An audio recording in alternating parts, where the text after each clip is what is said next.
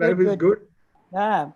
So we interacted a lot when I was in IITM, but after that, I think we lost touch. Yeah. Almost 8 years now. Right. 8 years. Right. I think I left in 2002, 2012. Right. And you left in 2014. 14. Yeah. And hello, you were there. Hello, ma'am. Hello, ma'am. Sheila, ma'am. Yeah, tell me. Ma'am, we are live now. Okay, Dr. Goa. We'll... Good morning, sir. Baba, sir. Good morning, Sheila. Good morning. Yeah. Good morning, Dr. Gosam. Where is our Melena? She's morning. there. Good morning, sir. I'm here. Good morning, Melena. Hum to mil gaye. Okay, good. Very good. Sir, we'll brief you about today's session. Actually, 3 presenters are not there, sir. Huh? 3 are not there, sir. Only three are not there. I thought there were only very few. So we'll be saving 25 minutes. So you have to, you can decide how to distribute the time, sir. Okay. I think one oral presentation. Sir, I'll just brief you. That is the 4th one in the oral presentation. Dr. M. Kalyani is not there. Okay. Followed then 2 from the quick presentation. That is the 3rd one, Samar Kumar Ghosh, and the 5th one, Reshma MS. Okay. So they will save 10 minutes, sir. Quick presentation. No, not 10 minutes, no? No, the oral presentation 15 minutes. Totally 25 minutes we'll get. Total 25 minutes we are saving. Yes. You said. Okay. I think Dr. Goswami will get some time. Yeah, if I get about 5 more minutes, that will be fine. Excellent. I'll definitely give this to you. Okay. No. I have more or less prepared to keep in time, but it might shoot off a little bit this way or that way. That is okay. There may be some questions, and so we will address those also. Yeah, that's very good. Okay. So what is the time now? Are we starting? 9:28, sir. Okay, another 2 minutes. Very good. Okay, Sheila, yes, because I have to, Melina has sent me the latest list of presenters, but I have to put it in my other computer. Okay. Then only I will be able to read it. So, you once Dr. Goswami completes, I think we will see, because we will get some time in between. Yeah. Okay. So, should I announce the name of the presenter, sir? Should I? Yeah, you can announce. You can announce. That is better, so that there won't be any confusion. Because I have the list also now. The updated list is available with me. You got a printout? Yeah, because I have put into mark there. Whoever is not present. You are in the office, so you can take printouts as you like. No, sir. Today morning I didn't go. Afternoon only. Okay. Obviously, a lot of disturbance will be there, sir. Okay. So my video is clear? Yes, sir. Yeah, I am seeing only half of your head. Mine, okay. Yeah, now you have to go back a little. Okay, now perfect. That's better. Now perfect. Goswami is in perfect condition. No problem. They are fully visible. Melina is not, I think she has not put No, I actually kept my video off. Okay. Okay, when the presentation starts, we can keep our videos off maybe. And Sheila, there is no light on your face. Melina has light on his. Okay, I put the light on.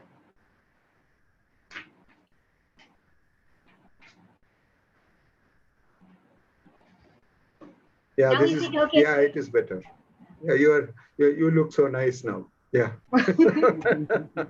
Very good. Okay. I suppose we can start. Yeah, let the organizers tell us. It is until we start.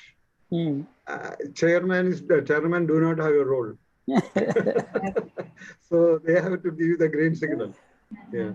Actually, there's only one presenter who's joined, so we'll wait for some more time now. Because only one presenter. Participant is one. Yeah. Only one participant. The audience, no, sir. Audience, we have only one person. We have only one person in the audience. How many people were live yesterday? No, yesterday inauguration we have about 300. Inauguration, but the technical sessions? Technical sessions also well covered, I think. Malena, is it right? Yeah, I mean, we had enough people. It was distributed, so it was at least all the presenters were on time. And no. What I'm saying is that live, how many audience were there? Presenters will come. The audience was like participants in the technical session. In the technical parallel sessions, how many are there? Some 50 people? Yeah, definitely. Yeah, 50 people. And today... Because they are having 3 parallel sessions are there now, sir. Okay. Yes. Can we check how many people are there in the audience? Melina? That I don't know actually how to you do can it. You can ask Avinash. You can, if Avinash is nearby, you can ask. Yeah. Gallery view. Yeah, it is gallery. Yeah, I think only one person is there, sir. So let us wait for some time. Yeah. We will give some time because I don't want this Goswami's lecture to go for one person. One more person has joined the waiting room. I am fine with it. Yeah, you are fine. You will complete your job. This is the problem with the first speaker, being first speaker. Yeah, it's always like that. 9:30 is still people are either in the toilet or taking breakfast. This is the problem. Yeah. Hello, sir. Good morning. I am Dr. Rohit Srivastava from NCPUR. Okay. Your side. We can start. Good morning. No, in next half an hour. Yeah, we can start. We should not late session. No. The problem is there is no audience. Audience is live on YouTube, so more than 300 people are watching us. Okay. Okay. Let us start. In the YouTube there are people. Okay. That's good. So maybe let's start. Let's start. Okay. Srivas, we can start. What is your first name? His name is Rohit. Rohit. Rohit, we are ready. Yeah. Okay. Should we start? Yeah, we can. Good morning, everyone. Welcome to the 8th technical session of Osicon 21. This is the coastal and open ocean processes. May I request Dr. Sheila Nair to please introduce Dr. M. Baba before we start with the session, who is the chairman. Okay, good morning, everybody. It's my pleasure to introduce Dr. M. Baba. He is chairing today's session. So a brief introduction about Dr. Baba. Dr. Baba Maitri Khan is an accomplished coastal protection and management expert. He obtained his master's from the Cochin University in 1972 and his PhD in coastal engineering from the Moscow Institute of Civil Engineering in 1978. Dr. Baba was the director of the Center for Earth Science Studies Trivandrum for a period of 12 years. Afterwards, he was associated with the establishment of Center for Advanced Training in Earth System Sciences and Climate in IITM Pune. Dr. Baba is a fellow of the Kerala Academy of Sciences. A few awards to his credit include Satish Dhawan Award of Indian Society of Remote Sensing and the Lifetime Achievement Award of Indian Society for Hydraulics. Dr. Baba is lately associated with the Asian Development Bank projects in its technical programs. With this brief introduction, now I invite Dr. Baba to chair the session. Thank you, sir. Thank you, Sheila, for this nice introduction. We will start the session now. And our invited speaker, Dr. Goswami, is already there. And I was told by the organizers that there are 3 presenters who are not presenting. So there will be a little bit of time available for each presenter particularly to answer the questions and also continue their discussion for 1 or 2 minutes. So that is the today's program. I think our program will go up to 1 o'clock. 1 o'clock. We have some 15-minute presentations and then poster presentations for 5 minutes. And so, we have, just to interrupt, we have a tea break also. We have a tea break at 11, right? 45, 11:45. 11:45, it's lunchtime. No, as per schedule as this. Okay, that is okay. So we will start the program with, and we are very happy that Dr. B.N. Goswami is already with us. I just want to give a brief introduction of Dr. B.N. Goswami. You must be knowing Professor Goswami, most of you. But as a formality, I think we have to introduce our today's important speaker. Dr. Goswami did his doctoral research in PRL and got his PhD degree from the Gujarat University. He carried out a postdoctoral research at the National Research Council, US, and as a visiting scientist of University's Space Research Association, and later joined the Center for Atmospheric Studies, IIT Delhi, and progressed to become the chairman of the Center for Atmospheric and Oceanic Sciences at the Indian Institute of Science. He was appointed as the director of the Indian Institute of Tropical Meteorology, and he stayed at the post till 2014, when he moved to the Indian Institute of Science, Education and Research to hold the MOES Fishardi Chair Professor at the Earth and Climate Science Department of the Institute.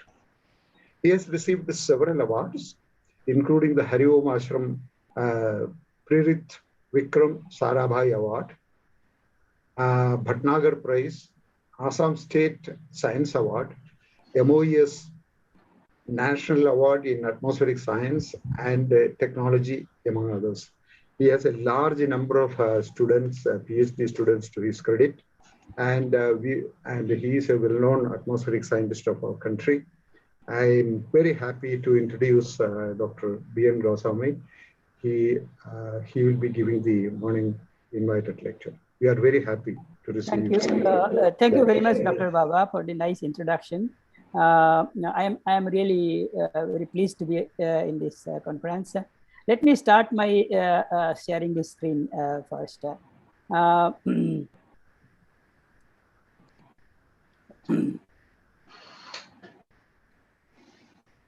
Okay, can you see my screen, please? Yeah. Yes. Okay. I'm going to make it full screen. Okay. So I'm going to talk about today large-scale air sea interactions over the Indian monsoon region. This has been a subject of my interest for some time, and I will give a little bit of overview of what is the status of understanding of the large-scale air sea interactions in this region, and what is kind of sort of future directions in this. So I have this picture here is the picture of IOD, which we were happy to discover some time back with my student Sazi. So basically, the scope of this talk is essentially an overview of air sea interactions in the Indian monsoon region. What I am going to focus on is essentially what is the uniqueness of the Indian Ocean and the Indian monsoon region in terms of ocean atmosphere interaction. And then I will essentially sort of briefly what we know about the Earth's interactions on intra-seasonal timescales and interannual timescales. Then I'll talk about a little bit about the gap areas. Where are we stuck with? What kind of progress we have made, and where are the sort of outstanding issues? And then I'll talk about essentially the last part is part of my sort of is a recent work that one of the students has been doing. And we'll report on this new emerging area of air sea interaction that we should be looking at in this region. So basically, as you know, the Indian Ocean region, Indian Ocean and Indian monsoon region is very unique in the sense of the presence of the Indian monsoon over the warm waters of the Indian Ocean. The winds and monsoon precipitation essentially are very much tied together, and the monsoon precipitation affects the winds. These winds also influence the sea surface temperature through heat fluxes as well as through dynamics. And this possibility of the winds which are tightly coupled with the precipitation, which affects the sea surface temperatures, and temperatures to the south of the and over the ocean, which in turn affects the moisture flux and the precipitation, provides a very unique opportunity of vigorous air-sea interactions in this region. And that is what makes this region rather unique. And I will talk about some of the uniqueness of this region. One of the important things that we see is that the monsoon is associated with the surface winds that we talked about, but it's also associated with cloudiness, and these winds and the cloudiness affect the net heat flux. The net heat flux at the surface over the Northern Indian Ocean is kind of very interesting. It happens to be very is positive to the north and negative to the south over the summer season, and it reverses during the winter. Now, this positive net heat flux to the south is of the order of 100 watts per meter square, and which is quite big. And a similar thing cooling in the south. So if that's positive, that heating and cooling continues, then the North Indian Ocean should warm up during the monsoon season up to about 40 degrees Celsius, but it doesn't happen. It remains about 29, 20, 30 degrees. So, and that means that there must be some dynamics which is actually maintaining this. So this is where the interaction also comes in. So the circulation and the cloudiness and atmosphere produces net heat flux. Net heat flux affects the heat balance in the ocean that necessitates a certain amount of transport. Without that transport, the mean temperature will not be maintained. But the transport has to be again facilitated by these winds and currents. The current, actually the atmospheric winds themselves facilitated these through the Ekman flow. So there is a very strong coupling between the atmosphere and the ocean in this region, even on an annual time scale. And that is the important part of this air-sea interaction. So air-sea interaction is there all the time, you know, on annual time scale, and even on interannual time scale and subseasonal time scales. So one of the uniqueness is just to highlight what is the difference. I think the uniqueness of Indian Ocean air-sea interaction comes in contrast to the air-sea interaction over the Pacific, which is well studied and people knew it for a long time. And to understand the differences between the Indian air-sea interaction over the Indian Ocean region and over the Pacific, we have to look at the differences in their climatological temperatures and the temperature structures in the ocean. And this is here where I have shown the annual mean temperatures at the surface and equatorial cross-section of temperatures with a depth, which shows the structure of the thermocline. So a couple of interesting differences is that, of course, in the Pacific, we have the gradient from east to west, while the surface temperature gradients in the Indian Ocean from west to east. Similarly, you can see the thermocline is shallow at the east in the Pacific, deep in the south, deep in the west. On the other hand, in Indian Ocean, it is deep in the east and shallow in the west. It is again related to this ocean atmosphere interaction, and then this actually feeds back into the ocean. It has implications in how the ocean atmosphere interactions develop in these regions. But more importantly, I think the monsoon winds are what are the very, very important differences, and that makes the air interaction significantly different. But the important thing is that in the Pacific, the mean winds are always easterly. This is annual mean, and this is the annual cycle of winds. And in the Indian Ocean, annual cycle is dominated the semi-annual cycle, but in Pacific, the annual cycle is an annual cycle dominated. And annual cycle, the amplitude is very weak, of the order of 1 meter amplitude, where in the Indian Ocean, the annual semi-annual cycle amplitude is more than 2 meters. But the annual mean in the Indian Ocean is almost close to zero, and therefore this annual cycle or semi-annual cycle can make the mean winds at the equator positive, that is westerly. So during the April, May, and October, we have mean which is westerly, and the mean wind being westerly creates a very important dynamical difference in the Indian Ocean, where the hurricane jet could be driven which is very rare in the Pacific, because it is always easterly. And if it is mean wind is always easterly, you cannot drive a Viritki jet. So and the Viritki jet actually facilitates with fluctuations on the interseasonal time scales of the winds can further facilitate this kind of a process, which accelerates the air-sea interaction process. So the Bjerknes feedback depends on these equatorial winds, and the equatorial wind differences in these two basins makes a very important difference in terms of the air-sea interaction in this process.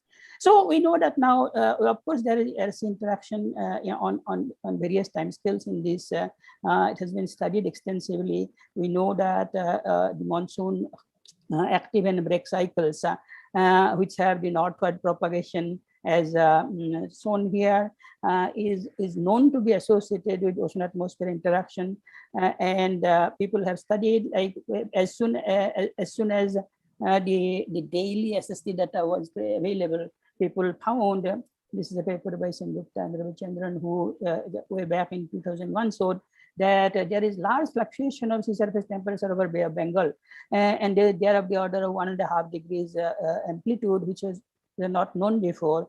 And these large on intraseasonal time scale, these fluctuations are associated with wind speed fluctuations of similar time period, and outgoing long wave radiation or the cloudiness fluctuation, which affects the short wave radiation at the surface, and this affects the latent heat flux. So this net heat, definitely these fluctuations are driven by net heat fluxes at the surface. So this has a relationship between precipitation and SST. People have done interesting studies of composite, and shows that SST starts becoming warm before the precipitation becomes high. It drives the precipitation, but when the precipitation becomes large, then it suppresses it pulls down the surface and suppresses the convection, and then the temperature cools, the temperature becomes negative, and then finally the radiation does it again, brings up the temperature to become warm, and when it becomes warm again, the precipitation starts. So there is a process feedback between the precipitation and the SST. So this kind of thing is known. There is, of course, there is also monsoon is dominated by interannual variability, and this is the time series of monsoon rainfall over seasonal time scale, and the connection with ENSO is very well known, and it has been studied extensively. ENSO is also known to be associated with ocean atmosphere interaction. So indirectly there is ocean atmosphere interaction through teleconnection, which affects the monsoon, that is known. But locally, how air-sea interaction affects the internal variability was not known for a long time. So the relationship with ENSO has been studied extensively. I don't want to go into great details of that, but and we also know how it affects through the Walker circulation in the equatorial and the regional Hadley circulation. So this teleconnection from SST here works through this Walker circulation, and then in the regional Hadley circulation affects subsidence over the monsoon region, and then that influences the drying of the monsoon. So therefore, the mechanism of how El Nino connects with monsoon is also reasonably well understood. However, although during Toga, the ocean atmosphere interaction associated with ENSO has been extensively studied and a lot of understanding has emerged, it was always felt that the Indian Ocean essentially responds passively to it. It doesn't have an active air center until it was found the Indian Ocean dipole mode was discovered. So this was this happened when this happened. Of course, the thing changed.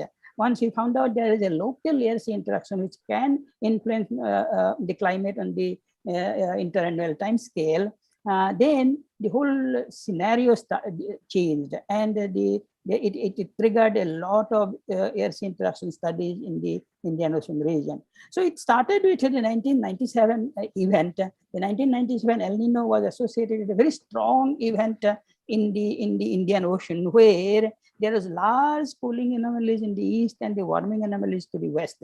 This is in November, just 1 month. Okay, these anomalies are very large. Normally, the interannual standard deviation is of the order of 0.5 0.4 degree. Now these are like 3 times that standard deviation. So these are very large anomalies, and these anomalies were also associated with very large wind anomalies at the central equator. So this cooling to the east and warming to the west was associated with the center with very large easterly anomaly, very large, 6 meters per second, 7 meters per second. So that was huge. And this triggered a lot of interesting studies of what is happening during that year. And in fact, that triggered us to look back, okay, is there a potential similar event in the past? And when we looked at that similar event in the past, we found that indeed it is a regular phenomenon. And this is, we discovered that an index of dipole mode defined as difference between the temperatures here and temperature anomaly here, is very much related to an wind index averaged over here, equatorial Indian Ocean. And these two wind index, the relationship is very strong, which means that what is happening in the ocean is strongly related to what is happening in the atmosphere. So there is potential for air-sea interaction. Now, this was a classic sort of a picture, which was very similar to what was initiated. I'm sorry, what was the iconic picture of relationship between El Nino 3 temperature and sudden oscillation index, which is again an oceanic variable, which is very strongly connected with the atmospheric variable, which indicated the coupling between ocean atmosphere. So this was a kind of iconic figure for air-sea interaction, indication of air-sea interaction. And this started our search for the mechanism. How does it happen? And that, of course, looked by looking at the evolution of these anomalies, it was very clear that indeed the wind anomalies in the coastal regions of in this region triggers the cooling, that triggering the cooling further affects the winds, and the winds then further produce warming to the west. And so all these where sequence was pretty well established, and from that basis we could actually find out what are these are the kind of sort of conceptually how it happens in the Pacific Basin and Indian Ocean through the wind forcing and associated the Rossby waves to the off-equatorial Rossby waves, which affects the maintenance of the system and the delayed oscillator mode. Similarly, and essentially these easterly, southeasterly anomalies in the beginning tends to give rise to easterlies in the equatorial Indian Ocean, which then tries to produce warming to the west, but these winds then produce also strengthening of these easterlies and further cools these, and these essentially gives rise to positive feedback. So once that is known, it actually increased because of this. Now there was great interest in the Indian Ocean, and since then the last 20 years, I think tremendous progress has been made in terms of understanding the local air-sea interaction in this region. Also during Toga, there is a lot of observing system was very strong over the Pacific and Atlantic, but Indian Ocean was poorly observed. But during these last 20 years, I think we have now the Indian Ocean is also very well observed. A good network has been put in place, and MOES and IITM has and INCOIS and IoT have contributed to this very significantly. During the past 20 years, because of this, there is a lot of improvement in the Indian region and quantum jump in our ocean atmosphere modeling capability. And again, MOES and IITM drove this development. So, but there are some outstanding issues. The outstanding issues are mainly, now we have understood basically the linear part of these interactions. So in other words, there is a sort of regularity of the oscillation, but the oscillations are not regular. There are event-to-event variability and asymmetry, and this is what is called non-linearity or complexity. And this is what we don't understand today, both for IOD as well as for ENSO. And this is where a lot of work is required, but not happening a great deal. But in addition to that, it is something called internal variability, which affects the predictability. And this internal variability again related to this non-linearity. And this is where also work is required. Unfortunately, not much work is being is being focused. So this is an area that we need. What produces the internal variability, and how much does it affect the predictability of the monsoon, as well as the predictability of the Indian Ocean SST. It is two things are related to another important issue, which is the mixing in the Indian Ocean, which is also poorly understood. This is a region where there is a lot of fresh water, and the certification is very high, and unfortunately, most of the mixing parameters are based on extratropical freshwater domain, and the processes within the tropical freshwater domain is not very well understood. Processes that produces the mixing, that is not very well understood, and we need to do that. So we need to have some fundamental understanding of what produces the mixing in this region and how we can change the parameterization. During monsoon mission program of our IITM, we had supported some programs, observational programs, and some fascinating new understanding have evolved. And I think I'm optimistic that more understanding of improved parameterization will emerge in the coming years. So one of the outstanding issues that remains is that the ocean-atmosphere interaction we know is very strong in the annual time scale, intra-seasonal time scale, inter-annual time scale. But monsoon has a very strong multi-decadal variability, and this monsoon time series, this is a monsoon time series, this is 7-year running mean, shows that there is a very strong multi-decadal variability, and it's now well known, it has been established there. Now, once there is a multi-decadal variability, whether it is driven, the multi-decadal variability may be internally driven by the local air sea interaction, or could be driven by some teleconnection from distance. But no matter what, we don't know how much of this is modified by the local air sea interaction. So there has to be air sea interaction in the multi-decadal time scale as well, because this region is active on air sea interaction. Now, having said that, we have to quantify how the air sea interaction modifies the multi-decadal variability or drives it. If it doesn't drive it, then it must be it has a possibility of modifying it. So like what happens in the Atlantic multi-decadal variability. Multi-decadal variability is possibly driven by the large-scale air sea interaction, but the aerosols and other external drivers can modify it. And we believe that same thing happens in this region. So we started looking at this problem. One of the Dhrubajyoti was a master student working with me, and he had looked at this problem, and we have learned some few interesting things. And I'll quickly go through. How much time do I have? Another 10 minutes. 10 minutes. Okay, great. I don't need more than. So about this multi-decadal variability, there has been some study in the last few years about what is the dynamics of the what drives the multi-decadal variability, and we have found that there will all likelihood the monsoon multi-decadal variability is driven by. There are several studies that we have conducted, but it is essentially seems like that Atlantic AMO essentially is an external driver of monsoon multi-decadal variability. However, local air sea interaction could still modify it. So it has been shown that Atlantic the AMO produces forces a Rossby wave train in the atmosphere, and that Rossby wave train affects the upper level circulation in the monsoon region, and that upper level circulation then affects the intra-seasonal oscillations and in the monsoon region, and that in turn affects the seasonal mean rainfall. So there is now a very detailed teleconnection mechanism has been established. This is quite different from the tropical to extratropical teleconnection mechanism earlier known from El Nino to extratropic. So if you do a regression of the El Nino index with 700 millibar geopotential height, and you get this PNA type of pattern.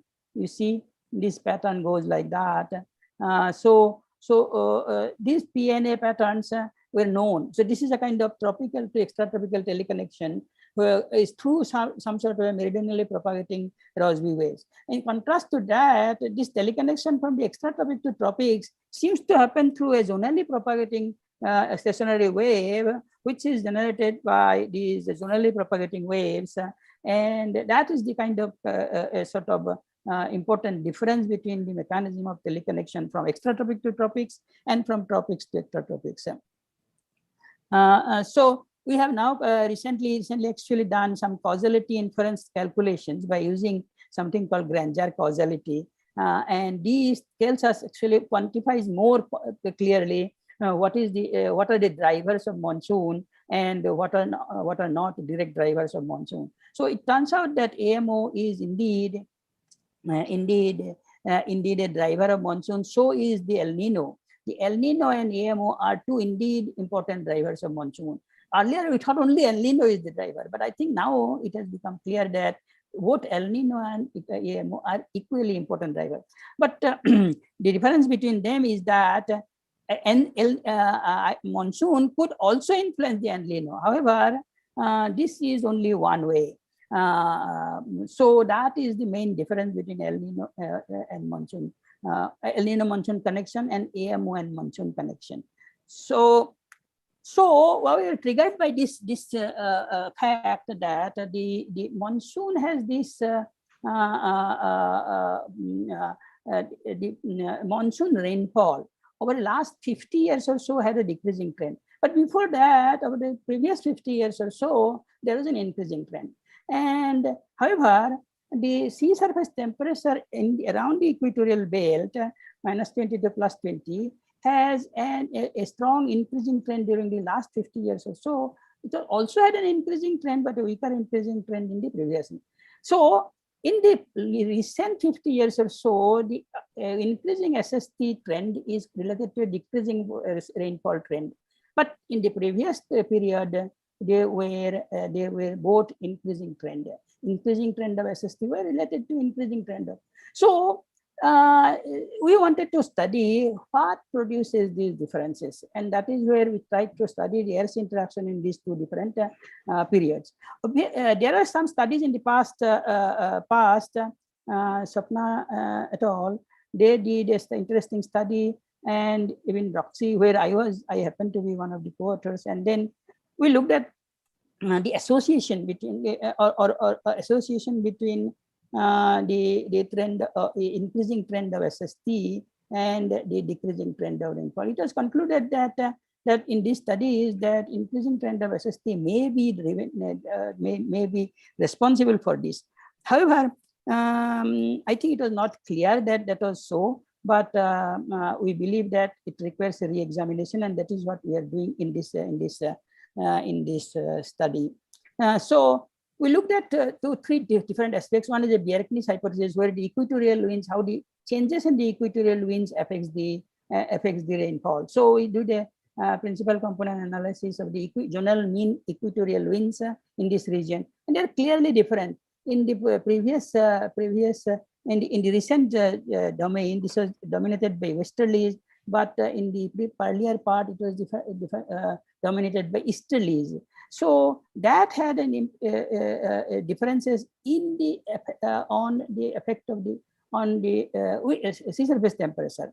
They were consistent with increasing and decreasing trend of rainfall, but in the earlier period, they contributed to the increasing trend of SST, but in the later period, this did not contribute to the increasing trend of SST. That is consistent with the dynamics, the currents, and the sea level height, and so on and so forth. Then there is another effect which could influence the SST, which is the large-scale vorticity.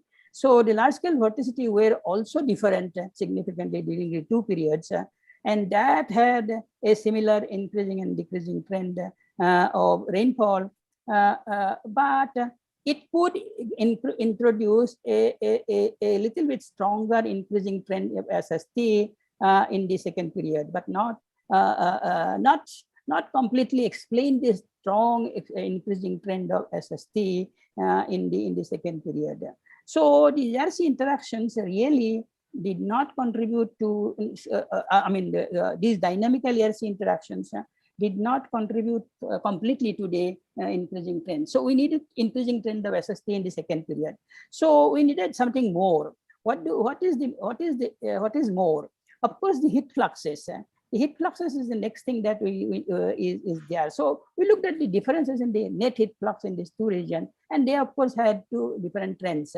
The increasing trend in the recent period, but decreasing trend in this. So it turns out that they can influence by using a mixed layer model, simple mixed layer model. You can show the mixed layer temperature could change, decrease by about half a degree to almost 1 degree, or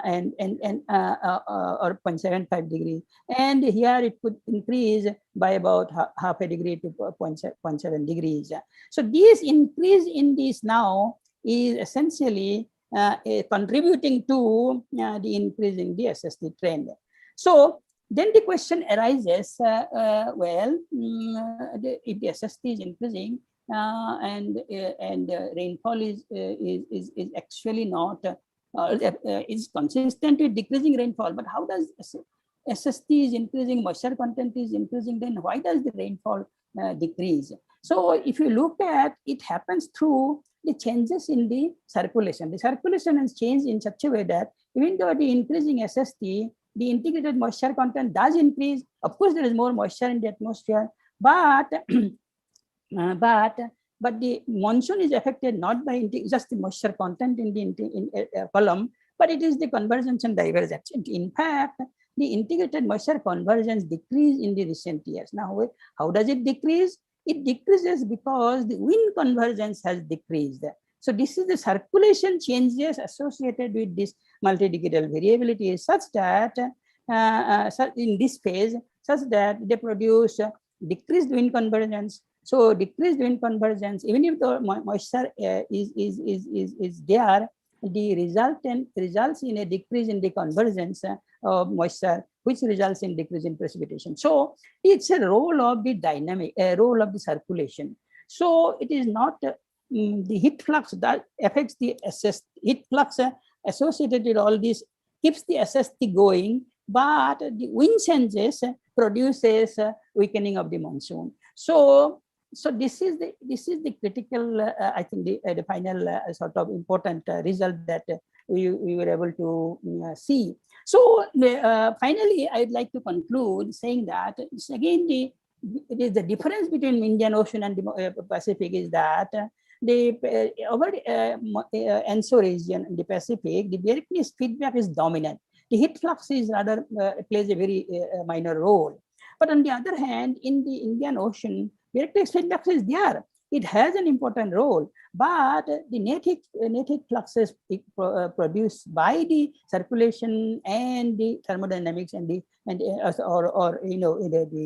cloudiness, all that together, the net heat flux actually affects the feedback much more almost equally. Therefore, this is a unique difference between these two.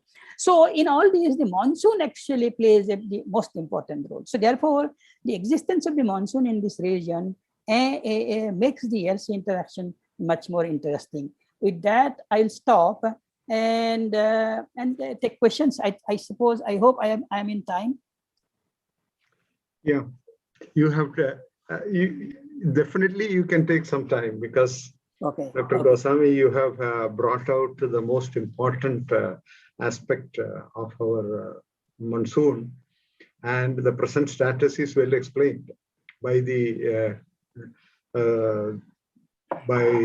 most important atmospheric scientist of our country, Dr. Goswami.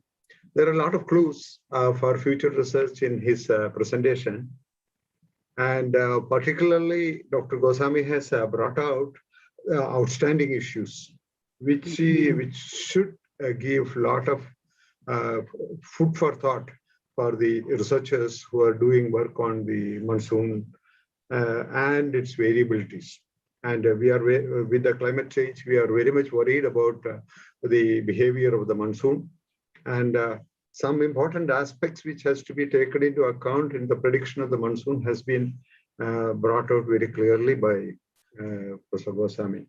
It's a very interesting presentation.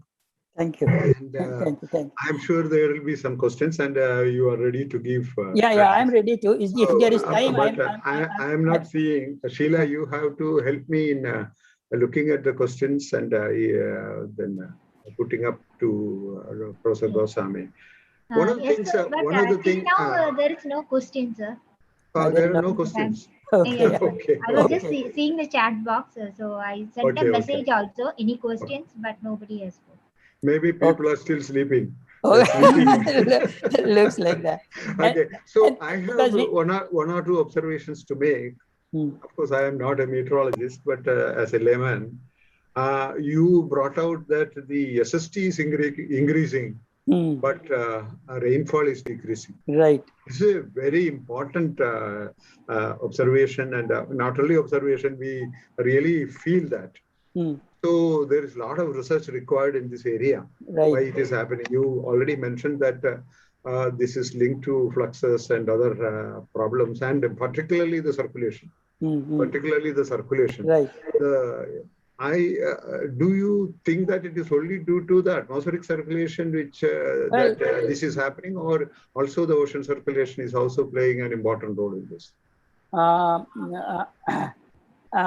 Ocean circulation does play a role, but probably in an indirect way, because as I said in the beginning, first of all, let me say that there has been several studies in the last few years on this aspect of decreasing trend, because last 1950 to 2000 this period, there was a significant decrease in the monsoon rainfall, and there is a decreasing trend. And people have studied this decreasing trend and tried to link it with various different things.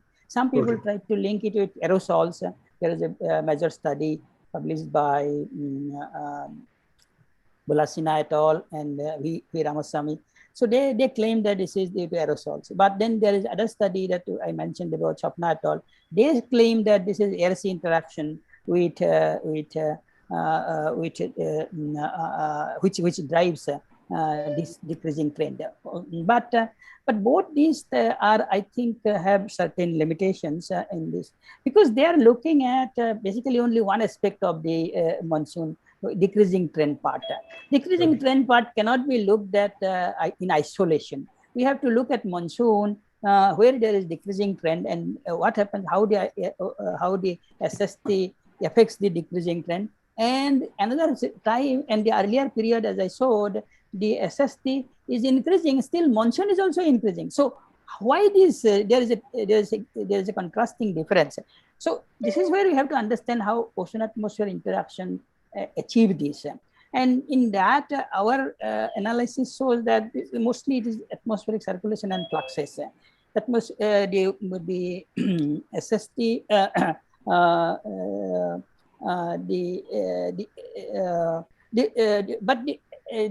the ocean circulation comes in the way that I mentioned. As the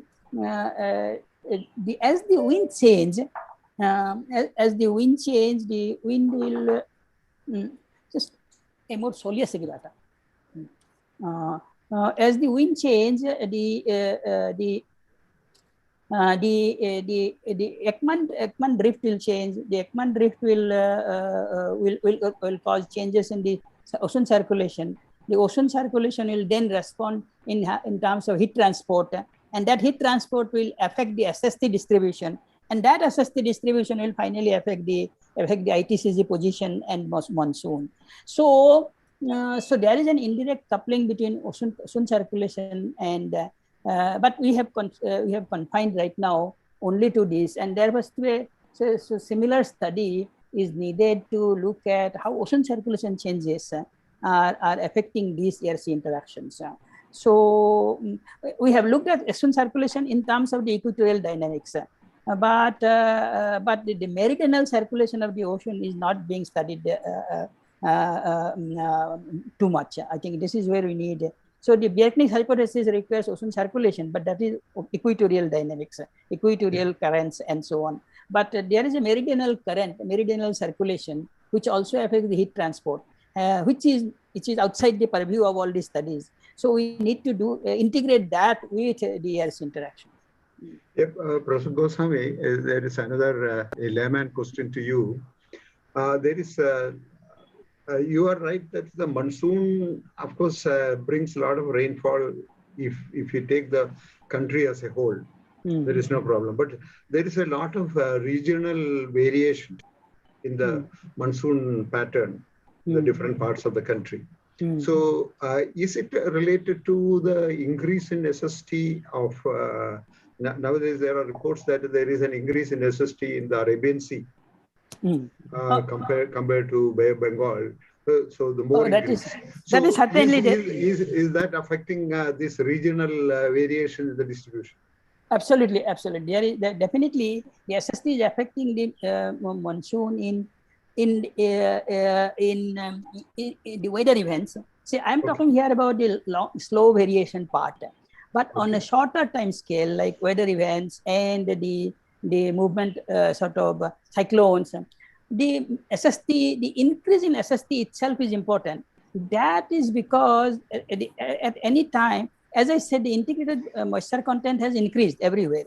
So because of the warming of the ocean, the warming has extended towards west, and that has covered more of Arabian Sea, making the cyclones more possible over there. That is one issue. It is also increasing the extreme events. The extreme events, because SST increase produces more moisture in the atmosphere. Atmosphere and more moisture produces more extreme events, and that is what we are seeing all over the place, which is in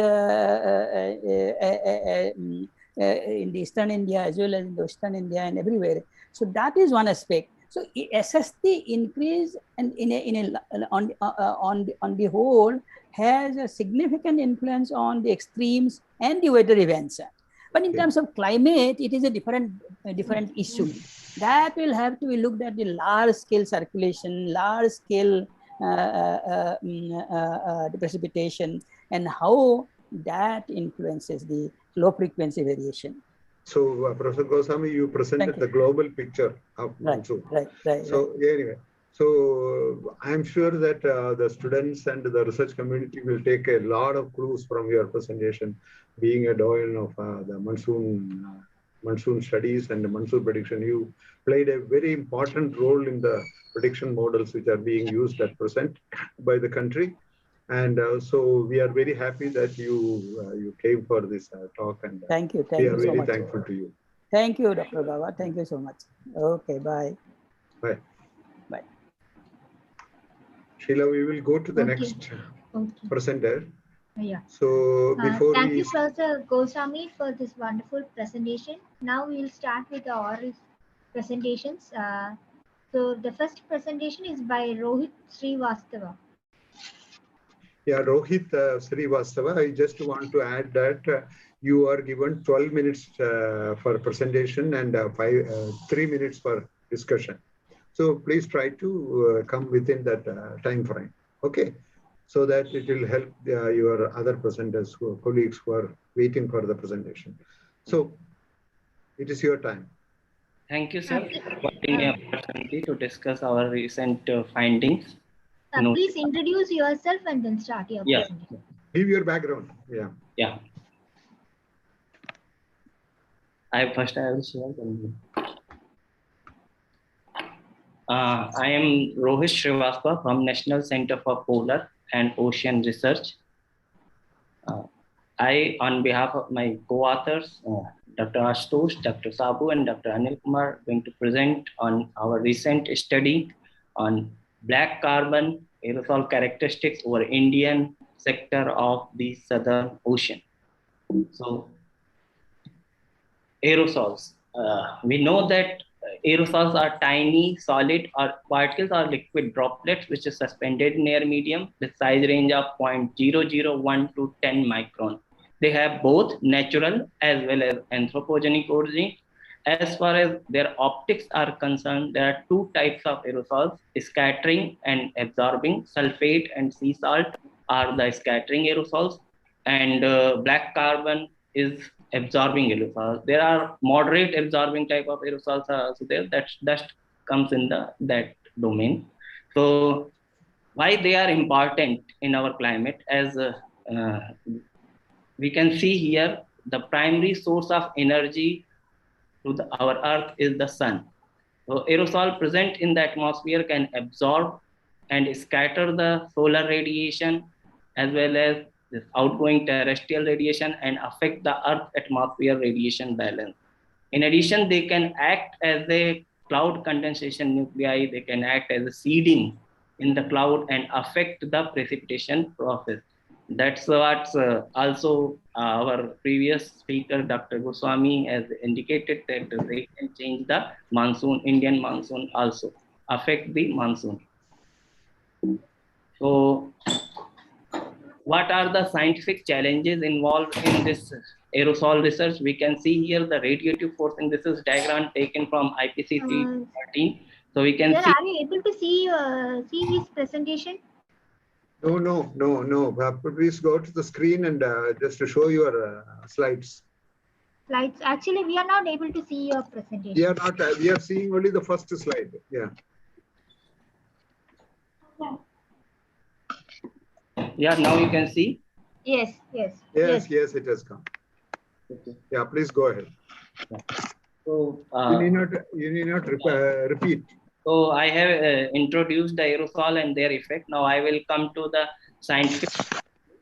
So here you can see this diagram from IPCC component of radiative forcing. We can see this zero line is here and positive forcing is shown on the right hand side and left hand side is the negative forcing. If you see well mixed greenhouse gases, carbon dioxide and methane, all those are showing positive forcing, means they are warming the system. If you see the aerosol part, then you can say most of the effect is negative signs, means aerosols are mostly cooling the system. But if you see black carbon aerosol, then it's showing the positive forcing. And also you can see that the aerosol present over the snow, that we see over snow, that is showing more positive and the uncertainty is still very high. So we have less scientific understanding on aerosol processes and their distribution. So it is required to have more observations and well parameterizations of aerosol in the climate model. So keeping this in mind, NCPOR has initiated Polar Aerosol Network Program in 2018 for the continuous and long-term measurements of aerosol parameter over all over polar regions in Arctic, Antarctica, and Himalaya. In addition, there was the aerosol measurement during the Indian Southern Ocean expedition. So I am going to present the results from the last 11th Southern Ocean expedition of India. So in the present study, we'll show that how BC mass is changing over the Southern Ocean, what are the causes, why it is changing, and near the coastal Antarctic region, what is the status of BC, how it is changing. So we used here athelometer to measure the black carbon mass concentrations. So it measures aerosol absorption from UV to near IR range, and use this spectral variance of absorption. So absorption is used proportional to the wavelength to the power minus some spectral factor alpha. So if alpha is high 2, then it's mostly black carbon came from biomass burning. And if it is less 1.1, so it's mainly due to fossil fuel combustion. So black carbon has 2 types of origin from biomass burning. Biomass burning can be wood burning or any other biomass burning, and fossil fuel mainly vehicular and industrial emissions. So so here absorption is the sum of biomass burning absorption plus fossil fuel burning absorption. So here is the cruise track. During the Southern Ocean expedition, we can see that it's from 23 degrees south to 67 degrees south near the Antarctic coast. And here we have shown this satellite image of fire events. So you can see during January to March of 2020, there were fire events in the African region, Madagascar, some part of Asian region and Australian region also. So here are the results. Many plots are there. So plot this wind back trajectory plot. Here we plotted 7 days trajectory plot over from the location where this fire events are there, And from Asia, from Indian side, southern part of India also we plotted the forward trajectory, and Australian side we also plotted the forward trajectory. So here you can see that most of the trajectories are from Madagascar and southern African region can reach to the southern ocean region and interacting with our cruise track region. So this black carbon mass concentration is plotted along the cruise track. We can see that in the say latitude of 24 to 50, it is showing high values of black carbon mass concentration. Then it decreases. Again, it increases, and near the coast region, that is important, Antarctic coast, we can see higher BC mass concentration. Why it is there? You can see here we plotted the back trajectory near the coastal Antarctica region. You can see that this trajectory is originating from this near the southern African region. So that aerosols are accumulating to this region and can give rise to higher black carbon mass concentration. If you see the contribution of biomass burning, so you can see mostly its biomass burning contribution is less. You can see only blue colors mostly, and fossil fuel contribution is high. So now I will explain the BC mass concentration and contribution of biomass burning near the coastal region of Antarctica. So you can see black carbon mass concentration on the left hand axis and contribution of biomass burning on the right hand side. The red color shows the contribution and black color shows the black carbon mass concentration. So we can see that inverse relation. Whenever is the black carbon mass concentration is high, biomass burning contribution is less.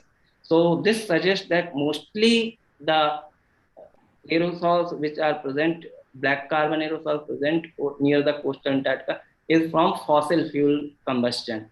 And higher this BC mass near the coastal Antarctic region can affect the sea ice albedo and radiative balance over that region. So now I will summarize my talk. So here we have presented the black carbon mass concentrations and from where they came and their contribution of fossil fuel and biomass burning aerosol black carbon during the 23rd January to 7th of March in 11th Indian Southern Ocean Expedition. We found that mostly fossil fuel is contribution over half of the observations, and 1/5 of observation is showing only biomass burning contribution. Higher BC mass was observed near the Antarctica coast, which due to transport of wind aerosols by the wind to the region of Antarctica coast.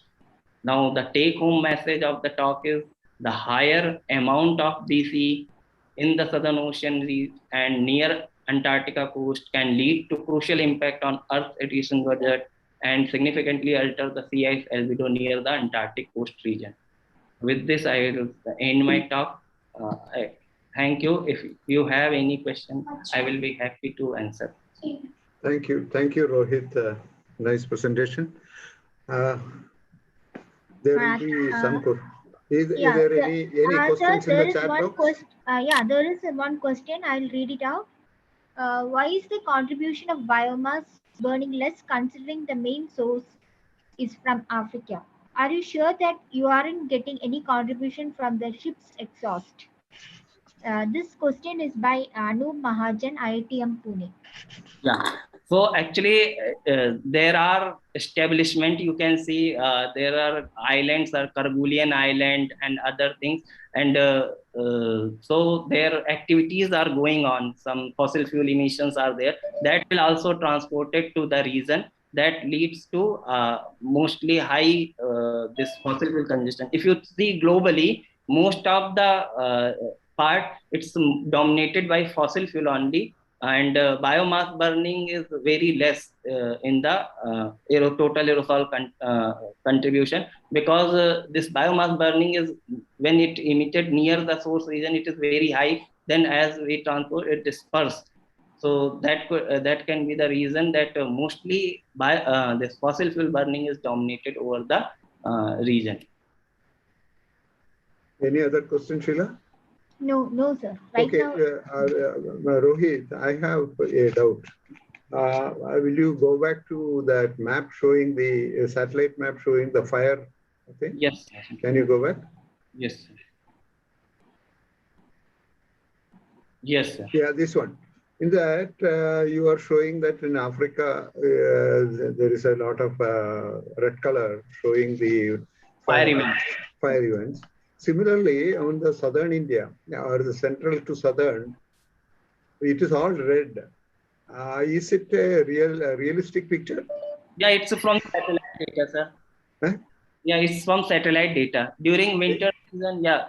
Yeah, even if it is a satellite data, this depiction of this fire events in the southern peninsula of our country, I don't know. Yeah, it's because it's all red. It's all red. Very high resolution 250-meter data. So it has forest fire as well as any fire, wood burning. It's captured by the satellite. Yeah. Okay. Okay. So that is the thing, because it gives it's a very surprising image. Yeah. And you said that the hydrocarbon burning contribution is much more, and it is almost 80% of the total aerosol content, right? Yes, sir. Yeah. Then is there any seasonal variation? Because this burning of biomass is more, sometimes it is more, sometimes it is, so there's a seasonality in that. Yes, correct. So that seasonality is reflected in your measurement? Yeah, actually this is only for one season, because we can measure this black carbon during the Southern Ocean expedition. But now we are trying to measure it over other locations also, but there are seasonality. Definitely aerosols are largely seasonal variations. So that season means when biomass burning is more, then you can have more. When rain is there, then washout is there. Yes, so that yes. But so this part you will be covering in your future results, right? Yeah. So that's why we build this network, polar aerosol network, polar net. Okay. Thank you, Rohit. We will go to the next. Sir, one more question is there. Okay, Rohit. So the question is, whole South India was shown as forest fire in the map shown. Same question. So we can avoid that. You answered it. Averaged. Okay. Yeah, it's not averaged. It's individual pixel. Yeah. Okay. Thank you, Rohit. Thank you, sir. Thank you. So now, thank you, Rohit, for your presentation. Now we will move on to the next presentation. It is by Dr. Anu Mahajan of IIT Pune. Great, thank you. And let me just start by sharing my screen. Please let me know if you can see this. Hello? Yes. Anu, when did you join IITM? Just for curiosity. In 2012, so it's been a while. Oh, when I left. Oh, right. Unfortunately, we did not get to overlap. Yeah, because I have not seen you. That is right. Yeah. Okay, go ahead. Okay, so I'm going to talk about oxidized volatile organic compounds in the Indian Ocean and the Southern Ocean, mainly the Indian sector of the Southern Ocean. Quite a few of these observations are from basically the Indian Southern Ocean expeditions. Rohit also mentioned some of that, although I'm a bit surprised with the results of black carbon, considering what we see is very different from what they see. Anyways, to start off, I will like to say that this is obviously not my own work. The entire team has contributed a lot, and it's over 5 different expeditions that I'm going to show you some data from. Special mention for Swalha Inandar, who's a PhD student with me and is about to finish. So as I mentioned yesterday, if you're looking for a really good and talented postdoc, please get in touch with her. She'll be looking for a job soon. And Srivardhan Halswa, who is doing his postdoc here at IITM, he was a part of these expeditions and ran the instruments for some time. So thank you to those two. All the data that I'm going to show today is using the multi-axis differential optical absorption spectroscopy technique. This is the instrument on the ship. As you can see, it basically points towards the front of the ship. The nice thing about this instrument, in which is a big advantage over other instruments, is it averages the observations across a path length of about 10 to 20 kilometers. So the chances of getting any interference from the ship's exhaust, etc., are very little, mainly because you're looking much further away. And of course, considering you're over the open ocean, things are much more homogeneous than over the continent, and hence this method works extremely well on ships. So the data I'm going to show you is from there. Rohit also mentioned aerosols, so I'm going to talk about where most of the aerosols over the oceans come from. So most of these aerosols are actually biogenic in origin. You obviously must have heard about, sorry, let me start my pointer. You must have heard about dimethyl sulfide. Srivardhan is going to give a talk later on in the same session about dimethyl sulfide, so you'll hear a little bit about that. But basically, this is the main source of sulfate aerosols over the open ocean environment. There is some continental source, obviously, but it doesn't translate into open ocean environments because the transport lifetime is too short. That goes and forms things like H2SO4, and you get formation of clouds because of that. The other main source of aerosols is sea salt aerosol. This is mainly because of wind speed and bubble bursting, which affect it, and then it comes into the atmosphere. And these can also go ahead and form clouds. The final source, which is still not very well quantified, is the organics. So you have organics such as isoprene, etc., which come out into the atmosphere, undergo various oxidation processes, and then lead to the formation of cloud condensation nuclei, which again can contribute to clouds. So these are the three main sources of aerosols over the open ocean. What we are trying to do is trying to quantify how much of organics is happening. And there's the reason for that is, first of all, organics, as I said, they can lead to cloud formation, but you cannot measure them directly unless you use like a mass spectrometer or so, which makes it very troublesome because then you have to make in situ observations. However, the intermediary species after oxidation of the main organic emissions are formaldehyde and glycol. Now, these two species, they can of course change the oxidizing capacity and etc. So they have pretty important chemical implications, but more than that, these both are spectroscopically active. So essentially, you can use satellites to measure them, which is really good because then you get like an entire global coverage, which is important because then these two can be used as proxies for measurement of isoprene and aspene, etc. So basically, they're good proxies for measuring the emissions of organics. Now, the problem with using satellites to measure them directly is that you have to validate them, mainly because these are very tiny absorptions. So you can use differential absorption spectroscopy, but unless they are validated, you aren't entirely sure whether the satellites are measuring the right thing or not. And so what we basically did was we put this instrument on the ship and we tried to measure these two compounds. The different expeditions which we have gone on are including the SOE 11, which Rohit was talking about, and in addition to that, 4 other campaigns. So we have a really nice coverage. We have transects going all the way from coastal India, both coasts, east and west, all the way down to coastal Antarctica. So this is a really stern test for the satellite observations because we're able to check whether the satellites are working in different environments, close to the coast where you have high amounts of anthropogenic emissions, whereas in the open ocean where you have very little anthropogenic influence. So it's a very good way to go and study this. So let's look at those two compounds separately. The first one we were studying was formaldehyde. Now, formaldehyde, you can see that there's pretty large concentrations over Africa and India. This is related to the fires, the biomass burning, as we were talking about. This is why I was very surprised. There's very little fossil fuel contribution, especially in Africa, towards your trace gases and aerosols. It's mostly biomass burning dominated, which is why I'm a bit surprised about fossil fuel being dominant, especially in the open ocean environment. But what you can see is the concentrations of formaldehyde are much higher over the continental regions as compared to the oceanic regions. As oceanic regions is essentially lower than the detection limit.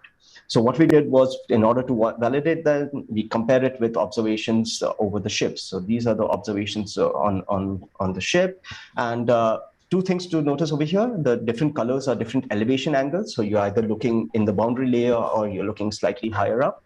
And the other thing is the larger circles are data above the detection limit, and the smaller circles are data below the detection limit. So this gives you a very good idea, saying that if you see high levels, then there is significant amount of formaldehyde in the atmosphere, whereas if you see data below the detection limit, then you have very little or no formaldehyde. So this immediately gives you an idea of the contribution of continental emissions, mainly because the organic emissions from the sea surface are pretty low. So this gives you a good hold on continental. And you can see that all these big peaks that you see at the start of the cruise, or in SOE 11, we actually started the cruise, we had problems, so we had to go back to Mauritius. We were there for a few days and we kept on measuring. So you can immediately see when you're close to islands, you see a pretty large contribution of emissions as compared to in the open ocean environment where you have little or hardly anything above the detection limits. So these peaks are continental emissions. So this is a very good check on this, where basically we are saying that anytime we are close to the islands or we are close to the continents, we do see high levels. So the satellite data does match our observations.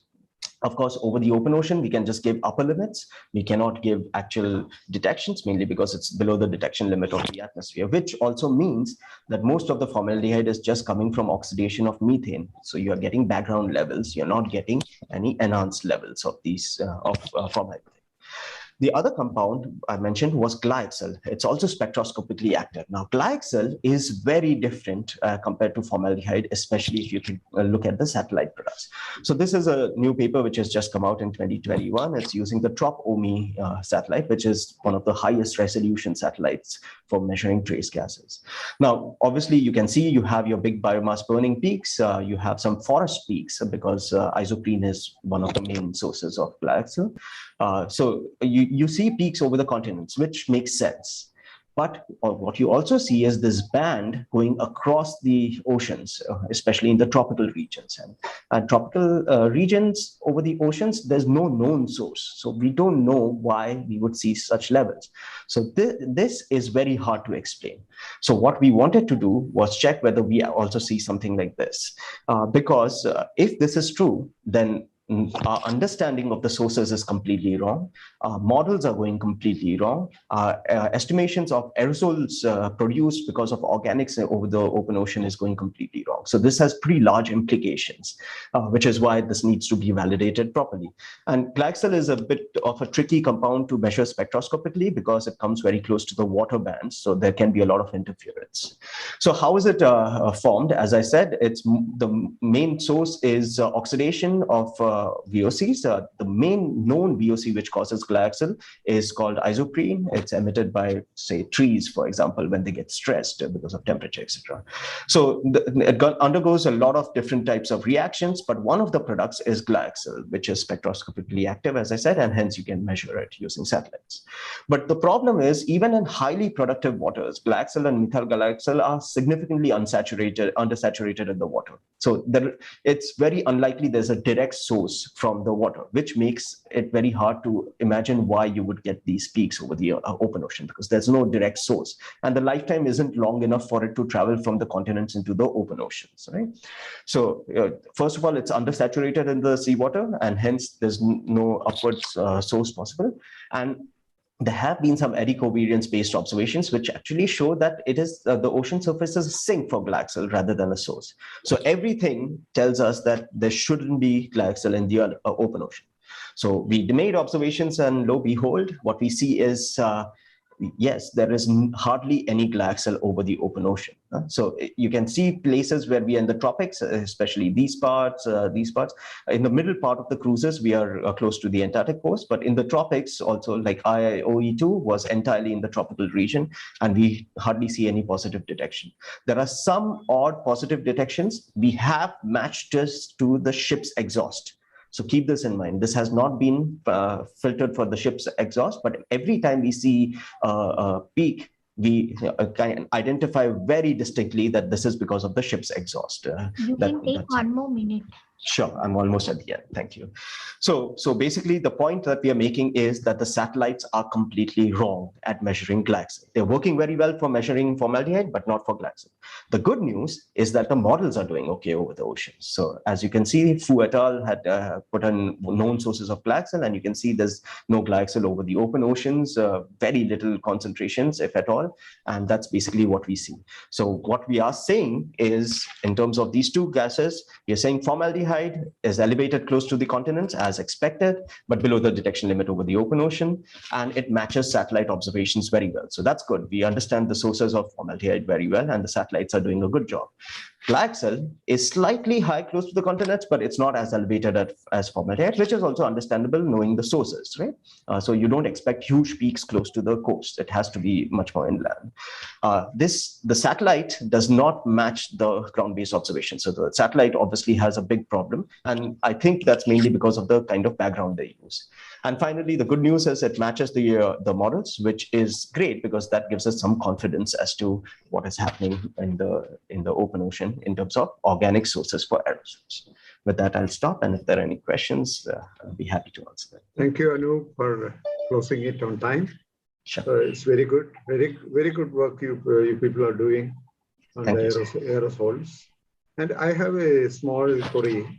Your satellite imagery, that band, is going after this Indian part and African part. It goes to the American part. That's right. Okay. In America, we always hear about, particularly in North America, there are a lot of forest fires and so many activities. Why the band is not taking a turn to America? Right. So the forest fires, etc., are episodic events. This map, which I showed, is a mean through the entire year. That's why it does not show up very distinctly. And plus, the main thing is the sources need to be constant for the satellites to pick them up right now. Okay. But if you look at like individual images, you will see an emission. But again, only over the continents. Okay, again, it is only one picture what you are showing. I'm just showing an average picture. Average picture. Yeah. Okay, any other question, Sheila? In the chat box? Sir. No, sir. We'll move on to the third presentation. Okay, Anu, thank you very much. And please continue this excellent work you are doing in IITM with your group. And I think you, in your group, you have people from the other institutions also, right? Yes, that's right. Yeah, Yes. yeah. So very good. Very good. Nice to see you also. Okay, good luck. Okay. We'll go to the next. Yes, sir. So the next presenter is Ms. Shikha Singh. So I'll ask her to introduce herself and start her presentation. Sure. Thank you. Can you hear me? Yes. Okay, Thank you. Okay. Good morning to all. Share your slides. Right. Good morning to all of you. I am Shikha Singh. I work at IITM Pune. I am a scientist here, and I am basically a physical oceanographer. So today I will be presenting some of my work which I've done using model studies. So the last two presentations. Shikha, yeah. Chairman is asking a question. Yes. Where did you take your this physical oceanography degree? Oh, I do not have a degree yet. I work in it. I did my BTech in chemical engineering long back in 2012. Okay, because I have not heard of you anywhere, that is why. Yes. Yeah, I came through the CAT program where, but I joined in 2012, just like Dr. Anup Mahajan. Okay, so, very good. So I missed you. Yes, I missed you too. Yeah. Okay, go ahead. Right. So I'll be talking more about, this is more of a modeling work as compared to the previous two studies, which are mostly based on observation studies. So this is about the variability of Arabian Sea mixing and its energetics. Work has been done with collaboration with people, and we had people from IITM as well as IIT Bombay included in this work. So to introduce, we all are a group of people from India, researchers. So we definitely know where is Arabian Sea, but just as an introduction, Arabian Sea is located on the western part of the Indian subcontinent. Semi-enclosed basin plays a very important role in Indian summer monsoon rainfall, and thus is also very active in terms of primary productivity and biogeochemistry. It's very important region for us to study. Since I'll be talking more about the mixed layer depth, I'll just briefly touch what is mixed layer depth. So in the ocean, mixed layer depth is the upper layer of the ocean, which is kind of homogeneous with respect to density, temperature and salinity. it interacts with the atmosphere, and it is basically the mediator between atmosphere and the deeper layer of the ocean. So this is where the entire action takes place. Now, if we look at the mixed layer depth in Arabian Sea, so this is a diagram from old paper 2002, which shows the mixed layer depth in Central Arabian Sea at 15 north. And we can clearly see that the mixed layer depth has a seasonal cycle to it, which deepens in winters. This is December, January, February, and then shows, and then again deepens during summer season, which is June, July, August. This is basically, the winter mixing is basically due to convective mixing, which is when there is a lot of heat loss occurring at the surface, and so the system becomes very unstable, and thus there is a lot of convective mixing which is happening. During summer season, it is mostly due to wind. Because of strong winds, this shear gets generated, and then there is wind mixing. Now, when we talk about the mixed layer depth and the mixing in particular, if we look from the point of view of energy generation, then we can call this convective mixing. So energy generation, then energy generation is basically this turbulent kinetic energy, which is causing this mixing. Now, the turbulent kinetic energy can be generated by two major means. One is through the buoyant production of turbulent kinetic energy, which is happening during winters. Buoyancy is when the system becomes unstable, and then the potential energy of the system gets converted to kinetic energy in order to make it stable. That is what the buoyant production of turbulent kinetic energy is, and that is being seen here. And during summers, it is mostly the shear production of turbulent kinetic energy. So I would want all of you to keep these 2 points in mind while we go through the next few slides. So in order to study this, we used our in-house ocean dynamic thermodynamic model. We had developed this here at IITM. So this was basically a reduced gravity model adapted from Jensen 1991, which has n layers. In this study, we are keeping it to 5 layers with the bottom layer stagnant. And we couple it to very fine resolution mixed layer model. So this mixed layer model is a level 2 turbulence closure model taken from Miller and Yamada 1982.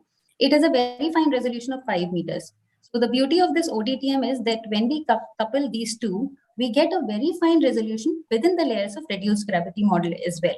So this becomes a very simple model to understand the processes going on in the ocean. So we'll be using this model to study this in this work, and this has been forced with core forcing from GFDL and has been run for 50 years, and the entire analysis has been shown for 50 years now. As a part of model validation, we see, so the left panel is from SODA and the right panel is from ODTM. We see that the model is simulating very well the currents. So these are the currents averaged over first 3 layers of reduced gravity, and respectively for SODA also. And so we see that there is the North Equatorial Current, or here the Great Whirl and the coastal currents are very well captured in ODTM as compared to the observation. If we look at mixed layer depths, the mixed layer depths also show good consistency. The model is able to capture the pattern. For example, as soon as we move from May to August, we see that there are high blobs of deeper mixed layer, which are also captured in the model, and similarly in winter season also. So overall, the model was doing very well over the tropical Indian Ocean basin. So we have used it to understand the variability of MLD in Arabian Sea. Now, to see the variability, a very popular technique in oceanography for a long time has been the EUFs. So we did a EUF of MLD over this 50-year data, and we see that both model and SODA have a basin-wide signal. SODA has mostly central to southeast Arabian Sea, but the model has mostly located in central Arabian Sea.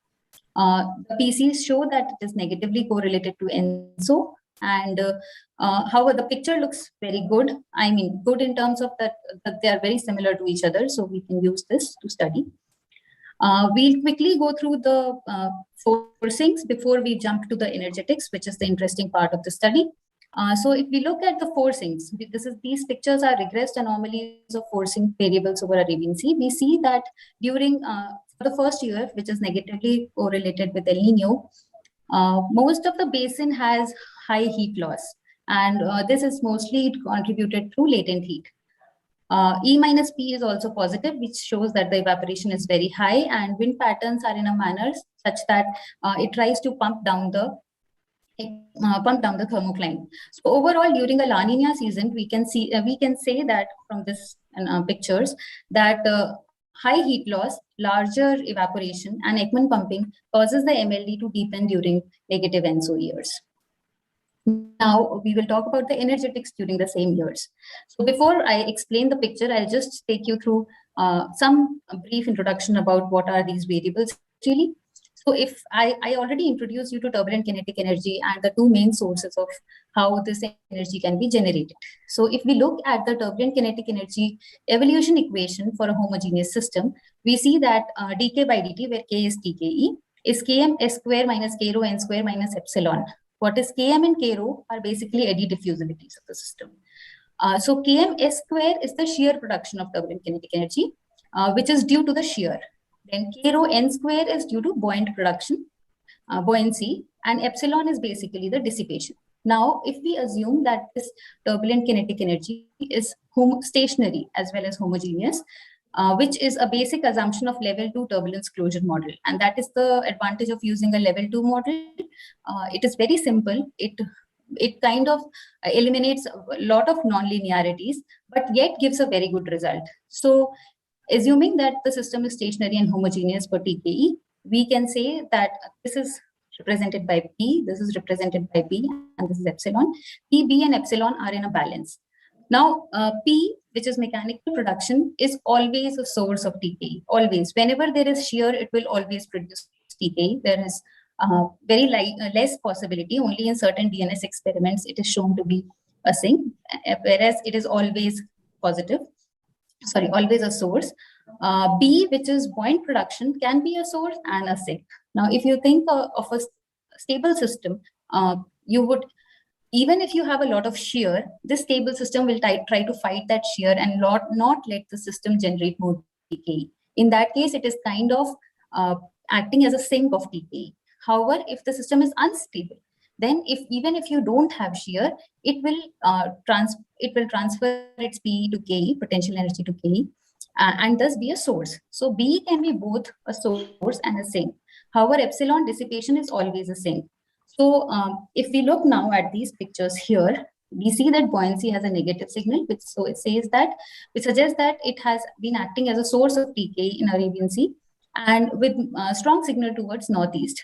Shear production is mostly strong towards southwest, and dissipation, in order to balance both P and B, of course, is expected to have a basin-wide signal, and which is present here.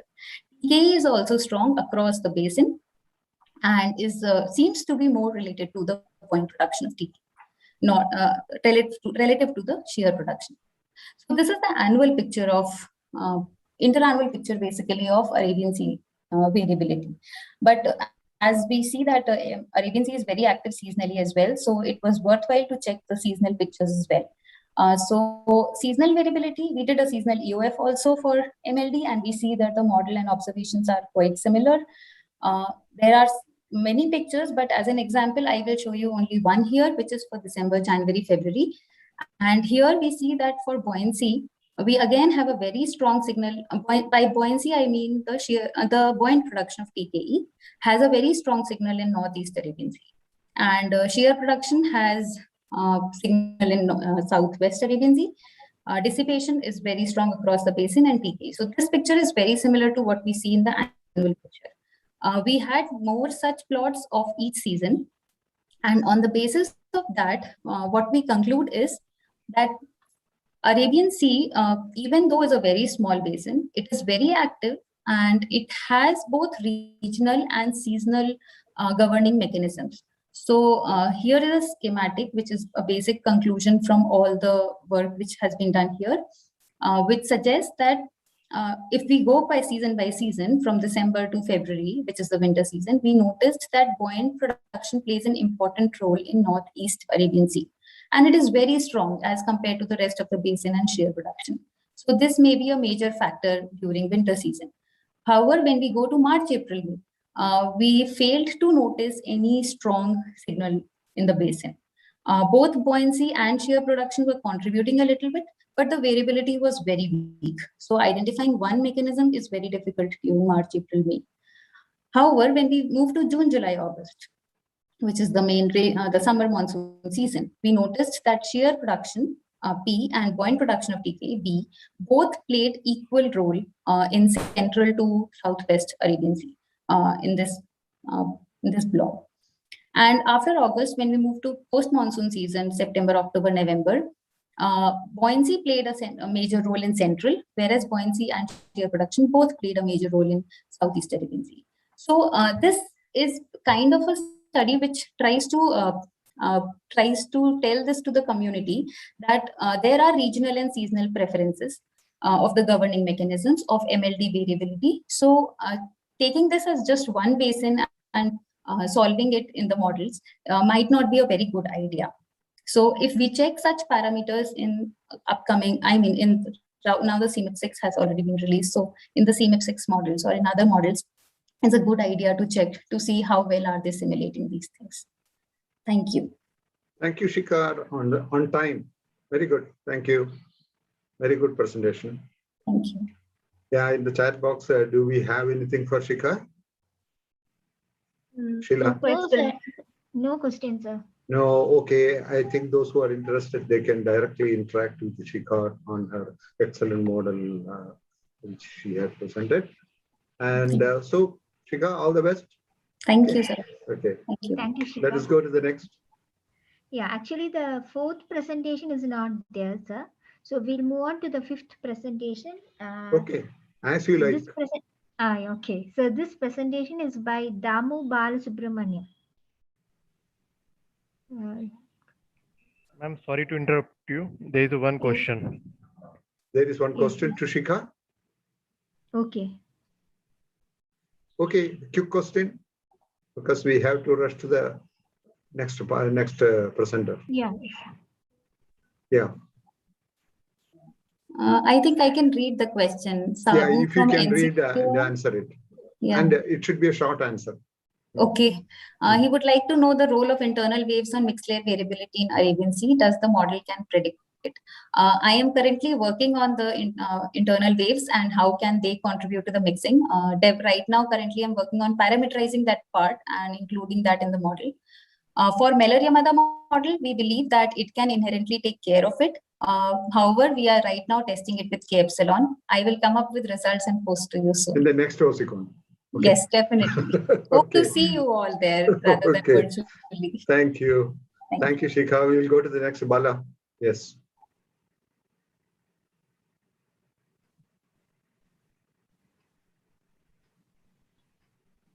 Yeah, we can invite the next presenter. Bala is available?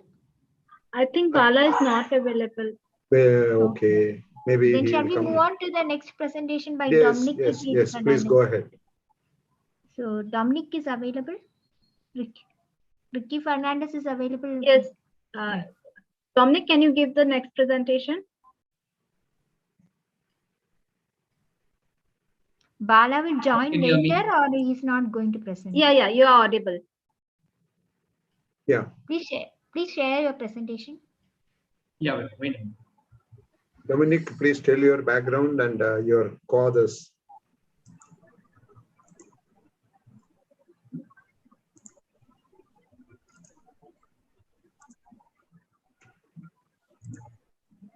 Very good morning to all of you. Is my screen visible on? Yes. Today I'll be talking about the thermohaline and acoustic characteristics of the Sri Lankan dome during the summer monsoon of 2019.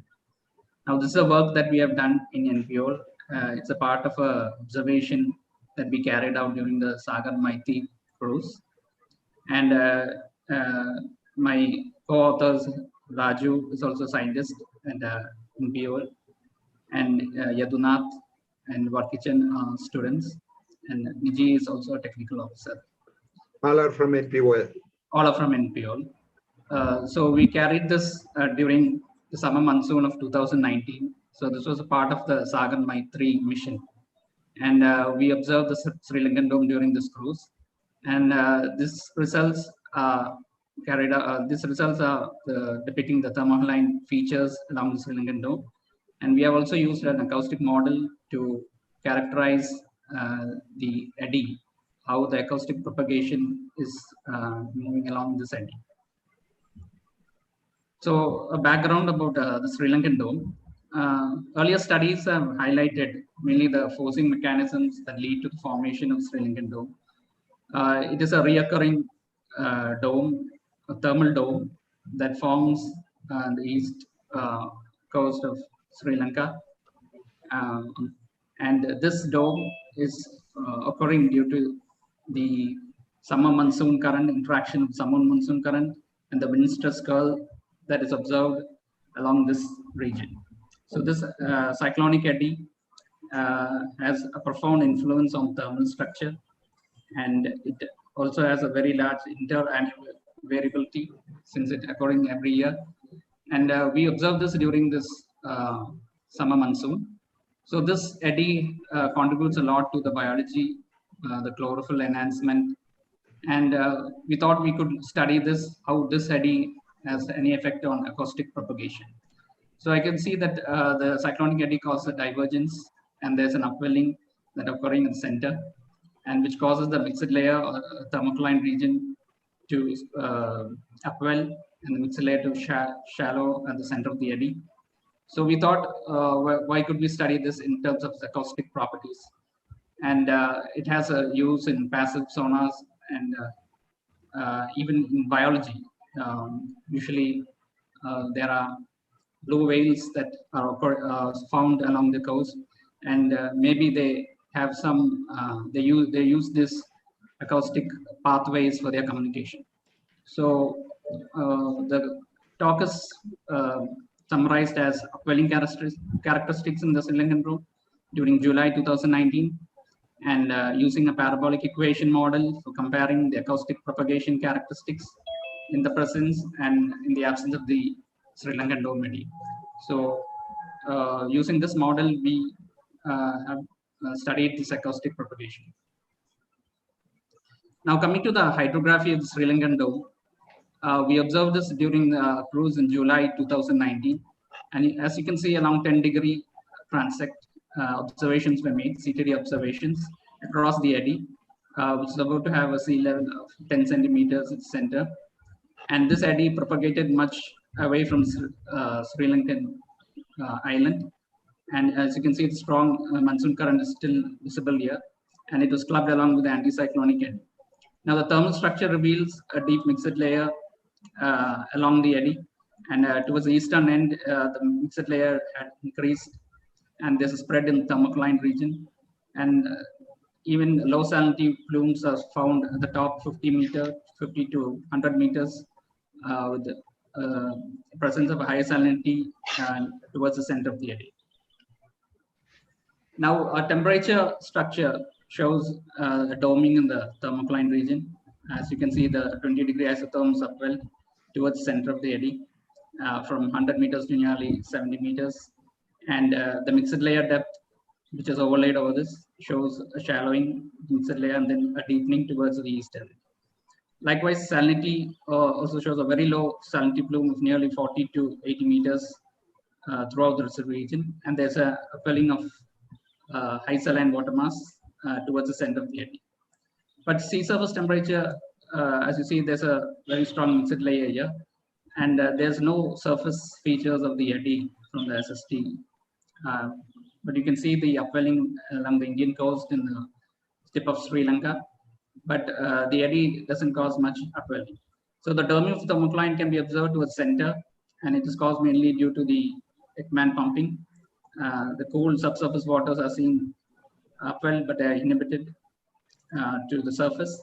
And this eddy is perceived as basically a subsurface cold core eddy.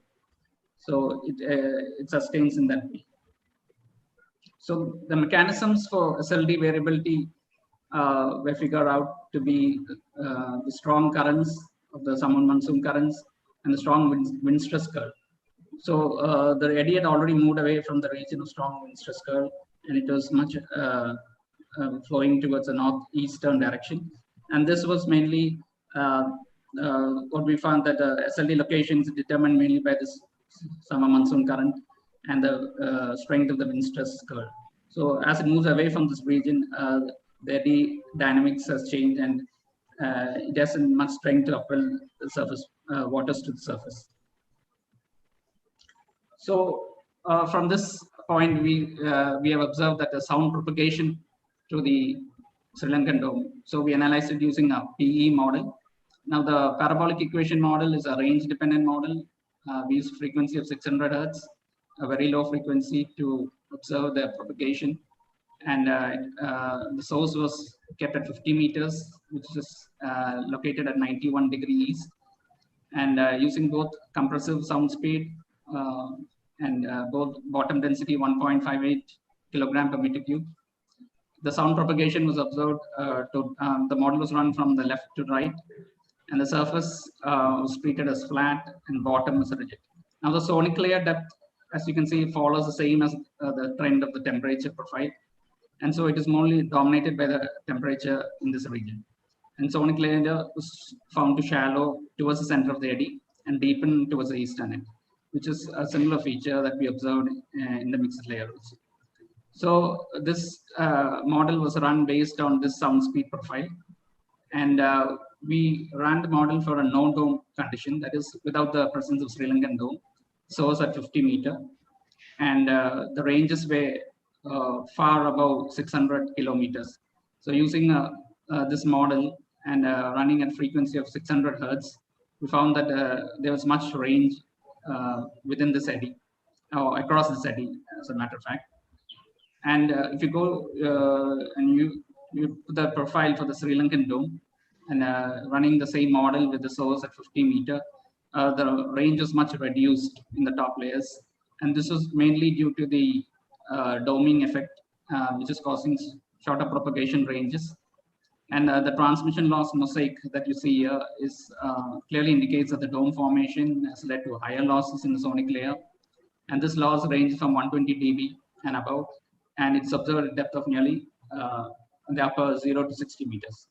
So after a range of 200 kilometers in the presence of the dome. So the dome really caused a lowering of ranges in this region. Now this is basically due to the surface duct. So surface duct plays an important role in long range propagation when you keep sources at 50 meters. And below layer, you might get much smaller ranges. So this was a analysis which really was, which we have done first time for the Sri Lankan dome region. And maybe utilizing the PE model, we can do similar studies for anticyclonic eddies and see how the ranges are varying. The analysis reveals a peaking of acoustic energy at longer ranges due to the doming effect. And this narrowing the sonic layer between this particular region, 89 to 88, leads to shorter ranges of propagation for the 600 Hertz signal. And the Sri Lankan dome is acting as a mechanism to transport subsurface high saline water mass towards the surface. And even the location of this dome is determined mainly by the summer monsoon current, and its strength is also determined by the wind stress curve. So as far as acoustic propagation studies is concerned, it's very important to characterize the doming or cyclonic eddy. And this study can be further applied to even biology, and it is useful for passive array sonars. So we are planning to do in the future to do acoustic observations across this eddy and find out how does it really affect the sound propagation. So thank the director and PO for the encouragement provided, and officers and staff of INS RWD. So thank you for this. Thank you, Dominic. Nice presentation, and it's a good observation you have made. I have one or two doubts. Yes, we can. Why do you call it a dome? Number one. Yeah. Now, okay. Number two. Please wait. This is only during the monsoon season, and how long it stays? Yeah, it stays from because it forms during the end of May or early June, and it stays till September. And this dome dies out with the arrival of the Rossby waves in this region. So it is much active during June to September. And for the first question, what is a thermal dome? It's actually a tropical upwelling phenomena that occurs during in the tropical region. So it was mainly characterized as a tropical dome. So it's basically a cyclonic eddy formed due to wind stress and strong currents. And these cause an upwelling and a doming of the thermocline. So that's why it's called a dome. Okay. So it was first reported by Ricky in 1967, where they have studied Costa Rica dome, Angola dome, and all these tropical domes are forming on the same mechanism. Very good. Okay, there is a question, Sheila. Yes. Can you see Dominic? Then you can read. Are you seeing Dominic, the question? Can I read it out? Yeah, please. Does the stages of the eddy has any role in sonic variability? This is from Rohit Srivastava. Can you repeat the question once? Does the stages or phases of the eddy has any role on sonic variability? Yeah, depends on the formation of the eddy, from its formation, from its genesis. The doming effect, that is the upwelling, and the thermocline gradients, that is the gradients of the temperature and salinity, they play a major role in the sonic layer. So if you're having a high doming or a strong doming effect, then the layer at the center of the eddy is shallowed, and this really affects the sound speed and the sonic layer depth. And in turn, it affects the propagation. So it depends on gradients of temperature and salinity. Okay, thank you, Dominic. It's a good presentation. I think you will be continuing this with this work, yes, with all other aspects to be covered. Yeah. Thank you very much. Good work. Yeah, thanks. Yeah, we will go to the next. Okay. Sheila. Yes, sir. Melinda, can you please confirm whether Bala is available? Yeah, Bala is not available, so okay, we can go to the next. So then we'll move on to the last presentation of this oral session. It is by Srivardhan Hulswa. Srivardhan. Yeah, can you hear me? Can you see me? Yes, yes, yes. Please upload your file. Yes, just a minute. I'm sharing my screen. Okay. We had to change the earlier presentation. Yes. The previous one is can still you close your presentation? Previous is still on the screen. Yes, yes. Dominic, please close your presentation. Okay. Yeah, he's done it. Yeah. Okay, I'm just sharing my screen.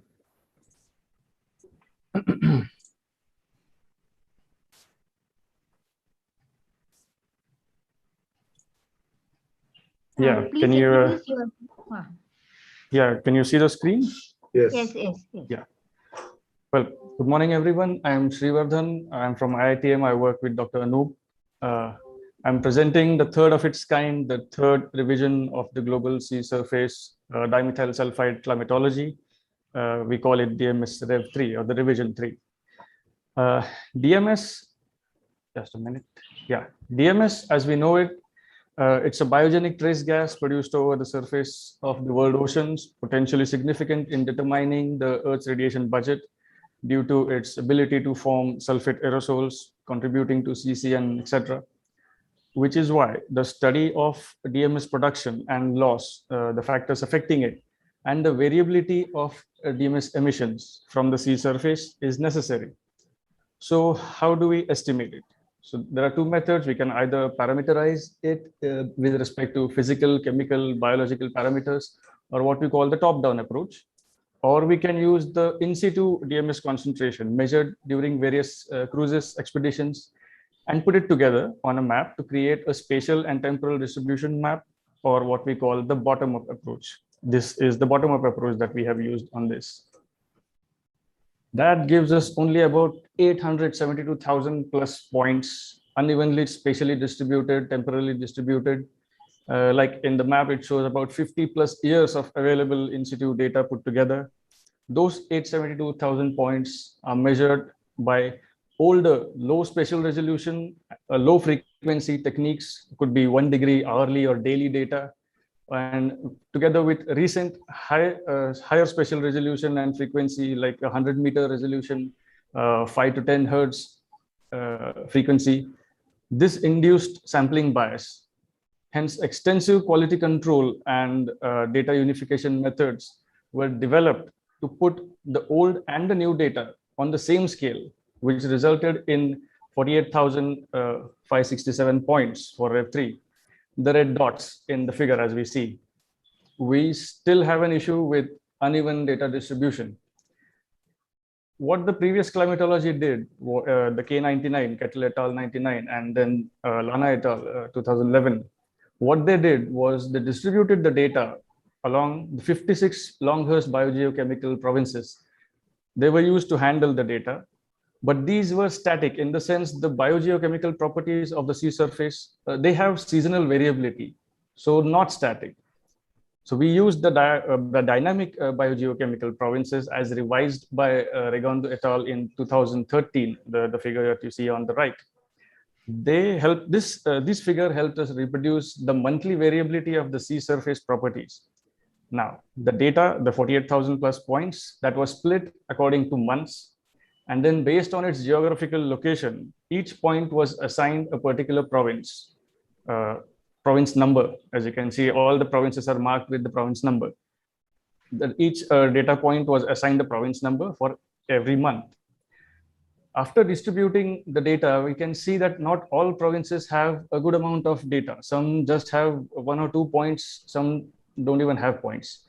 So we chose provinces that had data and showed biogeochemical similarities with those which had fewer data to fill in the blanks. We still had a few provinces with enough data, but gaps. So we chose to interpolate to complete the trend and obtain data for every month for every province. This newly formed data was put back in its geographical location, and based on the figure on the right that you can see, based on the dynamic provinces, resulting in the first guess map.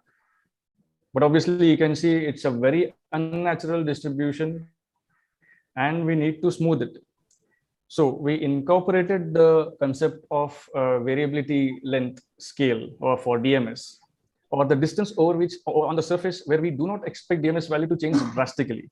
Now, the previous climatologists used 555 kilometers or 5 degrees as a smoothing length, which means the algorithm that they used all the points within 5-degree distance to smooth the data at every point. However, when this VLS was studied, VLS for DMS was studied, it seemed that it changed a lot from about 50 kilometers near the equator to even less than around 10 kilometers in the polar region. So based on the understanding that we have of VLS and the data that was available for the VLS, we created a map, which is shown on the left, of VLS. Each point indicates the VLS at that location. We use this map as the weight for weighted average interpolation on the map that we see in the center here to smooth that out to get the map on the right. This is without the sea ice. After masking for using the sea ice climatology, we have the map on the left. You can see dark patches in the polar regions. But this has much more acceptable distribution than the first guess map. Averaging this, you get the annual climatology. Now, we do see those artifacts in the Southern Ocean along the coastal Antarctica. The thing is, different months have different sea ice extents. Hence, when we take an annual average, we see that those artifacts coming up in the Southern Ocean region. This is a shortcoming as of now, and it needs, if you are studying on an annual scale, and it needs a lot more work to get rid of this. Now, the global concentration is now 1.87, which is significantly reduced from the previous number. This is considering the sea ice, and without sea ice is 2.35. Now, what if I had not taken dynamic provinces? I would not have accounted for the biogeochemical variability of the sea surface, which also may affect the DMS variability. But it would also result in errors as high as even about plus minus 100% if you look at monthly and a regional scale. But looking at annual scale, it does not look that big difference, but yes, it is. Similarly, if I had used 555 kilometers instead of the VLS that we used, well, my job would be a lot more easier. Also, I had that would introduce a lot more error, about plus minus 100% again on a monthly and a regional scale. So on the whole, what did Rev3 make? What difference did it make compared to the previous climatology? As you can see, on a monthly and a regional scale, massive differences are there. However, looking at the annual, one might think that they are not. But yeah, for the reference, I've put the L11, the previous climatology, and Rev3 on the right, our climatology. As we see, a lot of patchiness in L11 is taken care of, and we get a chance to introduce some new patches now. Well, L11 used Nightingale et al. 2000 parameterization to calculate the C2 air DMS flux. It's old, and newer parameterizations for C2 air flux is available, but we wanted to compare with L11. So we kept the parameterization constant and only changed the climatology to see how this new climatology changes the DMS flux. Of course, our next job is conducting the sensitivity analysis and upgrading this estimate using newer parameterization to see what difference it makes in terms of estimating sulfate aerosols in CCN concentration, atmospheric radiative forcing. To conclude, regional differences are higher, which would matter if you're looking at a smaller region, if you're looking at monthly scale. The mean is now reduced to 1.87 with sea ice, 2.35 without sea ice. As seen before, polar regions need a lot more attention, and understanding the effect of sea ice coverage on estimation of DMS. To estimate the DMS concentration in the Southern Ocean region, we need the understanding much better. Some work is done in the Arctic region, but yes, we need to look at both the poles and correct for those artifacts. Well, we look forward to seeing what improvements Rev3 has made in understanding the state of atmosphere. That is the publication. Thank you. Okay. Srivardhan? Yeah.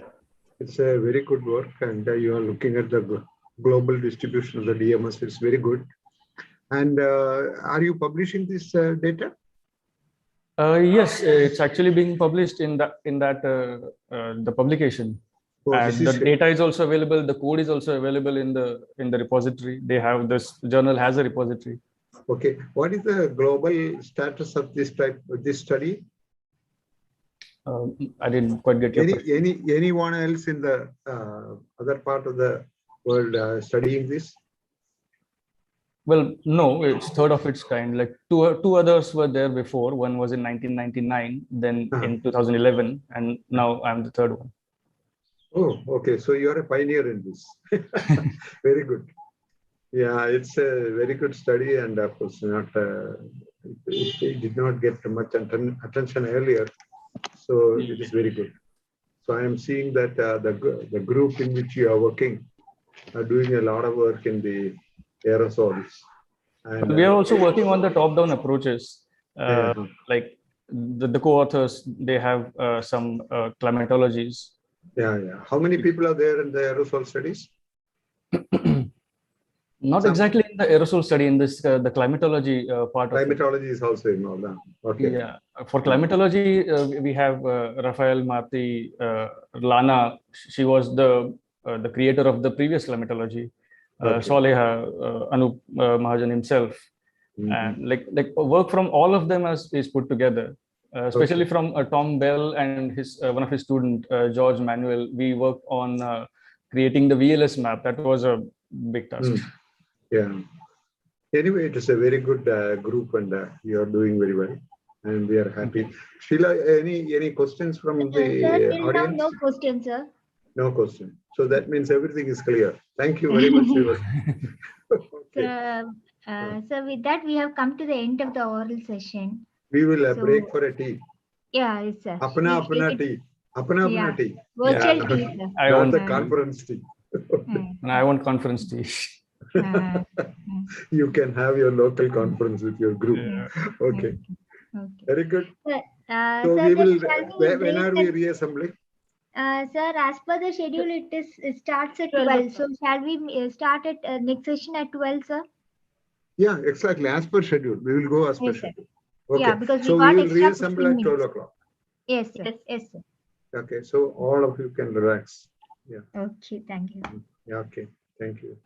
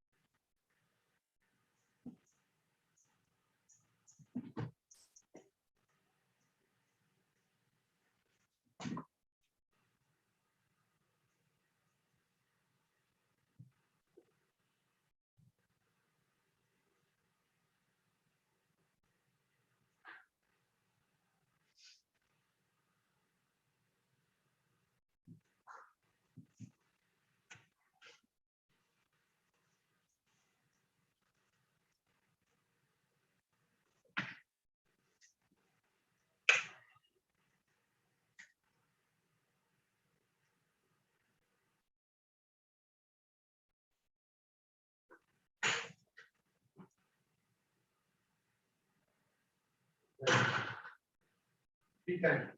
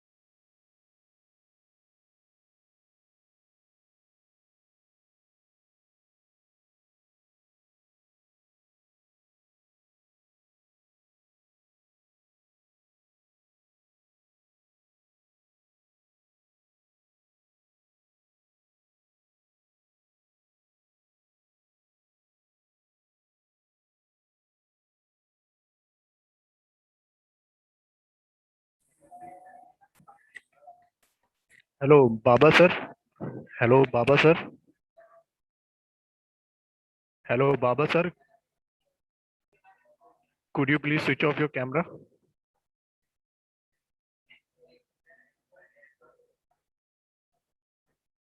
Thank you.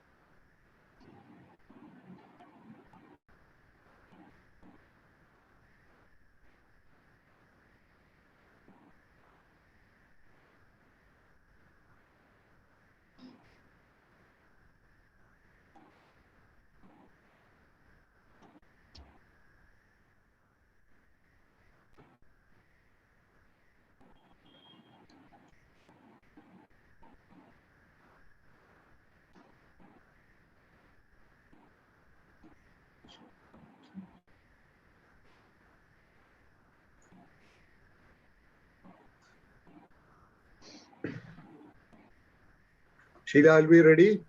Yes, sir. Yes, sir. So, shall we start, sir? Yeah, let us start. Yeah. So Because call upon the next presenter. yes, It's only 5 yes, minutes, isn't it? Yes, sir. Yes, sir. Yes, sir. So all the presentations are poster presentations from now onwards, and they are given 5 minutes time. They can complete their presentation in 4 minutes and 1 minute for any discussion. Okay. So if they exceed 5 minutes, then there won't be any discussion. Okay, this is what we are going to do, and I hope all the presenters are listening to this. And you can please call upon the first presenter. Okay. Okay, welcome to this post-tea presentation session.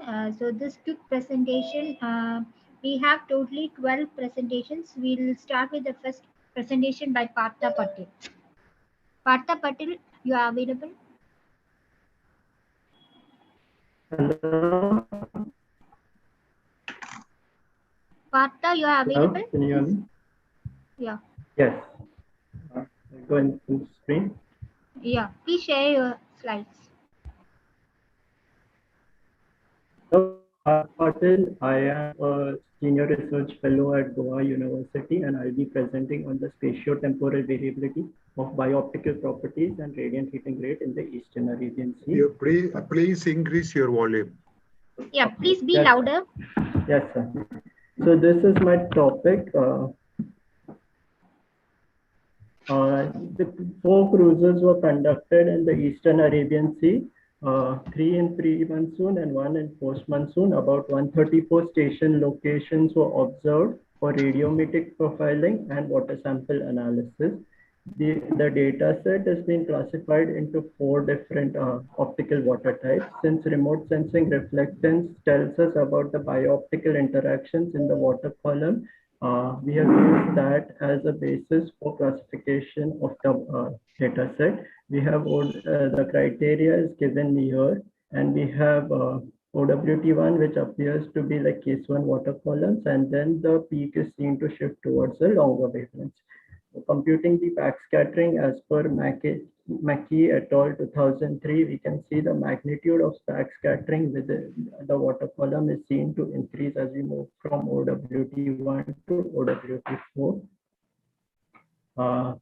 And the spatial distribution of this classification is such that OWT1 appear to be in the deeper, like having depth greater than 50 meter. OWT2 are all along the coast, with OWT3 and 4 being observed at river mouths. If you see the chlorophyll concentration and TSM concentration of this is the mean TSM and chlorophyll concentration, you can see it's seen to increase from OWT1 to OWT4.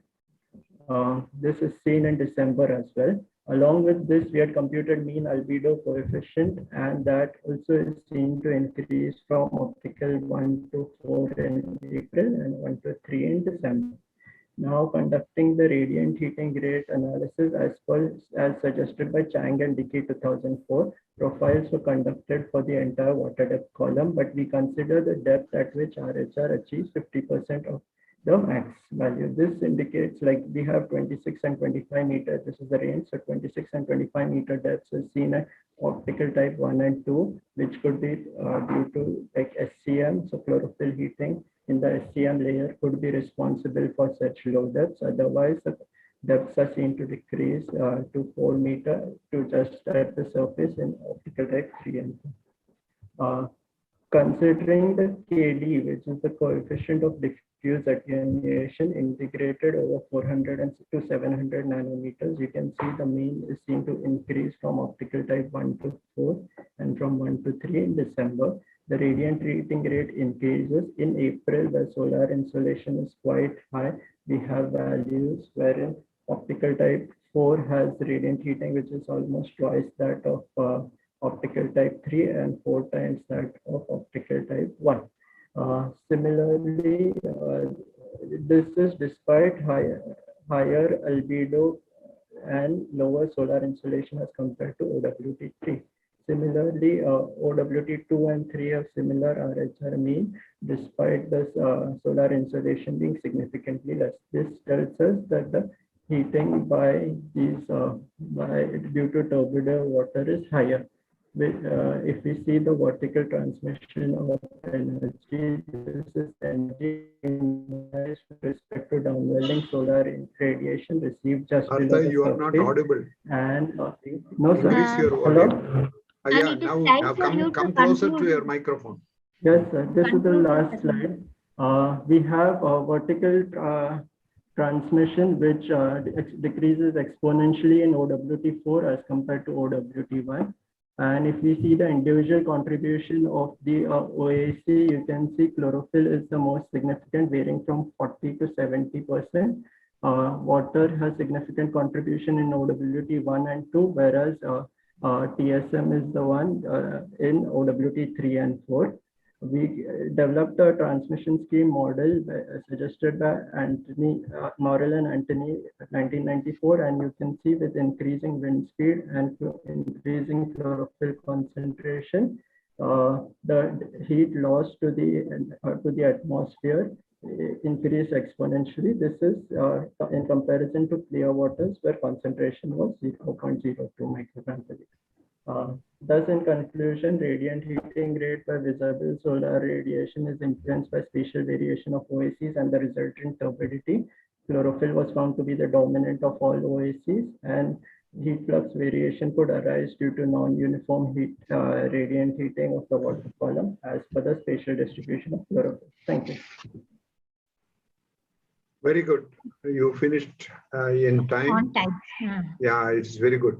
And Partha, since you have reached 5 minutes, we will not go for discussion. Okay. Only for those who are completing within 4 minutes, we will go for discussion. Okay. Next one. So we'll move on to the second presentation. It's by Supriya. Supriya, please share your slides. Yes, ma'am. I'm sharing. Yes, ma'am. Is it visible, ma'am? Yeah. Yes. Yes. Okay. Please introduce yourself and then start. Yes, sure. So my name is Supriya Ohal from IITM Pune. So I'm here to present my topic entitled as Subsurface Oceanic Impact on Large-Scale Atmospheric Convection over Tropical Indian Ocean. So let's begin with the introduction. We know atmosphere, land, ocean, these are 3 vital elements. So we see land and ocean is the basic element of atmosphere. Ocean, as it covers the 72% of the Earth's surface, and it is observed that ocean have a prominent role in influencing atmospheric convection. So as I've coined the term atmospheric convection, let me more precisely say that convection refers to atmospheric motion in the vertical column, which is caused because of movement of molecules due to variability occurring density of medium by heating. So when we talk about the atmospheric convection, there is a study by Shoemaker and House in 2003. They have shown that there is a deep convection and shallow convection. More deep convection is observed over the head bay, or even it is covering most of the part of North Indian Ocean, whereas shallow convection is covering the Southern Indian Ocean part. And moving ahead to the... Supriya, please switch on your video. Okay, sir. I'll just switch on. Am I visible, sir? Yeah. Okay, Good. sir. Go ahead. Okay. So global distribution of cloud cover is given in percentage format. You can see that over the Indian Ocean region, there is cloud cover 30%. This is for the month of January, A, and B is for the month of July. In the month of July, we see that there is 90 to 80%. That is basically Indian summer monsoon period, and cloud cover is also quite good in percentage. 90% is good values. Moving ahead, we can, slides are not changing. That slide is not changing. Yeah. Yeah. So data and methodology will be using data. We'll be using satellite data, reanalysis data, and model products. In methodology, we will be using different statistical techniques and mathematical techniques. The literature for the study we have referred, according to Gadgil et al., you can see for this figure, it is showing the cloud intensity versus SST relationship. Here, you can see that AB and BC, the very remarkable feature of this is that this is the warmer line, and we see that the SST values which are less than 28 degrees, that is we call threshold. Even for that, the cloud intensity is good, but we can't deny the fact that even after the SST threshold values cross, the intensity of cloudiness is still observed at good values. Then moving ahead, Law et al. In 1997 showed that even with increasing in SST value, there is decrease in OLR, but after a threshold, there is increasing OLR, but even after crossing threshold or 30 degrees Celsius SST value, there is a decrease in OLR values. That means convection will be triggered. So this was with SST and OLR or SST and cloud intensity. Now there is a study by Suraj Chandra Rao et al. Which studies the ocean parameter SST with the subsurface parameter, that is SST anomaly with sea surface height anomaly in figure A and SST anomaly with D20 anomaly in figure B. So figure A and figure B, this pocket which they have mentioned, they are getting good results of correlation or good values of correlation for surface and subsurface parameter. So let us study whether there is an impact of, we try to study whether the impact of subsurface with the convection. So here, this basically I'll be explaining in both this figure, the upper panels of the pre-monsoon season, middle for the monsoon season, and the bottom panel for the post-monsoon season. So let's begin with SST-OLR relationship. Here the data is from 1997 to 2017. Here we have found the relation that there is negative values of SST correlation, which suggests that if there is decrease in SST, this increasing OLR. So we found that it is covering over the northern part of Indian Ocean. When we come to MLD OLR relationship, we see that most of the part there is quite a good number of values or correlation obtained between MLD and OLR. So looking at this, we have also tried to see the standard deviation of these three parameters, like OLR in first row, then MLD, SST, and then MLD. So we see that the behavior of OLR standard deviation is moving northward, even in during JJS it's moving northward, but then it's moving to southward. This is basically following the ITCZ behavior. It is showing ITCZ behavior. Even in SST, we can see that during post-monsoon season, there is good values of correlation obtained for the head Bay of Bengal, whereas for sometimes, even for the Somalian upwelling region, it's found to be good values. And even in MLD standard deviation, when we observe, we find that over the central Arabian and central Bay of Bengal part, there is a good value of standard deviation. And this standard deviation is basically telling the cloud cover, how the cloud cover is. You have taken more than 5 minutes. Okay, ma'am. I'll just conclude. Yes, sir. So we have studied with the bandpass filters applying 60, 15, and 20 days. Here the ocean parameter has been means OLR has been bandpass. And so just the conclusion is that the study will enable us the subsurface ocean impact on convection at various special temporal scale. Also, the literature is basically concentrating on SST and its relationship with convection, but we can go beyond, and there are a few studies which studies beyond that. So I think the ocean heat capacity is more, so that heat capacity can be utilized as a how it is going to the subsurface and its impact on convection. Thank you. Yeah. Okay, thank you. Supriya, it is a very good presentation. You are doing a good work, but unfortunately, we have to proceed to the next. Okay, sir. Thank you. Yes, sir. Thank you, sir.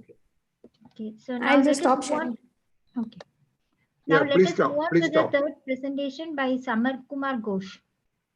Yes, madam. Should I start sharing? Yes, yes, please, because we don't have much time.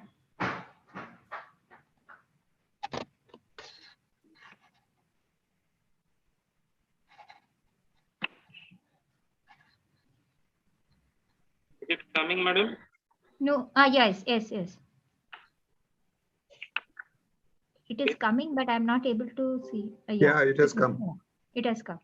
It is full screen or not? Not yeah, make it full screen. Make it full screen. So, okay, go ahead. Okay.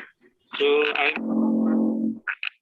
this is the work I am going for: anomalous behavior of variation of sea surface temperature and air temperature in coastal North Indian Ocean in 2020. Basically, we are examining the role of COVID-19 lockdown. So we'll go for the short introduction. So in the COVID-19 lockdown, what happened? India will go into the lockdown in first phase from 24th March 2020 to 14th March 2020, and second phase, third phase, and fourth phase. Subsequently, it will go on increasing. About from March to May, there is the lockdown is there. So there are a lot of previous researchers are also there, where there is the considerable reduction in anthropogenic pollutant, in different pollutant, PM2.5, NO2, SO2, everything. And in case of the atmosphere, there is the drop on the aerosol optical depth is also there. And in case of the ocean of the water, decrease in land surface temperature and reduction in turbidity of water. and decrease in particulate matter in rivers also, and decline in phytoplankton biomass in coastal ocean. So here, what we think, so if there is some changes in anthropogenic changes is observed, so there must be same kind of changes should be observed in ocean also. So here we have taken the study region as 3 cities, Mumbai, Mangalore and Chennai. And around the 3 cities, we have taken the 2.5 degree radius, and we'll take the basically the ocean part here in Mumbai and here in Mangalore and here in Chennai. So here what we'll use? We'll use the NOAA data basically for the both air temperature and SST data we have used, and that is from the NOAA. And what will take from 2010 to 20, about 11 years data we have taken and compared whether any signal of increase or decrease of in SST or AT is observed in this oceanic region due to this lockdown. So here I am showing you the one city in SST for the Mumbai. SST anomaly we have seen in Mumbai. So the first one is basically 20. I am comparing 2020 with 2011 and 10. And there are three comparison. Every year there is 2020 is there. So you can see in every figure. So this is the demarcation for the lockdown at March 22. And after that, in the month of May, basically what we'll find everywhere, the 2020, the anomaly of 2020 is greater than 0, no doubt.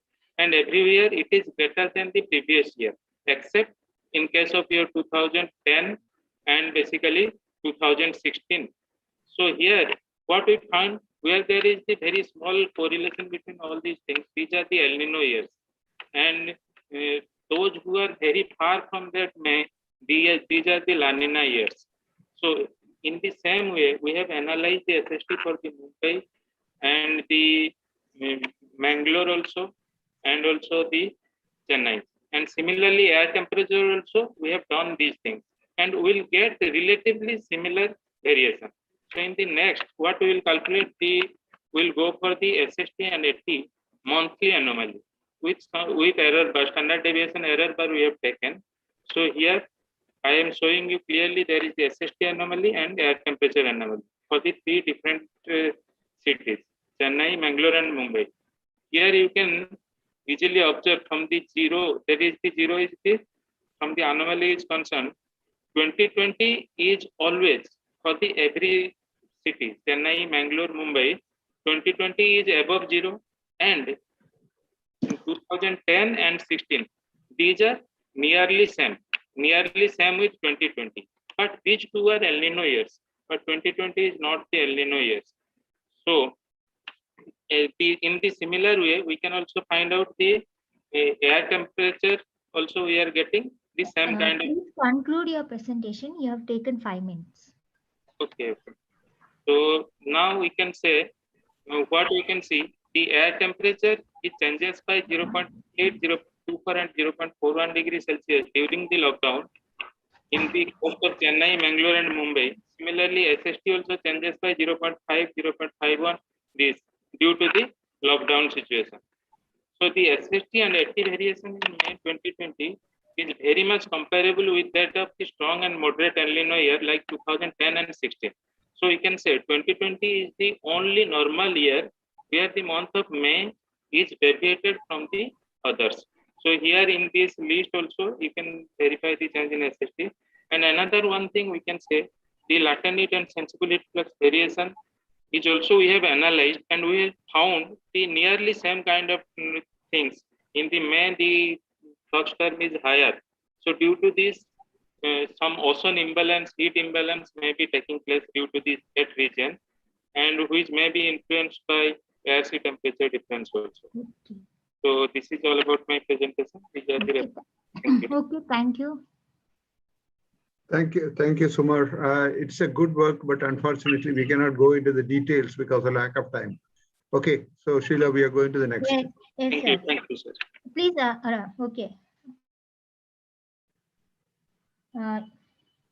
We'll go on to the 4th presentation. It is by Mithun Shah Hussain. Mithun, hello, you can stop sharing your screen, Summer. Okay. Please, Summer, please. Mithun, you can share your slides. Okay, okay, sure. Ma'am, am I audible? Yeah. Yes, yes.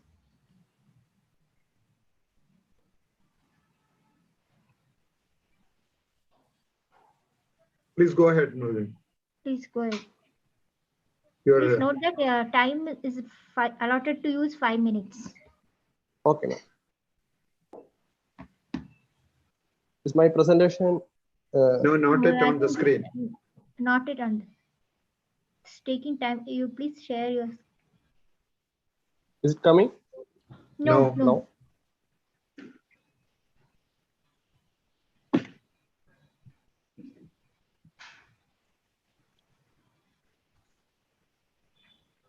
Should I Hello? share your presentation? Melena Share can or- help you. Melena can help you. It's clear. No. Can I start? No. No, we are not able to see your presentation. You share your screen. Otherwise, you want NCPR to upload your presentation, they'll share for you. I already.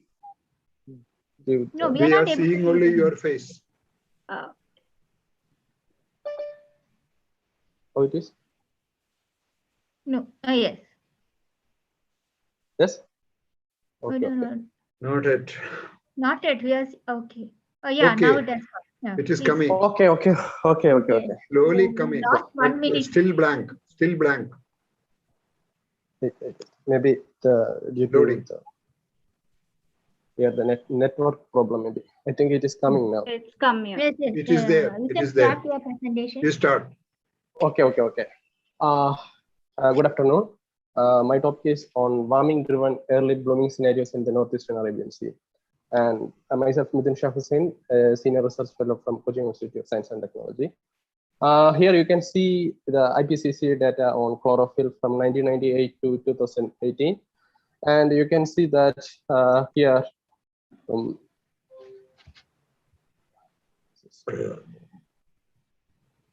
Your screen is not moving. yes. There is some issue with Now, your internet connection. Yeah. now you can see that there is no blooms are available here in the past scenario from 1998 to 2003. But you can see that on the top layers, like on 2014 to 2018, there is a huge productivity peaks are there. And also in between them also, you can see that there are extreme events also, like El Nino and La Nino make peak abundant production in this system. This is from Northeastern Arabian Sea. And you can see that the same time frame when we conduct using the wavelet analysis from 5-day composite of 10 February to 21 March, you can see that from the early, in the beginning, at the 2000, there are no signals of chlorophyll peaks, but you can see that in the March, there are 2 peaks are currently now available from 2000 to 2018. Because these signals are not early found, but recently these signals are get founded out and more blooming scenarios, and which is shifting towards the left. Which is from early times, it is in the March only. Now it is shifting towards the February. So what is going on this scenario? We found that the temperature is getting in a higher peaks, and the temperatures trend are getting higher, and this also co-related with the density changes, and the density changes are going down. So, and we found that the blooms are getting more intense with the stratification due to the biological, the sinking loss of phytoplankton, and also by the convective mixing, and the onset of stratification makes blooms more prominent. And the coexistence of SCM and blooms are very prominent, and we found that the pycnocline starting values and the surface chlorophyll getting more shallower on yearly base, and it is shown in this figure. And from these calculations, we also found a biologically sensitive stratification index from SST and salinity datasets, and we found that this stratification index is also increasing yearly. And also, we found an interesting relationship with this stratification index with the subsurface chlorophyll maxima, which is mostly very prominent after the onset of blooms. And we found that the stratification is the major reason of early 1 minute more. warming. Thank you. Okay. Okay. Okay. Okay, we will go to the next. Okay, shall we? Okay, thank you, Maitri. Okay. So the next presentation is by Ardra D.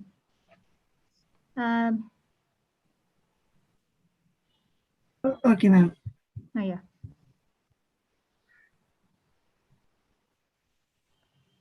Maitri, you please stop sharing your screen. Sure, sure. Ardra, you can load your presentation. Is it visible? No, it's coming. Yeah, it is available. It is visible. Okay. Make it full screen. Okay. Is it visible? Yes, please. Go ahead. Good Please go afternoon. ahead. I'm Ardra. I'm a postgraduate in oceanography from Cochin University of Science and Technology. So my topic is the spatial and temporal variability of OH minimum over the Indian Ocean.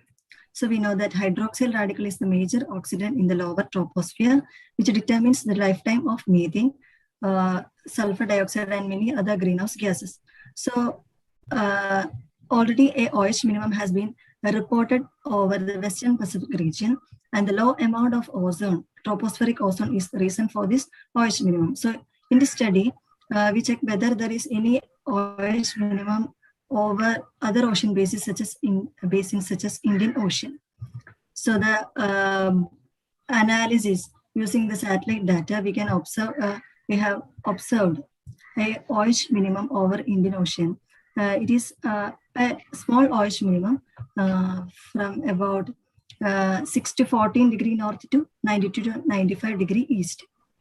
So looking at the seasonal analysis, we can observe that during the winter season, low OH concentration can be observed over the Indian Ocean, but as it reaches the summer season, the OH minimum zone shrinks to a very small region.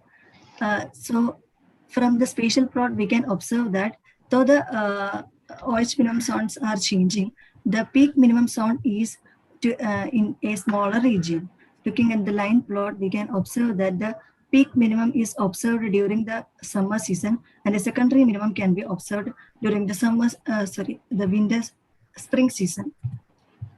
So looking at the drivers of OH minimum, the variability of hydroxyl radical are influenced by many other gases such as carbon monoxide, ozone, and HNO3. Carbon monoxide is the major sink of OH. So a decrease in carbon monoxide indicates an increase in OH. Also, the ozone is the major precursor of OH. So an increase of ozone indicates the increase of OH. The increase of OH indicates the decrease of OH. So all these components have an important role in the variability of hydroxyl radical in the atmosphere. And looking at the interannual variability of OH minimum, the global hydroxyl radicals, the variability of hydroxyl radicals are the interannual variability is mainly influenced by the ENSO events. The La Nina events are positively correlated with the increase of OH radicals. So also the biomass burning events also affect the influence the variability of hydroxyl radicals. Looking at the interannual variability, we can observe that the peak minimums are always observed during the summer season, and in certain years, the secondary minimum can be observed during the winter season. So looking at the influence of ENSO events, we have already said that the La Nina events are positively correlated with the increase of OH. So here we can see that in 2010, we cannot see a peak OH minimum. This was a strong La Nina year, and this may be the reason for the absence of such a minimum. In concluding, the study noticed a seasonal OH minimum over the Indian Ocean. It is located about 6 to 14 degree north and 90 to 95 degree east.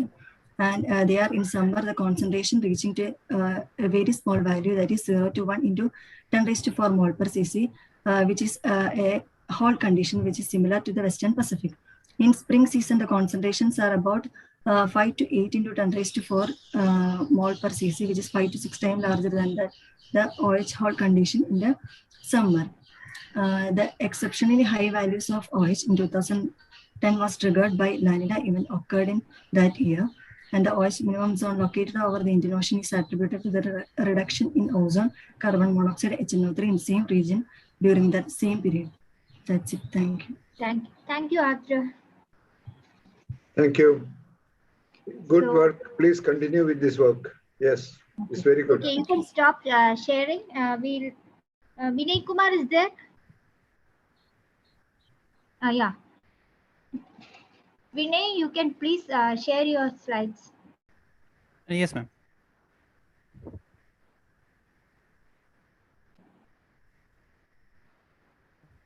Good. Good afternoon to all. Yes, My name yes. is Vinay Kumar from Make IIT it full Kharagpur. screen. Okay, thank you. Yes, ma'am. My topic presentation is validation of CMIP6 with observation SST in Bay of Bengal region. So I will be going through the introduction, methodology, and quick results. Introduction part. Last 3 decades we have seen the warmest ever since measurement have been started in late 19th century. And IPCC special reports impact on global warming says that 1.5 degree above the pre-industrial level increase in temperature, and the all CMIP6 models are global models, so they may not resolve regional parameters very well. So here we are trying to we have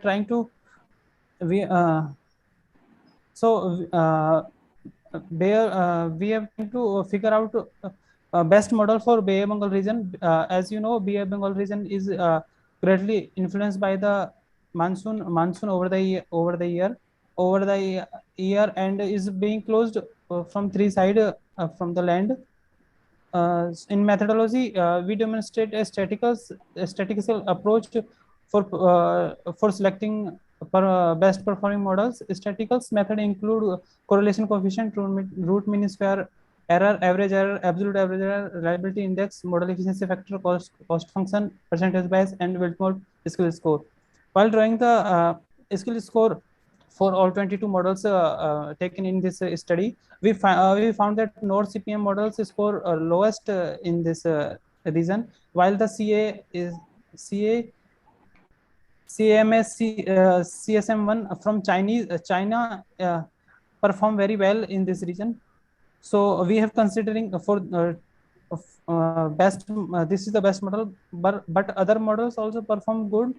But like to limit our study of presentation, we have taken only 1 models. So these are the values for statistical analysis for these models. Now in this slide, I have tried to plot AVHR, CASM, CMS, CSM1, and multimodal mean time series. So here we can see that that CSM, CMS, CSM1 model is overshooting the higher side of the temperature, while the AVHR models on the lower side lower SST, and while the multimodal mean somewhat they dampen their like in between is it's showing. So in next slide, I am trying to show the season for AVHR, and this is the best model. So we can found that this Chinese model is showing northern warm northern Bay of Bengal, and yes, ma'am,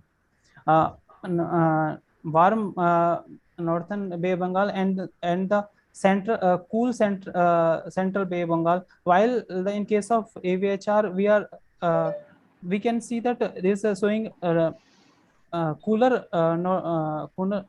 northern Bay of Bengal. And I have tried to plot the projections of CMIP6 tier 1 projections for this model also. So this we can find in first plot, this is for SSP 1.6. So towards the end of the century, we can find the temperature of above 19 degrees Celsius, while the in case of SSP 245, this temperature is still going high, and we can find the highest temperature in the case of SSP social economic pathway 585. So this is my reference. Thank you. Thank you. Thank you. Please stop sharing your. Thank you. Yeah. Yeah. Thank you. Very good presentation. Yeah. Next presentation is by Sheikh Atifa Anis Ahmed. Hello, ma'am. Yes. Please share your slides.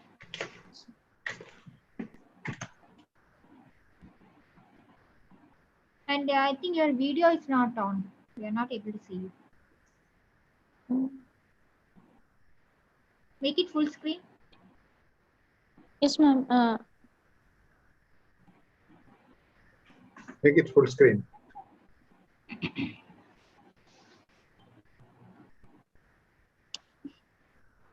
Very good. Go ahead. Good afternoon, everybody. I'm Atiba Sheikh. I'm a PhD student in School of Earth, Ocean and Atmospheric Sciences, Goa University. My topic for today is aerosol distribution over the tropical Indian Ocean and the role of atmospheric dynamics. The data is basically collected during the IOE2 expedition during December. Switch on your video, please.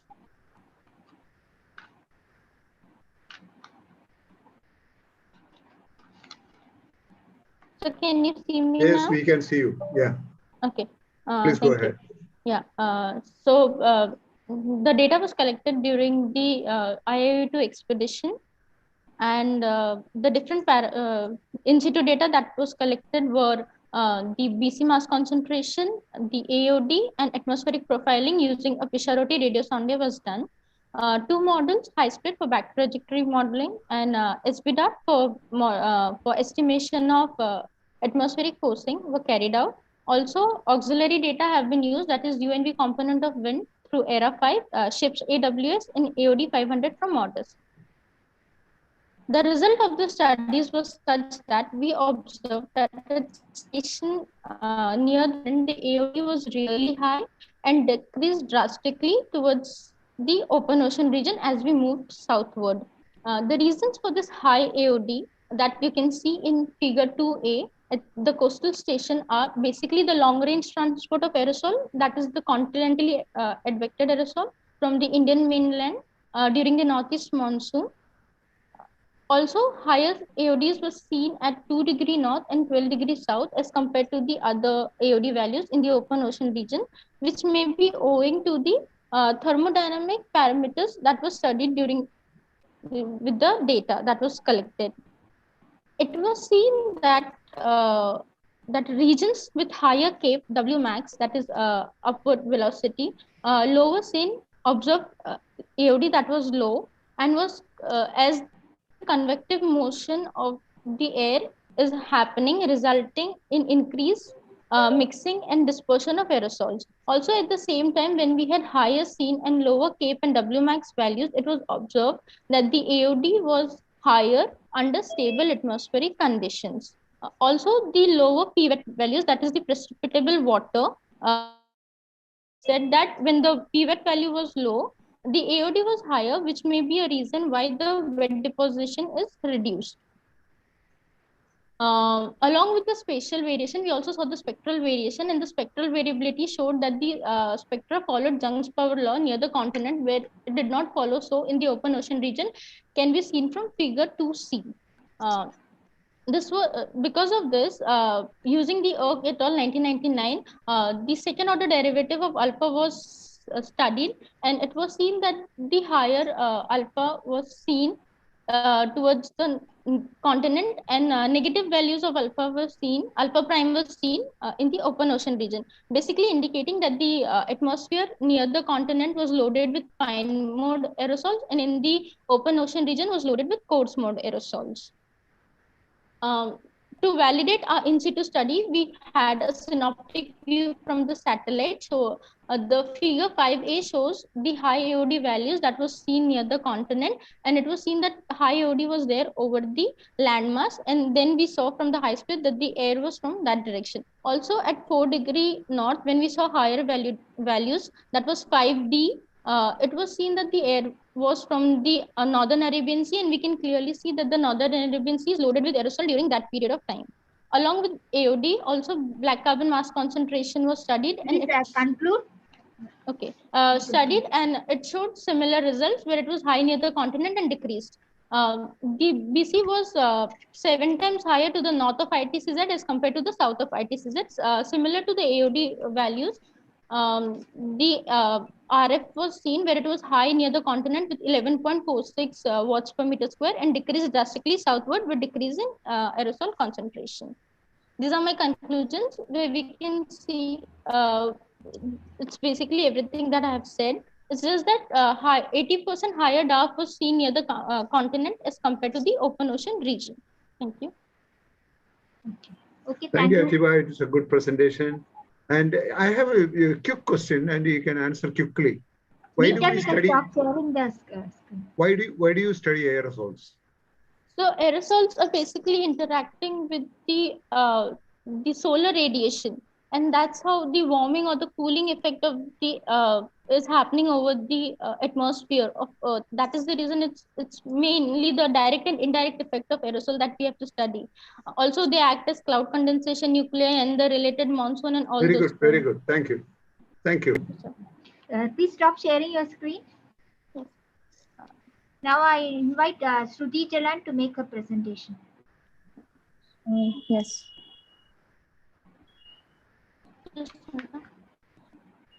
Atiba, you can stop sharing your screen. Ma'am, I'm just trying to figure it out. You can just close the presentation. You are taking the time of Shruti. Sorry, sir.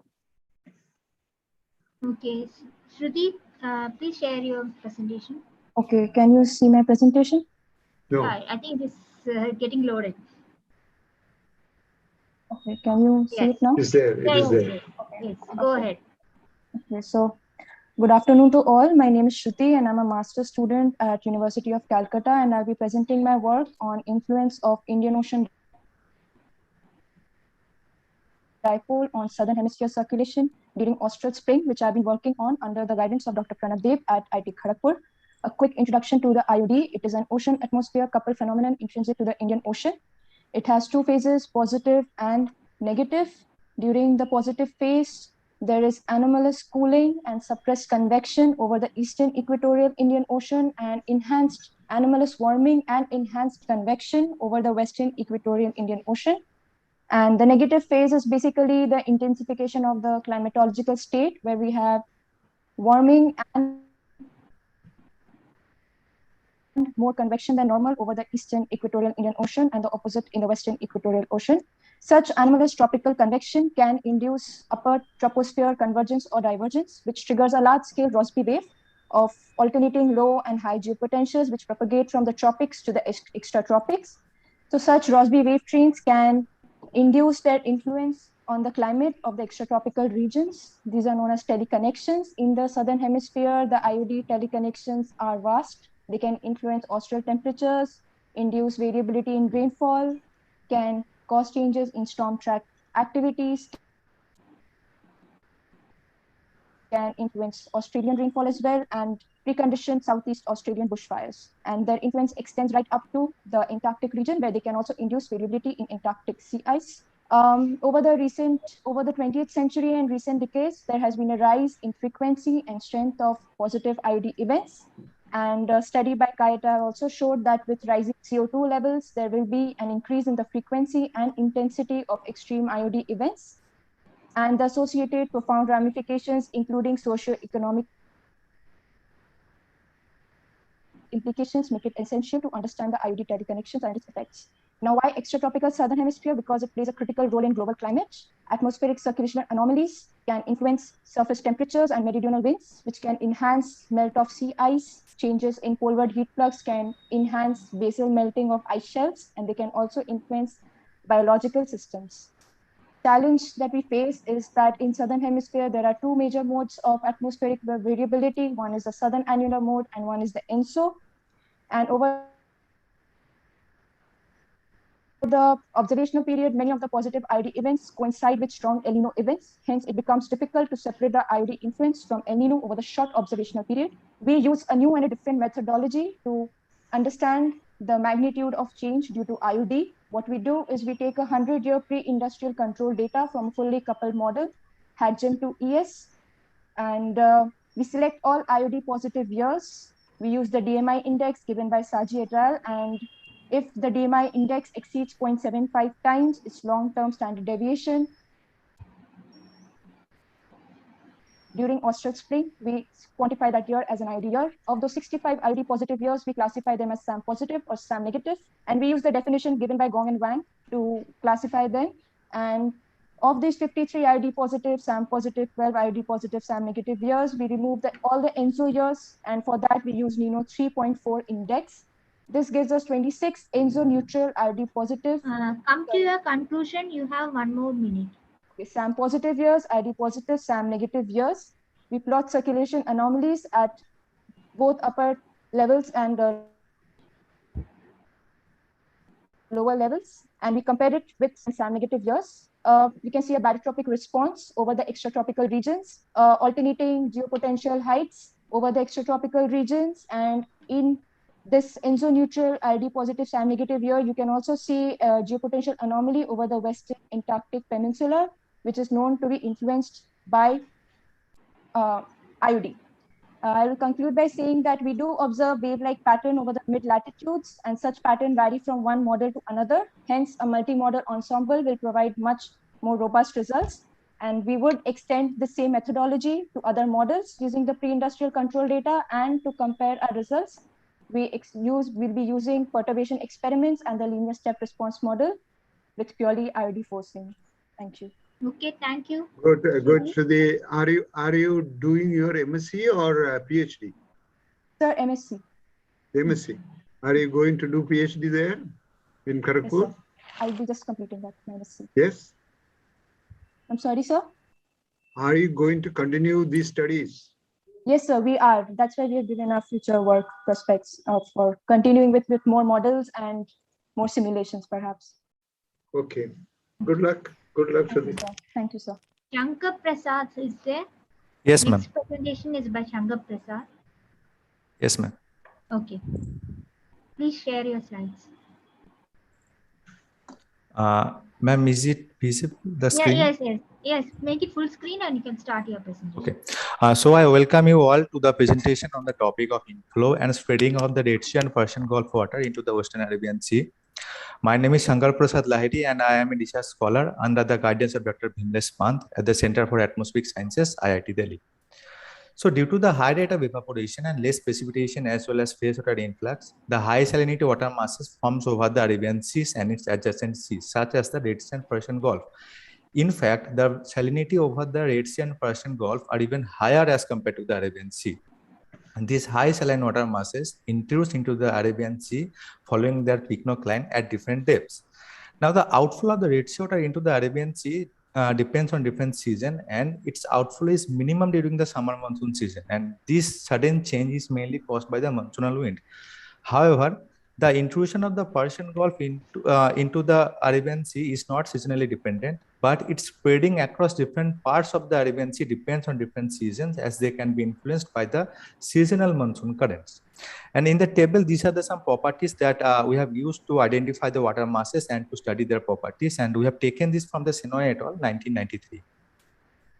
So this figure is showing the salinity over the longitude band of 52 to 54 degrees east. And as you can see here, that there is an increase in the salinity below 500 meter depth during all the months. And as I mentioned in my earlier slides, that during the summer monsoon season, the outflow is less, and this outflow can be easily identified by this salinity below the 500 meter depth. During the late winter monsoon season and during the March-April months, the outflow of the Red Sea water into the Arabian Sea is maximum. Now, this is also the same figure, same salinity figure, but over the longitude band of 62 to 64 degrees east. And here, as we can see, that there is an increase in the salinity below 200-meter depth. And it is mostly contained from 200 to 400-meter depth. And though it is not seasonally dependent, but it's during the summer monsoon season, its intensity is a bit more as compared to the other seasons. Now, to study the spreading of these two important water masses across different parts of the Arabian Sea, we have taken total 12 points, but here, due to the time restriction, we are only showing at the one point, that is point J in the central Indian Ocean. So this is the vertical profile of the temperature and salinity at region J over the time period of 1990 to 2019. As we can see in the red curve, that is the salinity curve, there is an increase of the salinity below 500-meter depth. But there is not any increase of the salinity from 200 to 400-meter depth. At least that is not captured in the salinity curve. And that the increase of the salinity below 500-meter depth is mostly associated with the outflow of the Red Sea water. And to confirm this, we have used the TS diagram over the same region, over the same time period. And here we have seen total two different water masses in two different density range. One is associated with the Persian Gulf water, and another is with the Red Sea water. The difference between the depth is very less, and it depends on different seasons. As you can see here, during the October, November, December, or during the winter monsoon period, the difference of the depth is very less. But if we see during the summer monsoon season and during the March, April, the depth is high, and due to that reason, we can identify these two different water masses properly. Now, like region J, we have studied all the points in the Arabian Sea, and we have found some important results. For example, we have found that apart from the presence of the Red Sea water, there is a presence of the Persian Gulf water in the Somalia region and south of the Somalia region during all the months. And the salinity of the Persian Gulf water is much less as compared to its source region, which is mainly due to the mixing. The presence of the Persian Gulf at the region H, which is near the region of the Arabian Sea minimum pool, is not properly visible. But at region I, which is around 5 degrees south of the southern tip of India, its presence is eminent. The regions which are around 15 degrees south, south of 15 degree north, and 30 seconds left. Yes, this is my conclusion slide. Which lies at the central and western Arabian Sea. There we have seen the presence of the Red Sea water. Now, our future works aims to study the seasonality of these two water masses in details. And for the data, we have used the CORA data set, and these are two of many literature that we have used for these slides. Thank you, everyone, for this time. Okay. Shankar, quick question. Is it the first study of these two water masses? No, sir. No. There have been some studies, sir, but what is the additional highlight you brought in? Sir, actually, sir, we have found the presence of these water masses at the Somalia coast also. Like earlier studies suggested that there is a presence of the Red Sea water, but we have found that the presence of the Persian Gulf water is also there, and it is present during all the months. And sir, we have now studying the seasonality. Like we have found some seasonality in the presence of these water masses, and so now we are continuing this study. Okay, thank you. Continue this work. It's a good work. Stop sharing your Thank you, sir. screen. Yeah, please stop sharing. Presentation is by Sumana Mandal. Yes, ma'am. Sumana Mandal is available. Ma'am, hello, ma'am. Yes. Yes, ma'am. Yeah. I'm sharing my screen. Yeah. Please put your video on. Yeah.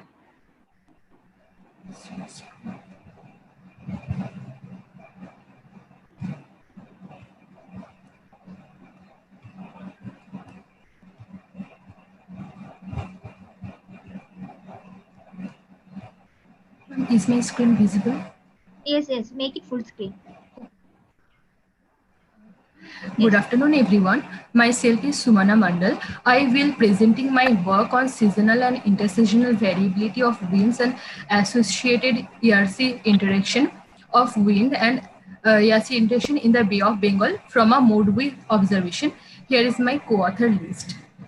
Bay of Bengal air sea interaction is very complex due to its geographical location, monsoonal wind, cyclone, and depressions. Basically, this studies aims on the identification of the southwest and northeast monsoon and the transition phase and associated variabilities. So for study those, we need a continuous time series observation. Fortunately, we have the Ministry of Earth Science in NIOT have installed and maintain buoys over the Bay of Bengal and Arabian Sea. So we have taken BD12 data, which is located on the eastern Bay of Bengal. We choose that region because mostly the past monsoonal cyclone formation and progressing of southwest monsoon happens from this region.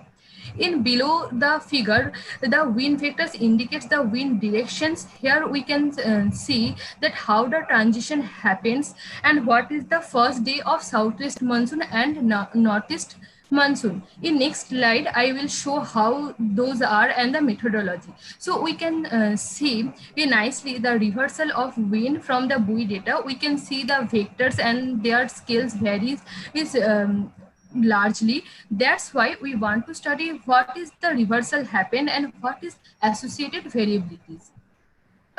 Here is the methodology. Here is the methodology. We have choose the data from April 2016 to December 2017, end of December. The black line indicates the wind speed and dots are represent the direction and which quadrant the vector is. If it is first quadrant, it means the wind coming from origin to this first quadrant. That is basically means the wind is southwesterly wind. We have set up and criteria that if the wind direction stays in a particular quadrant for more than 7 days, we define the first day is the onset of a particular phase, whereas it is southwest or northeast. Also by statistical observation, we see that for 2016, the mean wind speed is 6.58 meter per second and standard deviation is 1.80 per meter per second. Whereas for 2017, the wind speed is bit low. The mean wind speed is 6.21 meter per second and the standard deviation is 2.17 meter per second. The circle shows the starting and ending of the southwest wind, and that square box shows the box shows that the northeast monsoonal wind. And the below figure, so the below figure is for temperature. If we see whenever the onset is happening for southwesterly wind for both 2016 and 2017, in temperature starts increasing, and for a northeasterly wind the temperature start increasing, and for southwesterly wind the temperature start decreasing. From both the temperature and wind speed, we can see there is a large scale variability. So we analyze the U wind. The black line indicates the FFT analysis, the FFT values with 95% significance. The signals are very high, and we found that 10 to 20 days variabilities are there. Also, we have found that in 2016 December month, the wind changed suddenly. So we have investigated on that, and we found the buoy actually detect the pressure of a low pressure system, which later on intensified the cyclone on 8 December. We can see wind speed is increasing at about 12. Conclude, you have 45 seconds left. Yes, ma'am. 12 meter per second, and pressure drop almost 1003 hectopascal. So buoy data can also be used to monitor the cyclone and their characteristics. And here is my conclusion. And the future study will be carried on the connection with major events like monsoon and tropical cyclone using buoy observation. Thank you. Thank you. Thank you, Sumana. Good study. You have done a good study with the data available, and you are fortunate that you had data from the NIOT boy. So please continue this, and this will give you a lot of good information about things happening in the Bay of Bengal. Best of luck. Thank you, sir. Okay, now we'll come to the last presentation in this session. It's by Linksha CL. Yes, ma'am. Yes. Please share your presentation. Okay, ma'am.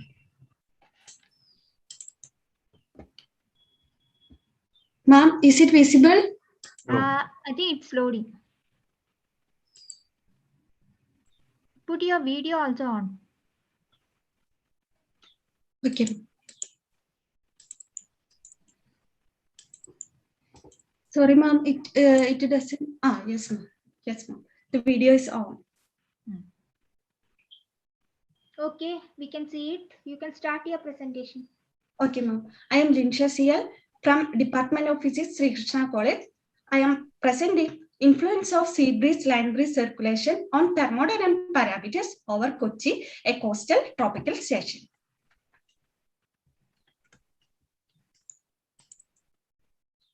The characteristics of thermodynamic parameters over Kochi is strongly influenced by topography and sea land breeze circulations. The climatology of thermodynamic parameters are analyzed using radiosonde data at different pressure levels from 1989 to 2019 for 0 GMT and from 1989 to 2010 for 12 GMT, indicating the land breeze and sea breeze circulations respectively. From the radiosonde data, the lower tropospheric stability is calculated as the difference in potential temperature at a 700 hectopascal and the surface level. The trend and p-value are calculated using Mann-Candle testing. The figure represents the trend and the seasonal variations of relative humidity for both land breeze and sea breeze circulations. The left panel represents the land breeze circulation and the right panel represents the sea breeze circulation. And the value of relative humidity is found to be higher during land breeze circulation compared to the sea breeze circulation in all pressure levels. And the trend of relative humidity is decreases during winter season at 700 hectopascal levels, and the trend is found to be increases, and the higher increasing trend is found to be during monsoon season at 700 hectopascal levels. And the similar plots are drawn for different thermodynamic parameters, and the trend values are tabulated as in the table 1. The trend of LTS is found to be increasing during winter season, and the higher decreasing trend is found to be for southwest monsoon season for both 0 GMT and 12 GMT. And the correlation of different thermodynamic parameters with LTS are found, and the table 2 represents the correlation of LTS with the temperature, potential temperature, and virtual potential temperature for post-monsoon season at a sea breeze circulations. And the correlation analysis shows that the temperature profiles are positively correlated with LTS at a higher level and negatively correlated with LTS at a lower level. And the conclusions are the temperature profiles gives higher values during sea breeze circulation, and humidity profiles gives lower values during sea breeze circulation compared to land breeze circulation at all pressure levels. The trend of temperature profile increases and humidity profiles decreases during winter season at 700 hectopascal level for both sea breeze and land breeze circulation. And the correlation with the LTS shows that increasing trend of LTS may be attributed to increasing trend of temperature and a decreasing trend of humidity at a higher level. Thank you. Thank you.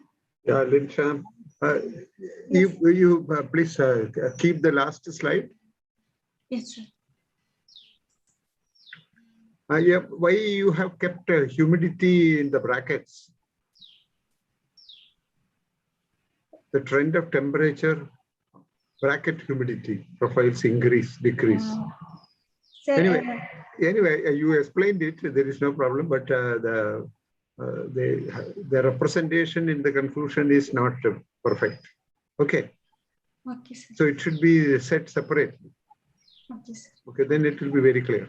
Anyway, I just want to ask you, Linsha, what is your background? You are a physics person? Research scholar from Sri Krishna College. No, you did your MSc physics in that Sri Krishna College? Yes, sir. Okay, okay. Then what is your interest in this type of a study? Sir, you got a scholarship? No, sir. I am interested in thermodynamics of atmosphere. That's all. Okay, I am interested in thermodynamics. So. Okay. Yeah, good. Anyway, it is nice to see that a person from a college, a local college is coming and doing this work. It is a excellent thing, and this is a good trend I am seeing. Linsha, all good things will happen. So thank you very much for making this presentation, and wish you good luck. Thank you, sir. Okay. Okay. Thank you. So with that, we come to the end of the session, sir. That I am seeing. Yeah. So Melina is also now available on the screen. Yeah, actually, I would like to thank all the participants for their informative talk, and more importantly, Dr. M. Baba for his time and agreement to chair this session. And also Professor B.N. Goswami for the interesting talk delivered in the morning. And not to forget Dr. Sheila Nair for coordinating the session so well. Thank you all. Thank you. In fact, Sheila Nair conducted the session. What? I was only overseeing. Yeah, good. Sheila, you did a good job. Thank you very much for helping me in this. Yeah. And Melina, of course, had a good control over the whole thing. Yeah, very good. For the support. So Thank what you, is our Melina. next work? Anything to do? Or just go for lunch? Yeah, we can break for lunch, and probably we can have a separate discussion because this is live. Oh, this is live. Okay. Good. So we are going to have a good lunch from our own homes. Yeah. No, Melina is getting a lunch at his institute, at her institute. No, I've carried my lunch. Okay, so all homely lunches. Good. That is the specialty of the present Osicon. Very good. Yeah.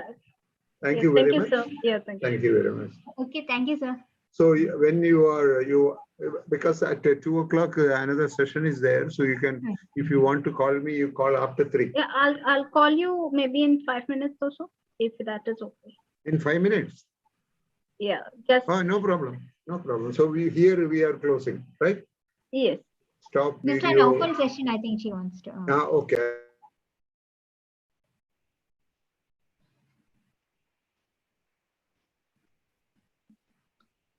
Melina, we can continue in this, or we have to log in? Actually, this is a live recording which is visible on all platforms. So any discussion maybe offline is a better option. Okay. So you'll be sending a separate link? Yeah, sure. Okay.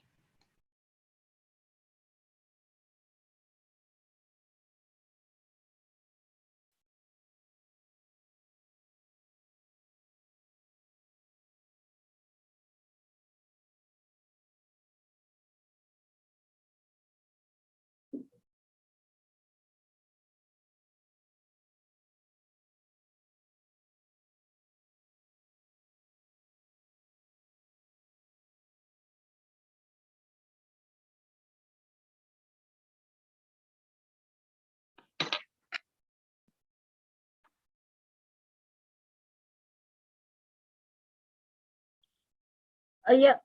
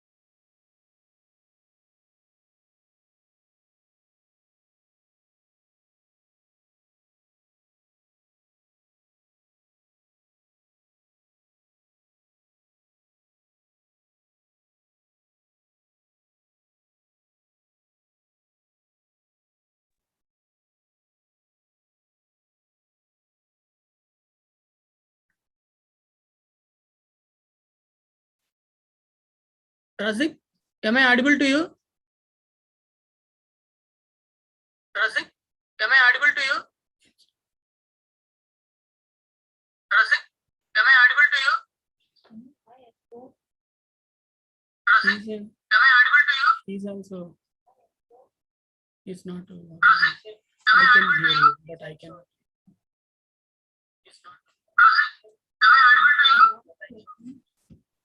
Hello, you can hear me now?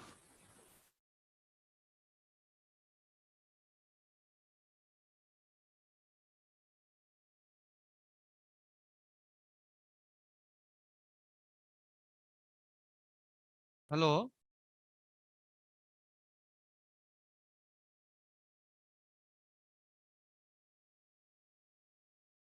Hello. Yes, Rajdeep. You are able to hear me? Yes. Hello. Yes, Rajdeep. You are able to hear me? Yes. Hello. Why echo is coming? Yeah. You are able to hear me? Some echo is coming, right? Yeah, yeah. Why echo is coming? Yeah.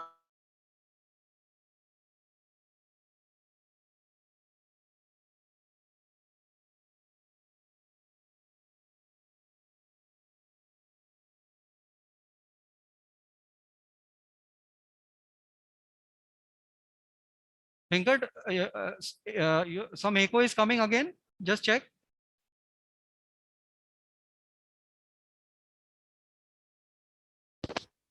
You are able to hear me?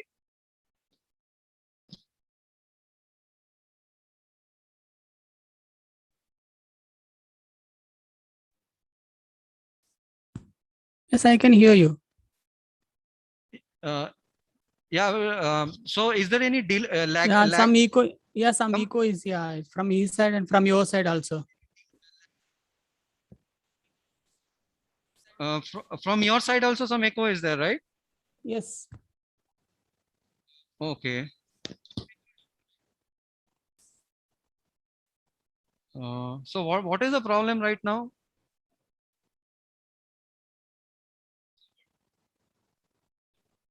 Yeah.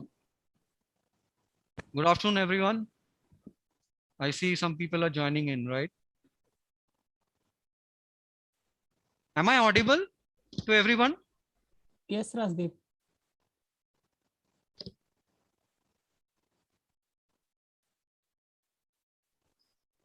Good afternoon. Am I audible? Yes, Suri Sethi, you are audible. Yes. Yeah. Thank you. And we will just test Ramaya sir's, the audio. If you are opening YouTube in this link, then it will be.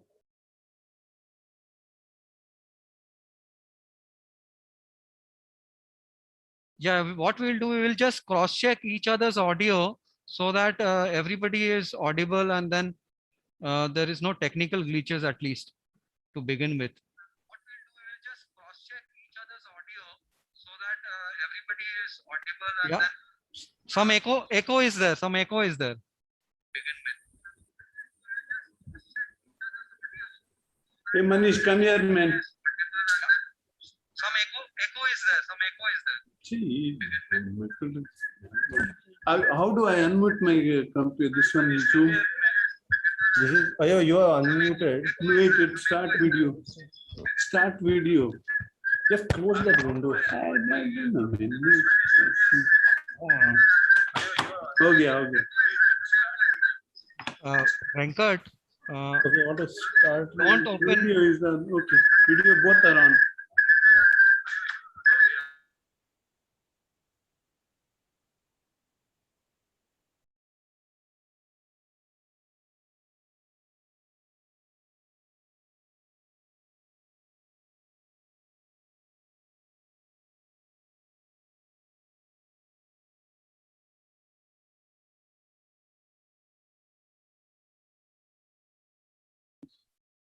Hi, Rajdeep, can you hear me?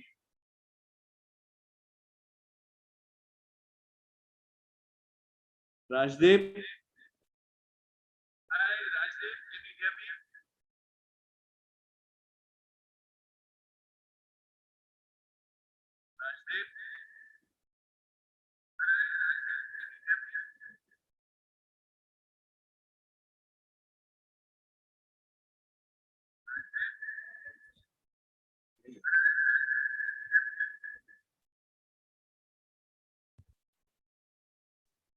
Yes, I can hear you, sir.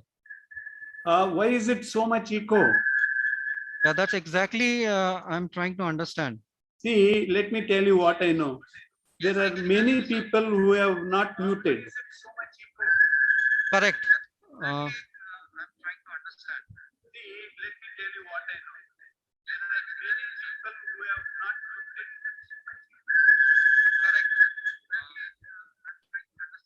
Manish, please come here and show my screen.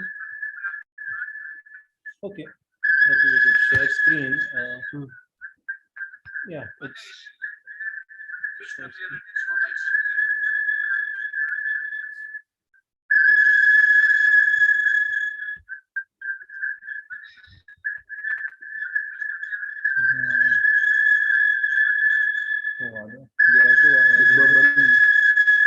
They have to allow you to like share the screen. Okay, okay. Then you please sit here till you do that thing and go.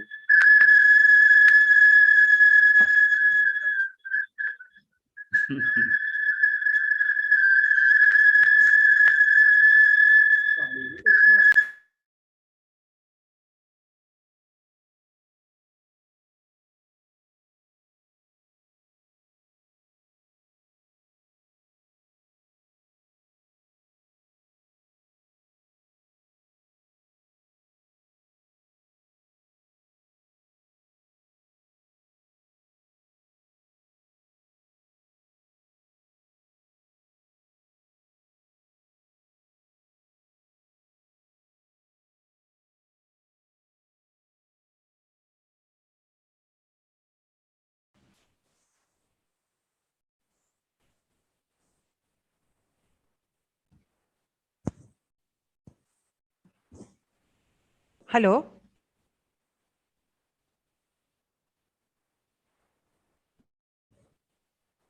Madam, you are audible. Okay, thanks.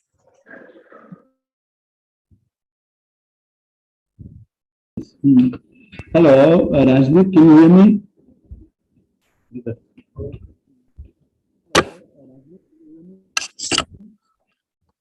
Rajdeep, can you hear me? Yes, sir. Very good. Okay, how is the voice, sir? Because my computer gives me very.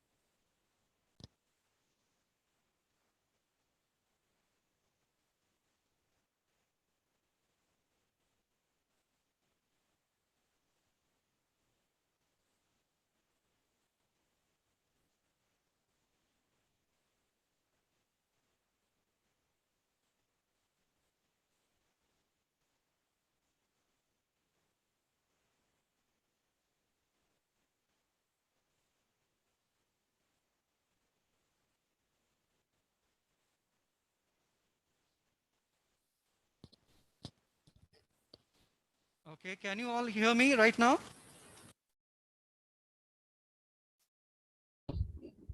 Hello, check, mic, 1, 2, 3, all right? Am I audible? Yes, Rajdeep.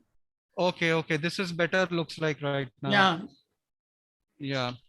So echo is not there. I hope everything goes well. So should we start the Yeah, process. Rajdeep, can you hear me? Yes, sir, I can hear you clearly. Okay, yeah. Loud and clear. Yeah. Yeah, let me know when you are ready. We can start the session then. Yes.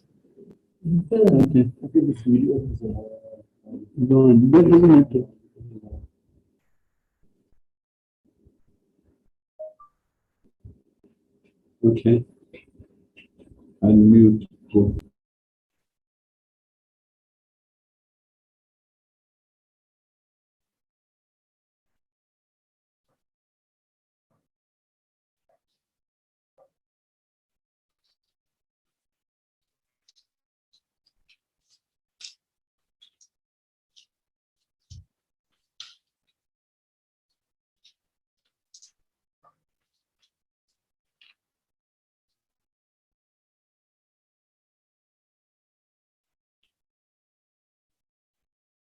Uh,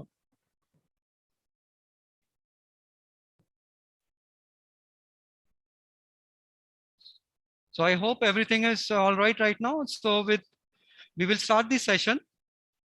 Yes, Yeah. I'm ready.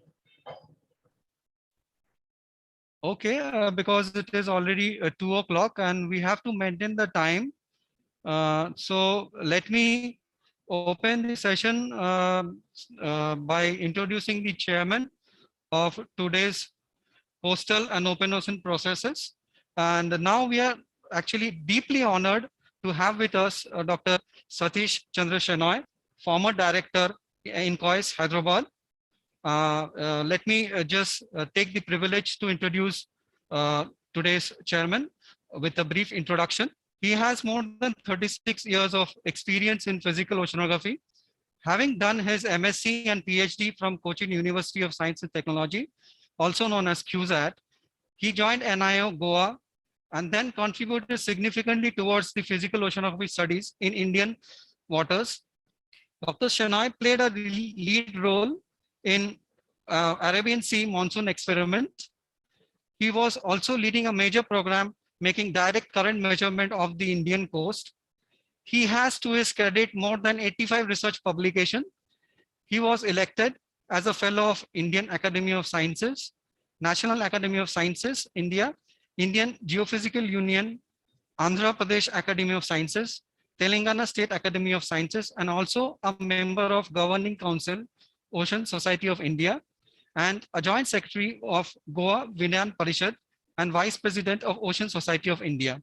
At different periods during his research career, he has contributed immensely to understand the oceanographic and the physical processes of Indian Ocean. Dr. Satish Shenoy was granted the honorary degree of Doctor of Science by Amit University, Chennai. He was also awarded the Dr. H.N. Siddiqui Memorial Lecture Award in recognition to his outstanding contribution in Indian oceanography. He also received the Outstanding Ocean Science Technology Award by Ministry of Earth Sciences. Dr. Satish Shenoy is the chairman of today's session. And I would request the chairman to briefly introduce today's guest invited lecture by Dr. Ramaya Nagappa. The session is open to the chairman. Thank you, Dr. Rajdeep, for the introduction of the session. We have 10 talks lined up for this session, including an invited talk by Dr. Ramaya, the former chief scientist of CSIR, Indian National Institute of Oceanography, Goa. So let me give a brief introduction about Dr. Ramaya before we start the session. Dr. Ramaya, he was the former head of biological oceanography department at NIO, and he has MFSc and PhD degree in marine microbiology. Dr. Ramaya have more than 30 years of research experience in marine microbiology aspects like ecology and ecosystem functioning and microbial and molecular biology.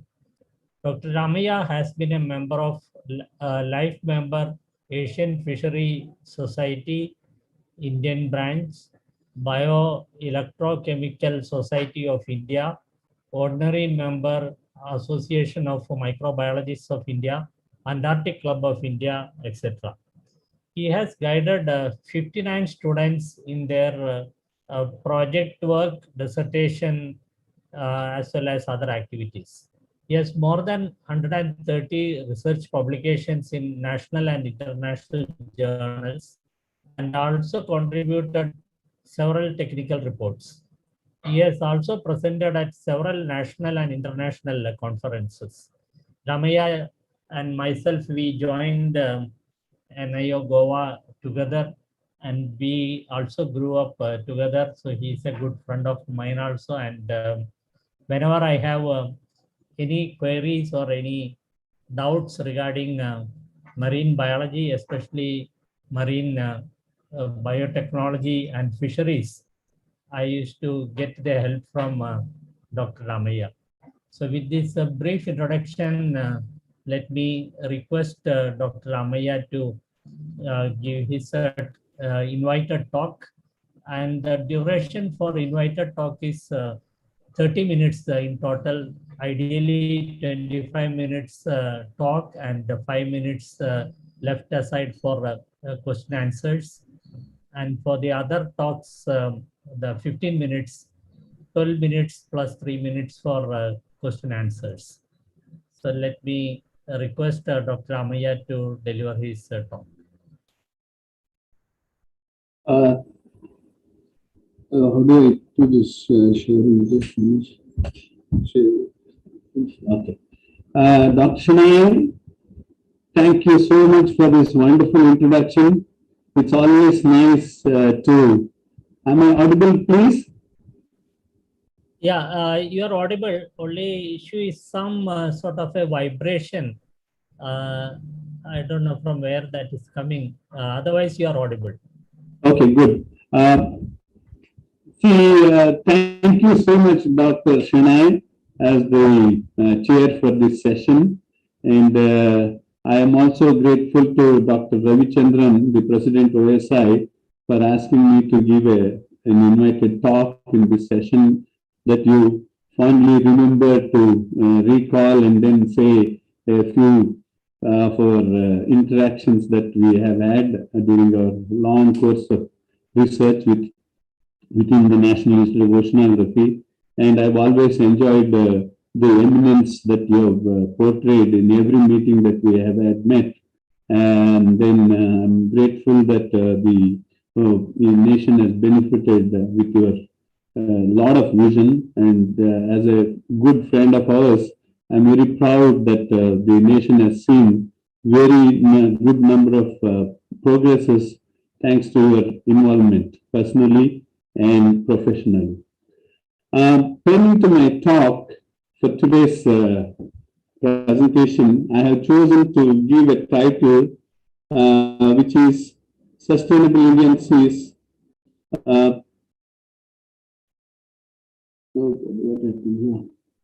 Sustainable Indian Seas through enhanced biological research. And because you headed the inquest, and therefore I have the kind of leverage to, make a strong request to the OSI and the Government of India and all people involved to say that the biology should receive a far more attention than what it has been receiving, although the biota is so important for us. Therefore, as a presentation for today, I'll give a brief introduction as requested by Dr. Ravichandran. He mentioned that I could make the students of the oceanography to also integrate the importance of biology, and therefore I'll give a small introduction on that.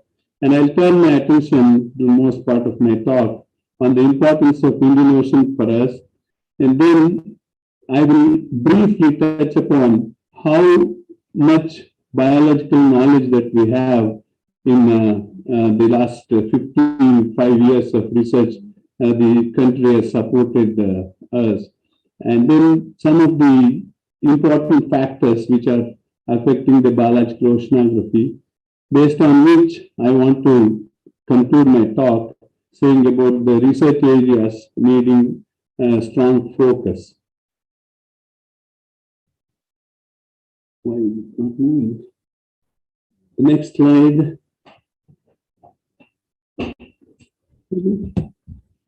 What happened to the next slide, Manish?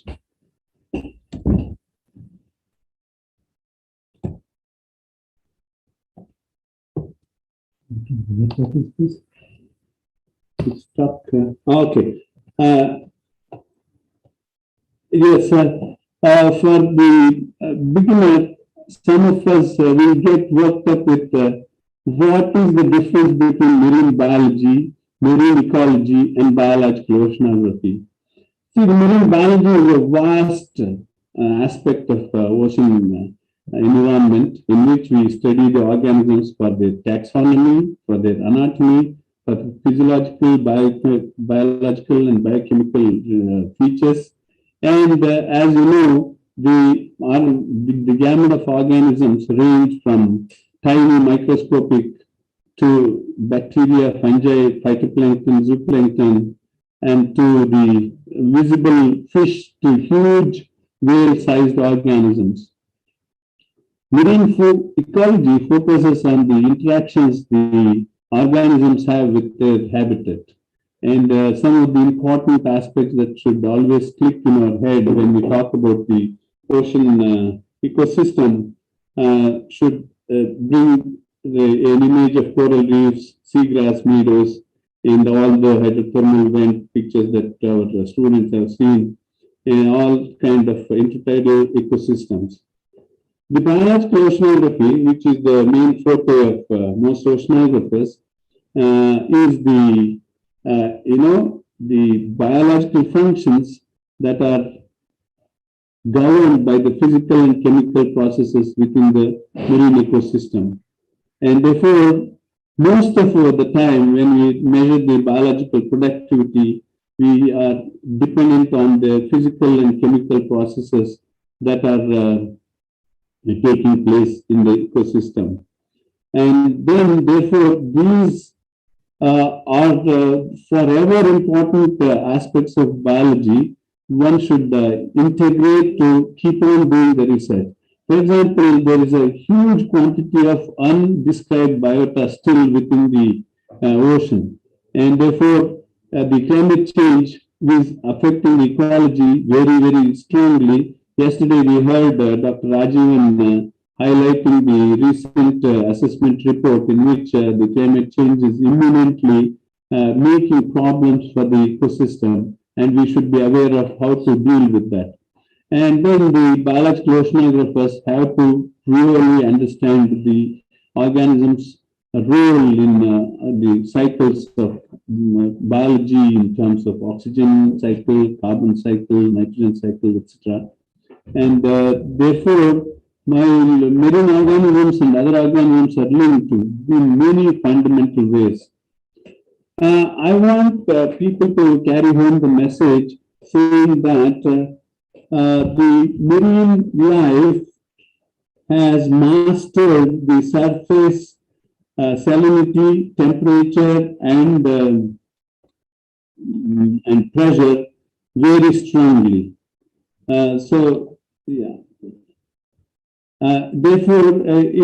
on a philosophical note, if you look at the left panel, wherein you see the vertical profiling of the ocean with the sunlight zone being very, very narrow up to about 1,000 meters, the rest of it is all dark, yet the ocean life is distributed right from surface microlayer to the deepest portion in the ocean. It's all over there, very diverse. And in fact, including just the solar input, everything is in the ocean is self-sustaining.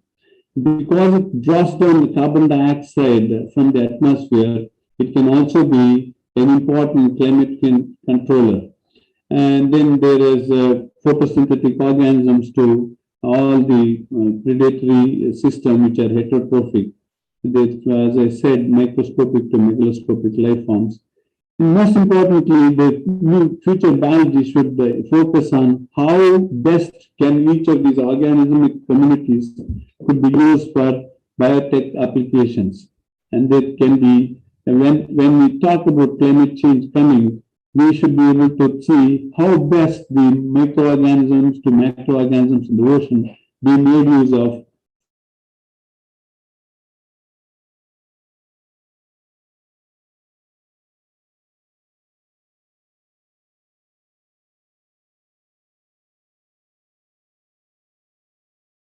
Manish, who is it this?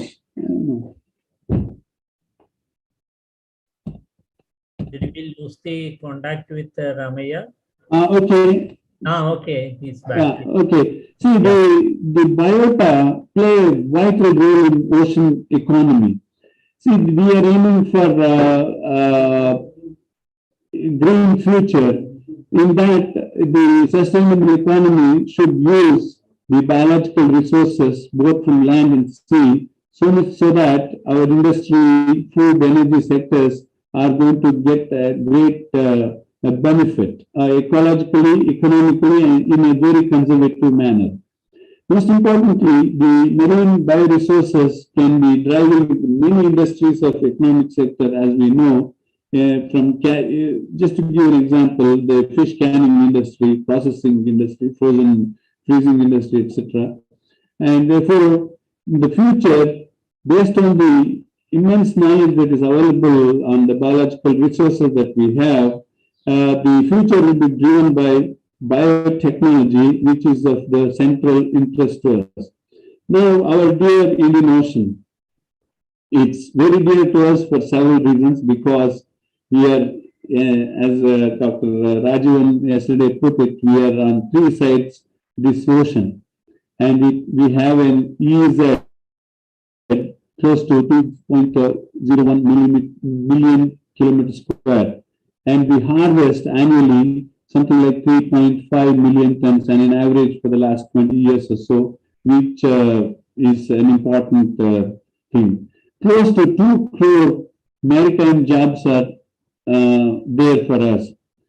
And with this, as you see on the left side panel, among the three major oceans, Indian Ocean occupies about 70 million square kilometers. The land bordered north affects its physics a great deal, which is in turn affecting the biological distribution and the upwelling phenomena-based fishery. And then Indian monsoon is driven by the monsoon that we get in this season. The many major rivers discharging from the land, carrying close to 3 to 4 billion tons of land material into the ocean. What is most striking for us is just about the 30% of the 40 billion tons of carbon dioxide that is fixed annually is done in this very small area of the global ocean, which is why it is making Indian Ocean a crucible and a natural laboratory for everyone across to really benefit from studying it. I want to make a very philosophical statement here. See, human beings give the ocean pollution, and we fish in the sense from salt to all the chemicals that you take to the real fish that you catch, we harvest. That is the thing. And therefore, we are so kind of unmindful in terms of polluting it and without even guarding the ecosystem health, which all of us should be focusing on how fiercely do we control this pollution from happening, and then therefore understand the productivity processes. Back in the 60s, we all thought that it's only the primary production that's important, and now we have come to understand that the bacterial production is a great deal, and then fish and fisheries sustain the global population, which depend on the nutrition and high protein quality. And India should also be very concerned about the socio-economic importance of our oceans. And many people have yesterday spoken, and I will not deal a great deal about it, but to emphasize that in the socio-economic aspect, it is the biota that sustains a great deal of our economy. And then therefore, our governance mechanism should be so strong that we conservatively harness, not harvest. We never exploit our ocean resources. That is biotic resources in particular. And now I just will briefly tell that it is a great deal of understanding of the biological variability in our waters. And I was fortunate to participate for about 15 years field studies that I participated in the JGOFs, Bay of Bengal process, Equatorial Indian Ocean studies, from where I collected data on both my students and I were able to do a lot of studies on the phytoplankton biology, the microbial biology, the zooplankton biology. I'm here showing the variability of the chlorophyll and primary production in these three regions.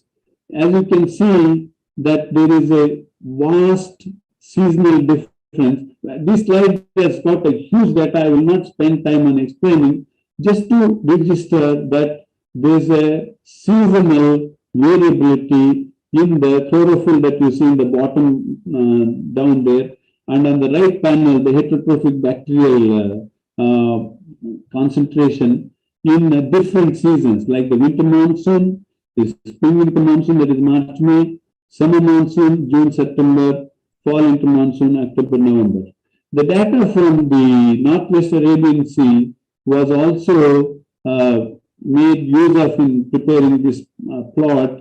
That is the US GGOF's data. Now, everyone has studied our primary production and chlorophyll based this one.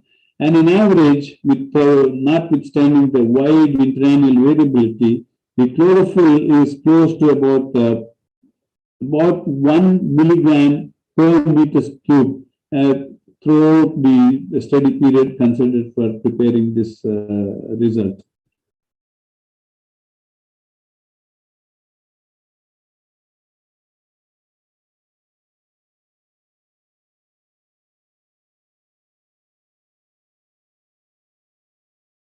Are shown here, and as you can see, the production in the top 120 meters by primary producers, that is phytoplankton, is about 705 milligram carbon per meter square per day in the Eastern Arabian Sea, 349 in the Bay of Bengal, and 56 released in this. We can therefore grade the ecosystem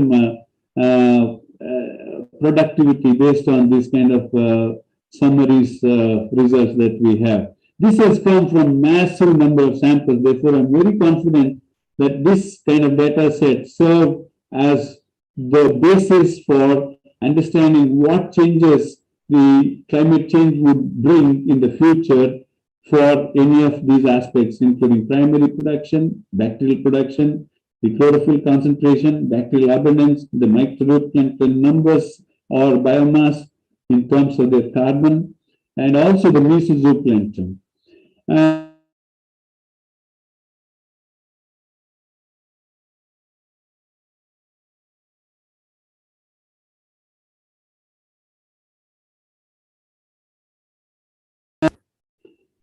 See, I want you to now turn on to the factors affecting the marine life.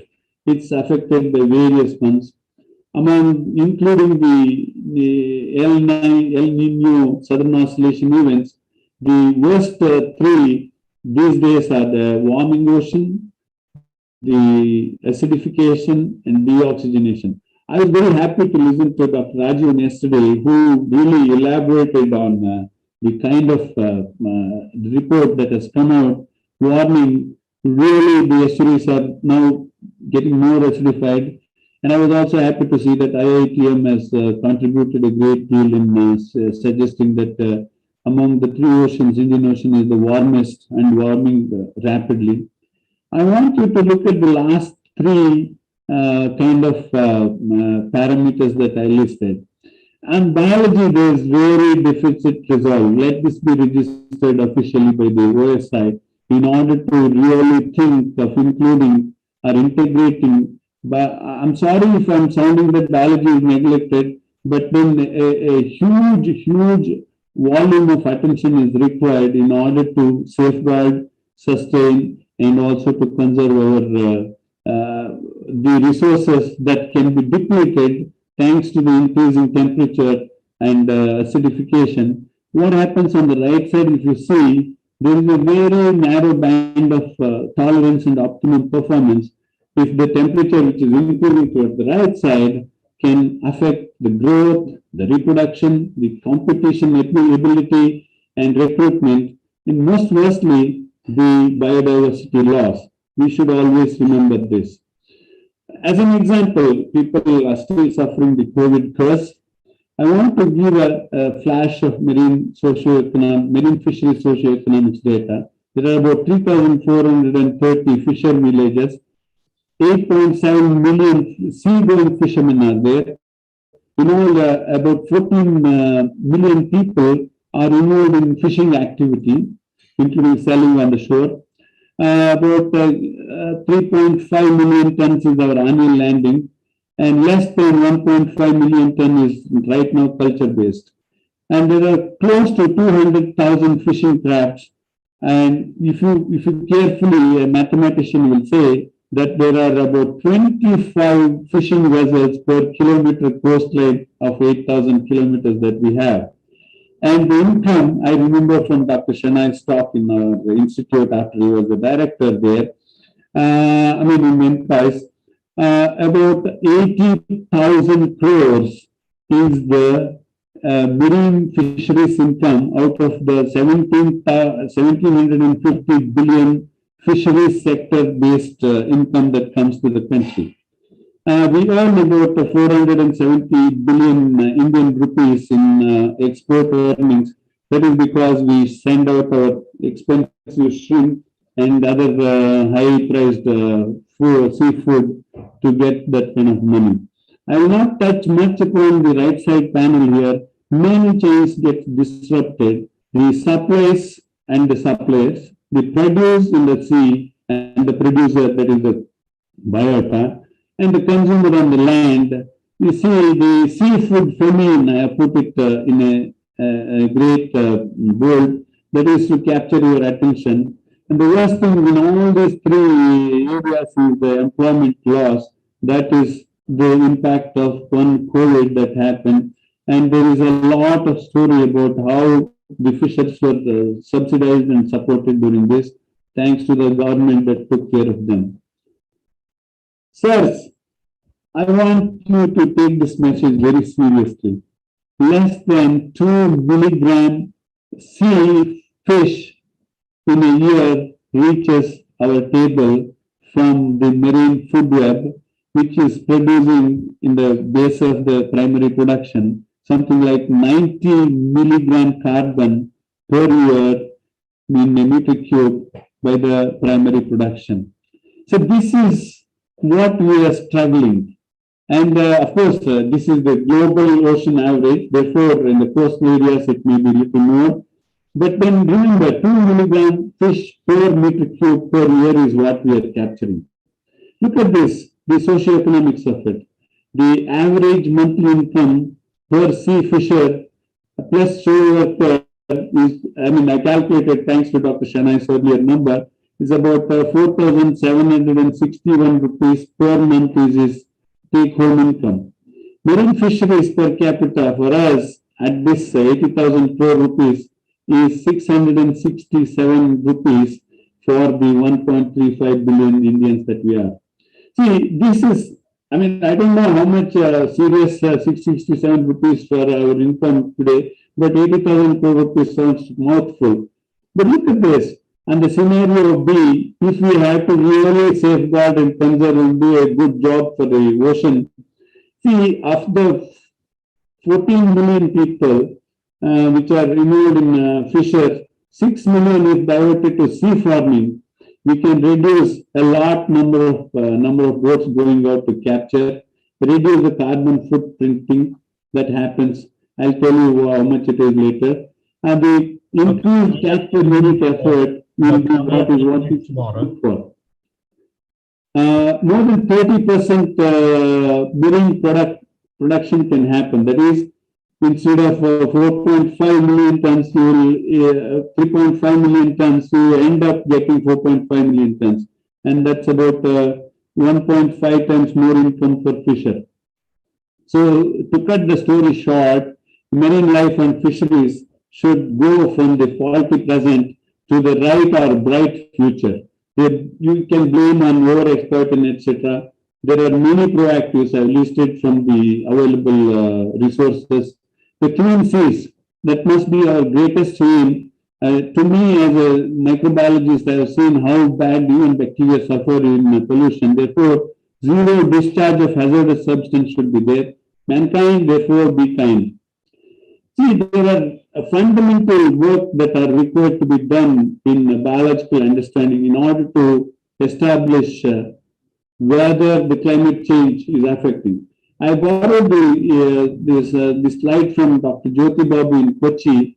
Look at carefully the southwest monsoon and the pre-monsoon, that is this pre-monsoon time of April to June time. The biovolume of the phytoplankton is so less of the same species during the pre-monsoon time, whereas it's really the same species with 200, 300 volumes bigger in the southwest monsoon time. If climate change happens, stratification happens, you expect most of the time the pre-monsoon conditions in phytoplankton biovolumes, which means that you can't expect the energy transfer to be efficient and good.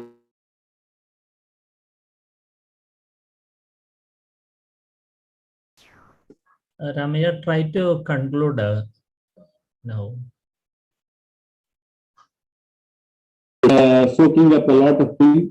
Yeah, we can utilize all the 13 million ton carbon that we are giving as a footprint by the fisheries by going them to their 1970 cover of 6,740 square meters, kilometers. The Mumbai coast is doing well. Cochin has to gear up. I want to say that this just now 4,400 square kilometers mangrove is there. If you bring it to 6,700, we are going to save 13 million tons useful in this modern world of taxonomics, genomics, and proteomics and metabolic things, using this bioinformatics, going through all the regimes that is on the left side panel, and we can use microbes because they are fast mass growing and also lab revenues. Many biotechnology products can come from there. Marine bioresource technology should be based on two strong pillars of research and development and new ways of investigation for the health molecules, bioremediation technologies, and natural products.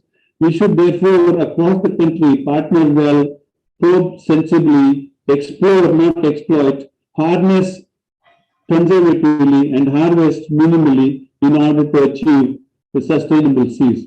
The blue economy is mostly talked fantastically by many people. I will not say it. I have put this to show that among the 7 major aspects India should look at, the food and drugs and marine farming are so important for us.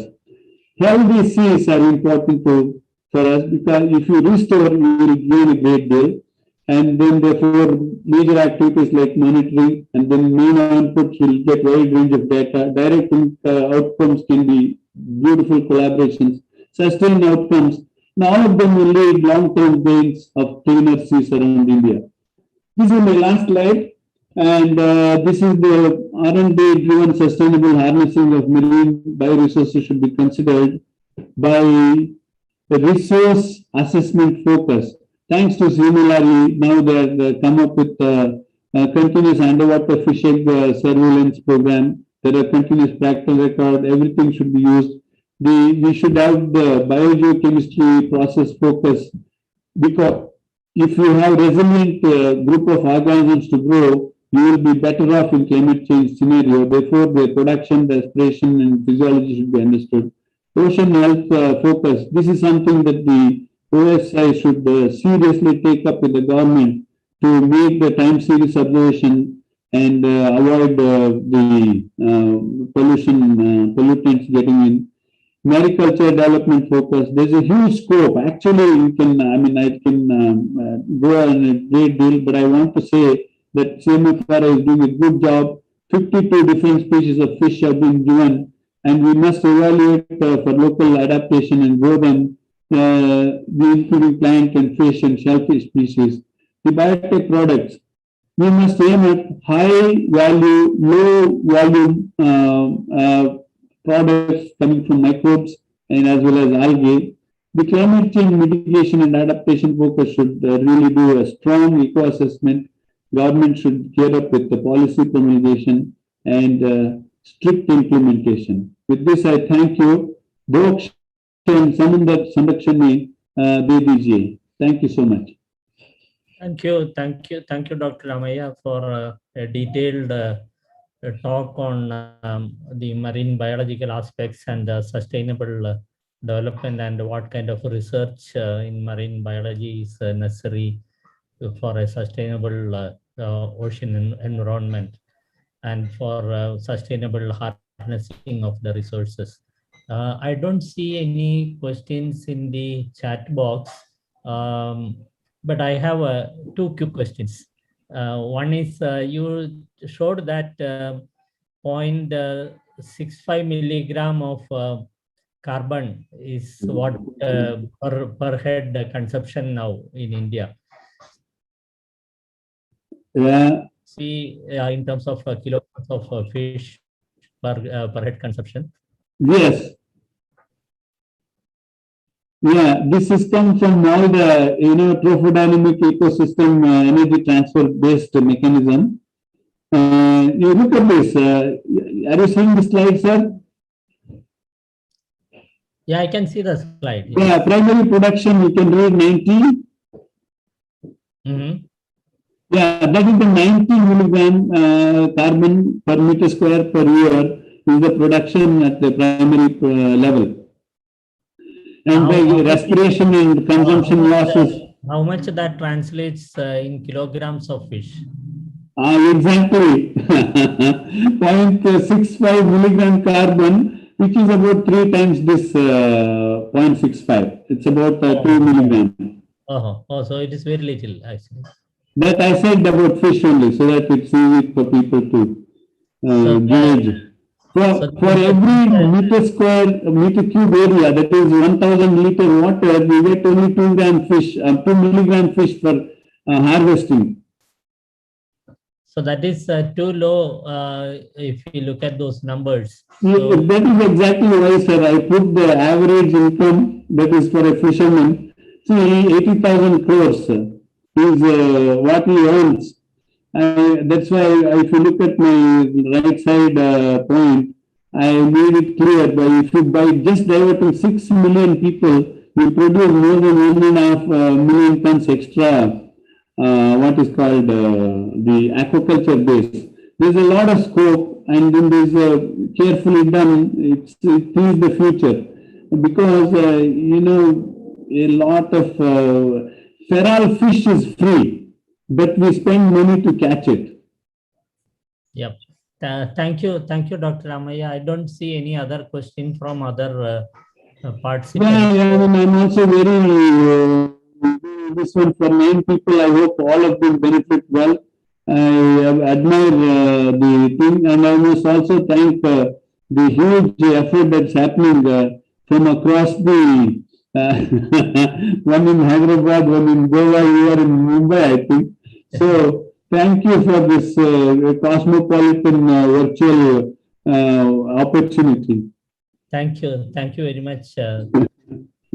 Wonderful. I lead the session, sir. Thanks. Thank you. Yeah. So we will move Actually, to the next. yeah, carry on. Yeah, you can disengage your presentation so that the Yes, yes, yes. that sharing so that the next presenter can share his. Okay, I'll do that. I'll do that. So we have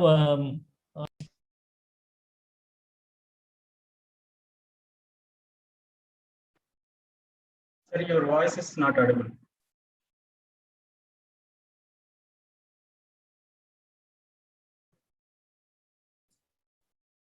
the next talk is by Dr. V.V. Surichetti. The title of the talk is An Improved Nearshore Bathymetric Data from the Synergistic Application of Active and Passive Satellite Remote Sensing and Machine Learning. Please stick to 12 minutes talk and then leave few minutes for at least 2 minutes for question answer. Yeah, you may please start. So Dr. Surichetti, you may start. You are muted, Dr. Surichetti. Please unmute yourself.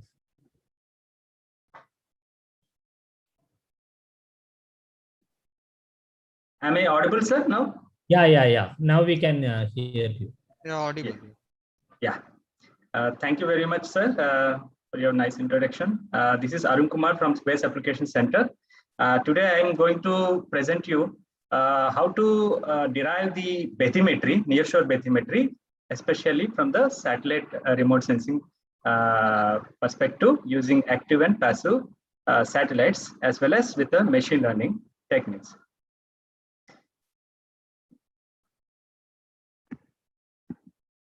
So basically, background of this, why we have chosen this is due to the case, as we know, all the islands and coastal reefs, which are very vulnerable for the effects of global warming and climate change, even subsidence and due to sea level rise.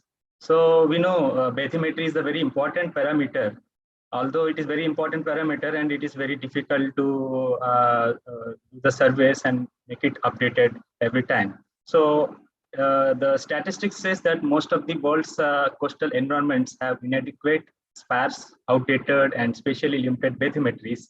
And even according to International Hydrographic Organization, the bathymetry available across the world is estimated around 70%, which is remained unmapped as of now. So in India, we have a very good database of NHO charts, which is National Hydrographic Office.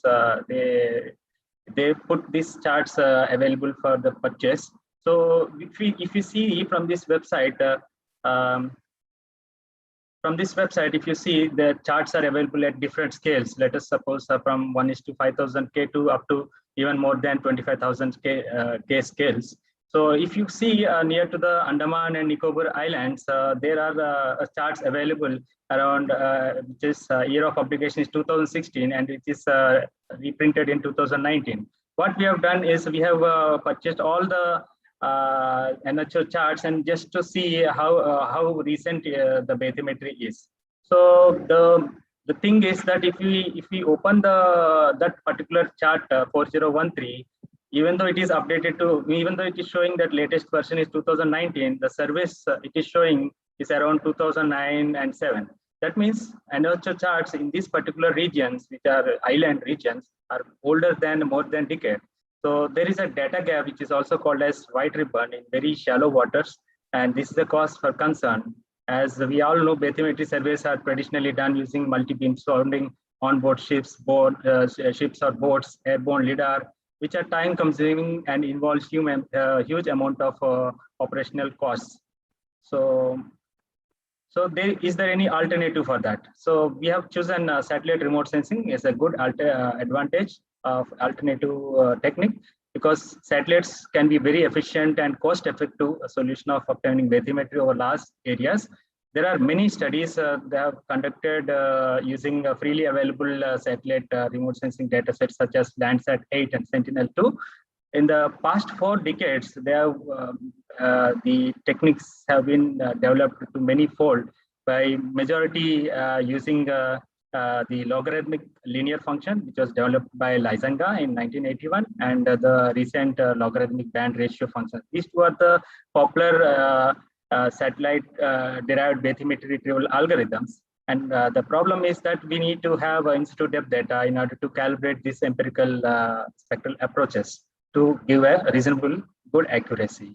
So in order to, because we know in the island regions, it is very difficult to get the in situ data. So what is there? What is the solution for that? So this is the solution, which was, which is the ISAT-2. This is a satellite which was launched by NASA in 2018.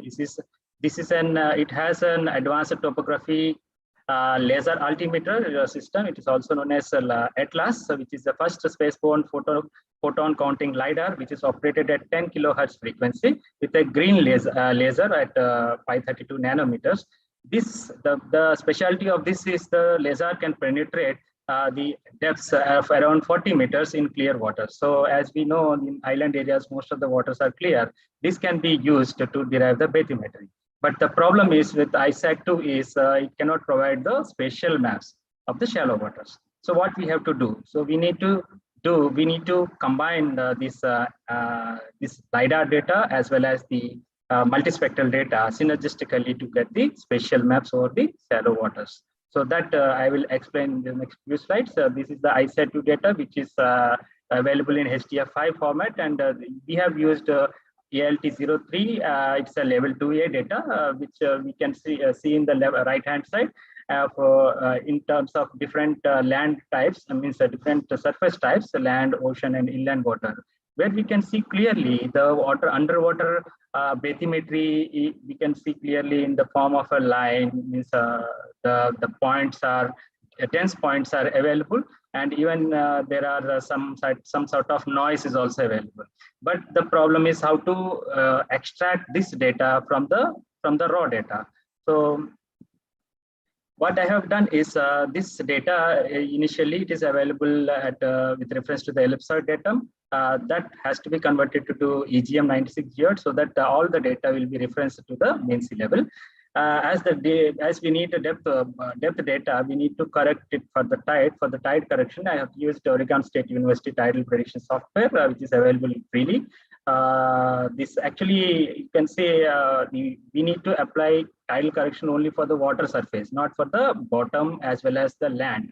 So it is not necessary. So after applying the correction for the water surface, all the photon height which are greater than 0 are removed to get the underwater photons. You can see clearly in this picture, the underwater photons are there. Still some noise of underwater substances, means whatever the scatter is there is still available. So we need to correct it.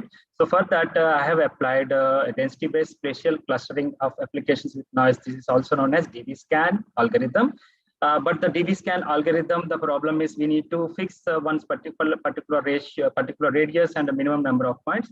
So as you can see from this figure, even though we are putting different numbers, we are not able to extract the bottom depths perfectly. For that, what I have figured out is the creation of the new adaptive DB-scan model, DB-scan algorithm. In this algorithm, what we have done is it is the X and Y axis are divided into 10 by 10 pixels, 10 by 10 boxes. Within the boxes, it searches for the more dense photons. Wherever more dense photons are there, it will try to extract, and it will show the figure in this way.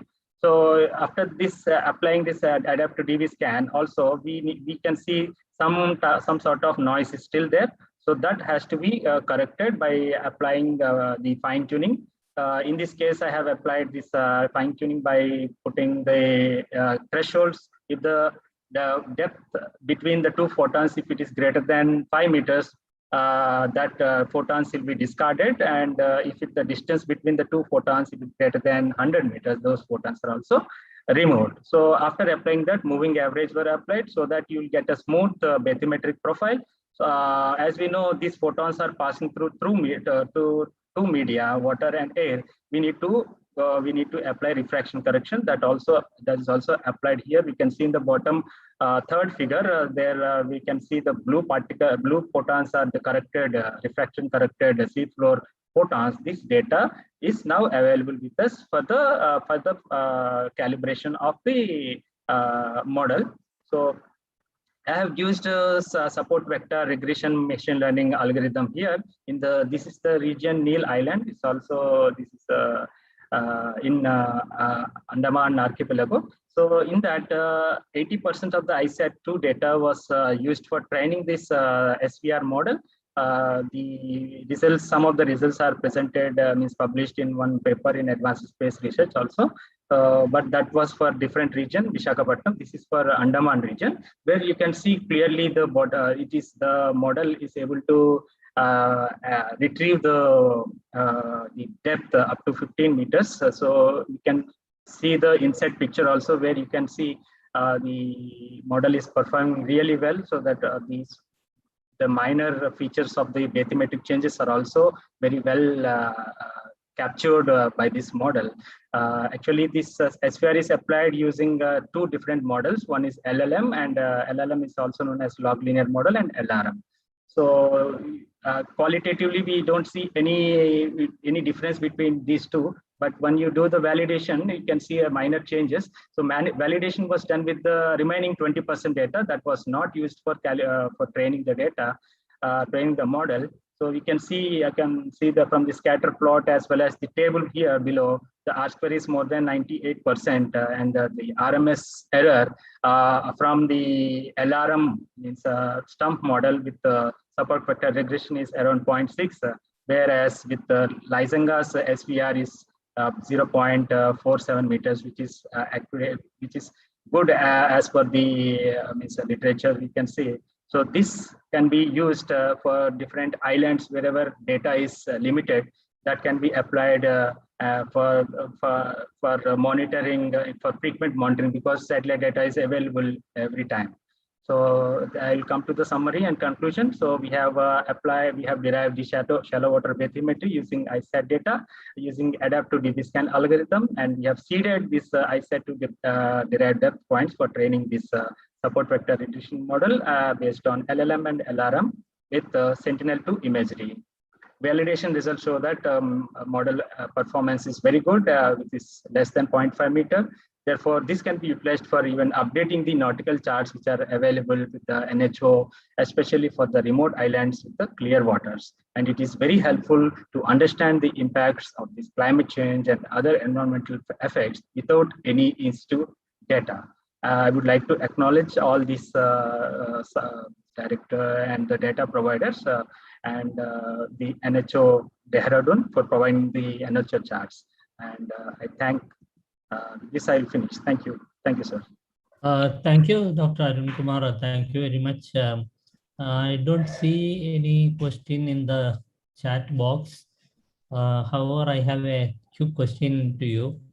So you have demonstrated for the Havelock Island in Andaman Nicobar Islands. Neil Island, sir.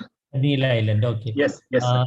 So will it be possible to extend the same technique to get the bathymetry of the entire Indian coast? And if so, what would be the timeline? Sir, it is possible, sir, but I said earlier, the water quality, means the water should be very clear, optically clear should be there. So the water, until unless we didn't get any clear waters, it is very difficult to do this particular process. But I have applied. You are using for yes, sir. Yeah, yes, sir. That's right. We have applied this technique for Visakhapatnam. It worked very well.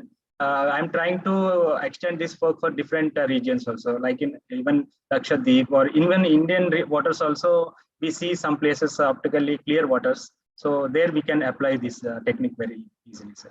As I know, NCCR in Chennai, yes, they have a large project to obtain the nearshore bathymetry data. So maybe you should have a dialogue with NCCR that may be useful for you.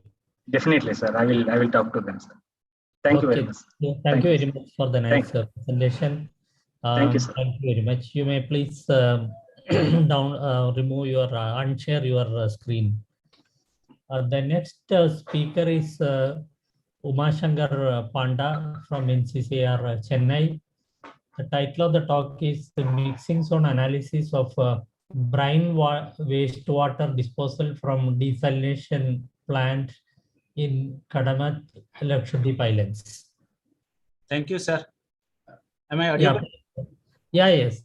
Screen is Go ahead. visible, sir. Also, keep an eye on the clock on the screen when you talk. Yes, sir. Yes, sir. So So that thank you, can- sir. I must say namaskar to you. Thank you for the opportunity. For the last previous speaker, what you told about the bathymetry, actually we are taking up one bathymetry program for the entire west coast of India in next 5 years. Of course, we have collected the bathymetries for the Lakshadweep and some part of the Andaman also that I will show in this. Okay, sir.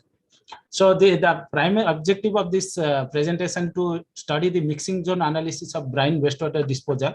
That is mostly whenever there is a any desalination plant or any plant is there, there will be a brine discharge, and the brine discharge will be discharged into the adjacency, which is mostly critical habitats or very coastal eco-sensitive areas are there. And those how these brine water is impacting the coastal ecosystem. That's what that is what we are studying in this study. So our area is Lakshadweep, and one of the most visited tourist island is Kadamat Island. This island is mostly a coral island, and it's a major tourist spot. And very importantly, it comes under CRZ1 area, and it is also a marine protected area. So very important whenever we are doing any kind of developmental activities, how these developments are affecting the ecosystem that need to be studied. One of the major drawback of, not drawback, one of the major lacuna of this area is the lacking of, means very less groundwater storage of drinking water. That's what drinking water is always a scarcity here. So to meet this drinking water, it was proposed that there should be a desalination plant, appropriate technology should be adopted. And for this Kadamat island, where the population is around 5,000 plus with around 32 square kilometers, 3.2 square kilometer. Entire Lakshadweep land area is 32 square kilometer, and it is 3.2 square kilometer. So keeping these things in mind and the future projection of drinking water, there is a 5,000 liter per day RO desalination plant is recommended for this, and we are studying how this plant and the dispersion is environmental friendly, whether it is significantly impacting or insignificantly. So this is what the main objective. So the methodology is that we should analyze, we should understand the environment perfectly. Means first, in terms of the coral sensitive islands, we have to understand the environmental parameters in terms of sensitivity, geomorphology, forcing, water quality, and what are the dispersion rates. And in addition to that, we have to identify a proper plant, proper technology, and whether what additional innovative technologies like blending of brine water to the outlet, the discharge water should be mixed or not, that we have to consider. And the important is next important thing is the design and configuration of the port, the diffuser, which will diffuse the which will discharge the brine water into the environment. So this has been studied using the Coromix and a 3D hydrodynamic model. Then we have to analyze whether it is within the RMZ, that is regulatory mixing zone guidelines, as per it is there or not, that we have to check. If everything goes, then we can find a suitable and sustainable design of RO plant. So this is what the simple picture of this RO with a membrane. We are diffusing this high dense water with different molecules and different, especially the saline water, and through membrane, when it passes through a high pressure, it gives out the drinking water, means the fresh water, and the lower panel, it shows the water balance, what is there. So the plant capacity that which is proposed for this Kadamat is around 50,000 liter, with 18,000 liter per hour intake capacity, and the recovery rate is 30%. And the drinking water water that we receive is around 2,000 liters per hour. So the final effluent flow into this to this system will be around 15,860 liters will be there, and it is operable 24 hours. So seeing the orientation of the Kadmat, this is the picture of the Kadmat, which is almost north of this Lakshadweep Islands. So because the width is around 500 meter, so it is feasible that we can make this intake at outtake location in both sides. So considering that intake is in left side and outfall location taken in the right side, and the mm is around 100 mm dia, inner dia. So this is what the schematic view of the plant. You can see from left top 18,000 liter of intake of water will be there, and it will go through a Catrice filter, and where we will take out the major particles. Then through a high power pump, it will be go through the RO membrane. There may be recycle with a pressure bar of 60 bar or something that is generally adapted. And you can say low, then the brine water will come, that is around 30 ppt extra, around 60 saline water will come into the brine tank, but total amount we cannot discharge. So that has to be blended with again the seawater, such that the brine, the salinity will be decreased. So once it is decreased and it is environment friendly, that can be discharged into the sea. That is around 15,860 liters per day, per hour. So this is the frontal view of the plant. You can see the seawater tanks in the top and the lower freshwater tanks, and in middle you can see the RO plant. And so for this, the Coromix, that is a Cornell mixing zone export system, which is US APA supported mixing zone, and it is most adapted for any kind of discharge simulations for any desalination plants or power plants. So this is most adapted, which gives most outputs like plume vertical thickness, horizontal thickness, plume boundaries, and cumulative timeline, and the concentration over distance that is being given by this.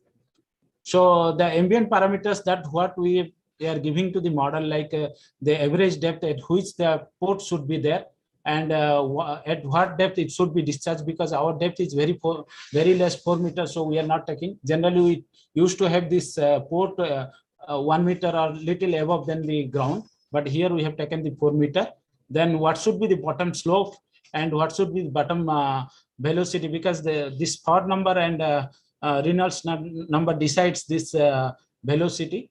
Then the friction factors, then of course other parameters that we have to give, such that we have to ensure that whatever discharge is there, that should be within this acute CCM values, and it should not go beyond that. Otherwise it deviates the RNZ guidelines, and that may not feasible, and the impact will be more. So when we are getting the discharge parameters, when we are calibrating the model, we have to thoroughly go through this kind of parameters, like what distance from the bank the port should be there, and whether it is affecting the boundaries of the port. What should be port diameter? Port diameter should not be more than 100 mm, otherwise there is chances of choking. And the cross-sectional area of the port, the discharge velocity, flow rate, height, what should be the angle, all these parameters we have to consider while making this model analysis.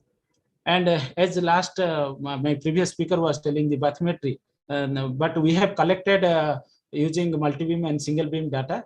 And because this is one of the important parameter for any model study, so this has been collected. And you can see there are many other water quality and other parameters has been collected. These are the points that has been collected seasonally to see the impact and to validate the model also.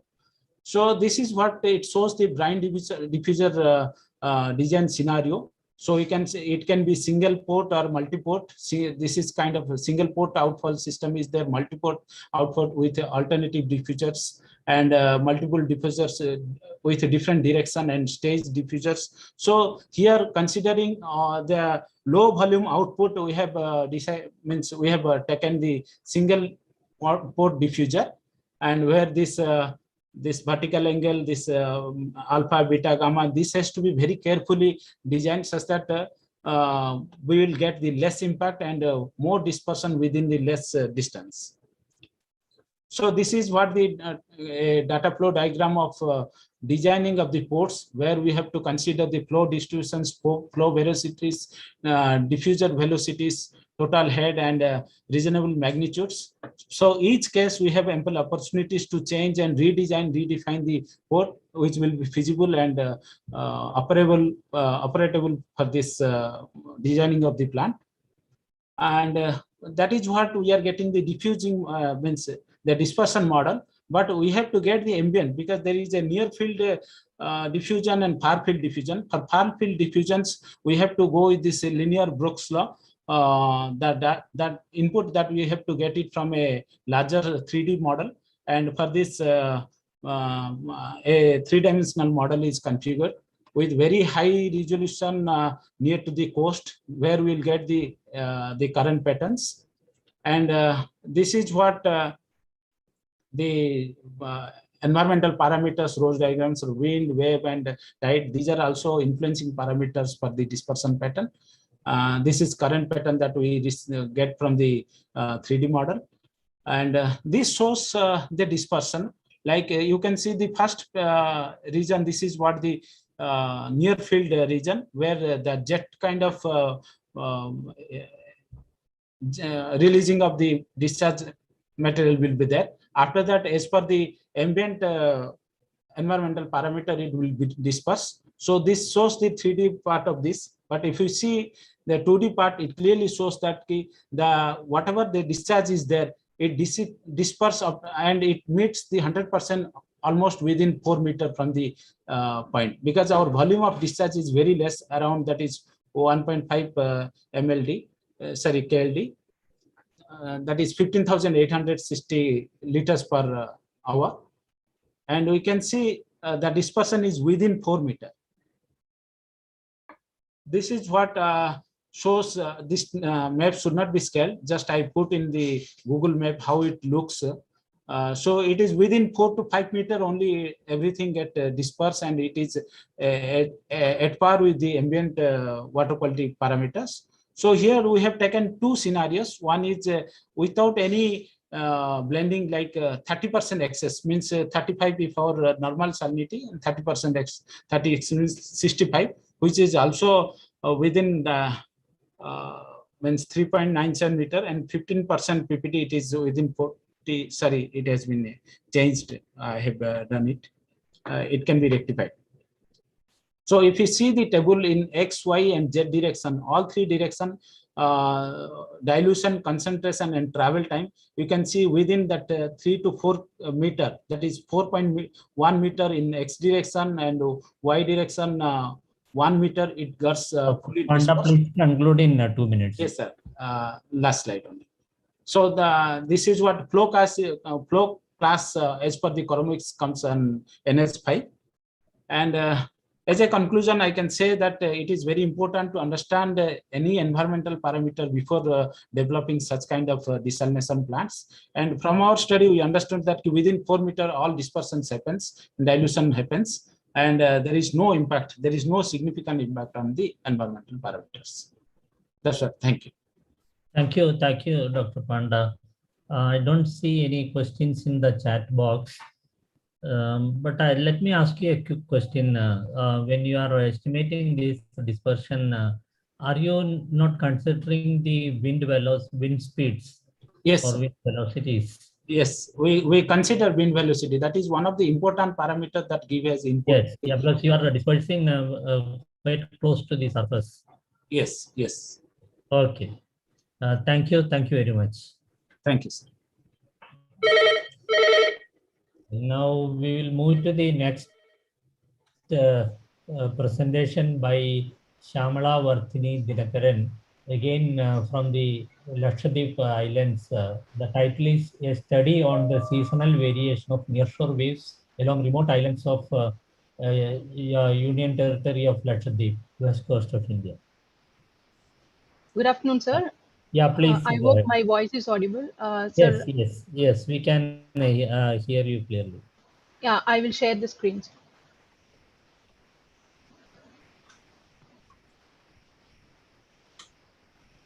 Please keep an eye on the screen for the time. Yes, sir. Clock running there. Sir, I hope my presentation is visible. Yes, we can see your presentation. Yes, sir. Thank you, sir. So this presentation is on the seasonal variation of nearshore waves along the remote islands of UT Lakshadweep. About the study area, as we know, Lakshadweep is India's smallest union territory, and it is an archipelago of 36 islands. Out of 36 islands, we have 10 inhabited islands. These islands, as my senior Uma Shankar Panda sir was explaining, it is a unique and pristine environment. Each island is characterized by lagoon on the western side. As you can see in the study area map, Kadamat Island, this light blue color indicates the lagoon, which is on the western side, and all lagoons are bordered by the coral reefs. So this coral reefs actually acts as a natural defense, preventing any high waves entering into the lagoon. It is a natural defense for protecting the coast of the island. Coming to the objective of the study, this study is to understand the trends in interannual and seasonal variability of wave climate in Arabian Sea, and particularly in Lakshadweep Islands, it is to understand the coastal dynamics by studying the nearshore wave climate. The need for the study. The remote islands, all island width is very less. In Kadamat Island, this presentation I'll be focusing much on Kadamat Island and Amini Island. Kadamat Island, if you see the overall width of the island is very less. It is only 500 meter in the broader section, and the length is about 7 kilometers. And the Amini Island is the widest island in the Lakshadweep, which is having the width of about 1.5 kilometer. So any changes, any dynamics in the islands is going to have a huge impact on the shorelines. Now we have a LTTD desalination plants construction going on in 6 islands. So when we design the coastal structures, we need to take account of high intensity of waves, which is imparted on the structure. And also now coming to the coastal erosion, since the land is very less, even the small amount of erosion rate is going to be a huge impact. And this is one of the photo which was taken in Agati Island in the extreme north, where we can see most of the trees were destroyed and even some houses were destroyed. And everywhere we can see only the tetrapods and the huge blocks being protecting the coast. So there is a intense need to study the wave climate, which is a crucial role, which plays a crucial role in any design of structures, let it be the coastal protection or ocean structures. Considering the sustainable development, there is a large need for the jetties where we can, where the ships will be parked. So for any such structures, wave climate it plays a major role, and the long-term variations, particularly in these kind of islands, is not very well documented. This presentation, I focus mostly on the numerical part. Here, spectral wave model using Mike 21 has been adapted. For this particular model, wave action density equation is a governing equation. This equation, it has been solved in 4 dimensions, 2 spatial dimensions, 1 frequency and direction. Where the source term is source term consists of both like wave generation and also the dissipation factors. Where this model includes for this model, wind will be given as an input, and this accounts for the wave growth. Also, the dissipation due to white capping, bottom friction, wave breaking parameters, all these will be taken into account. It is actually a third generation wave model. And since we are involving a lot of frequency into the model, the nonlinear wave-to-wave interactions will also be taken care by this model. So this model has been used both for the regional, for the entire domain, Indian domain, as well as for the local model when I'm going to model the nearshore wave climate.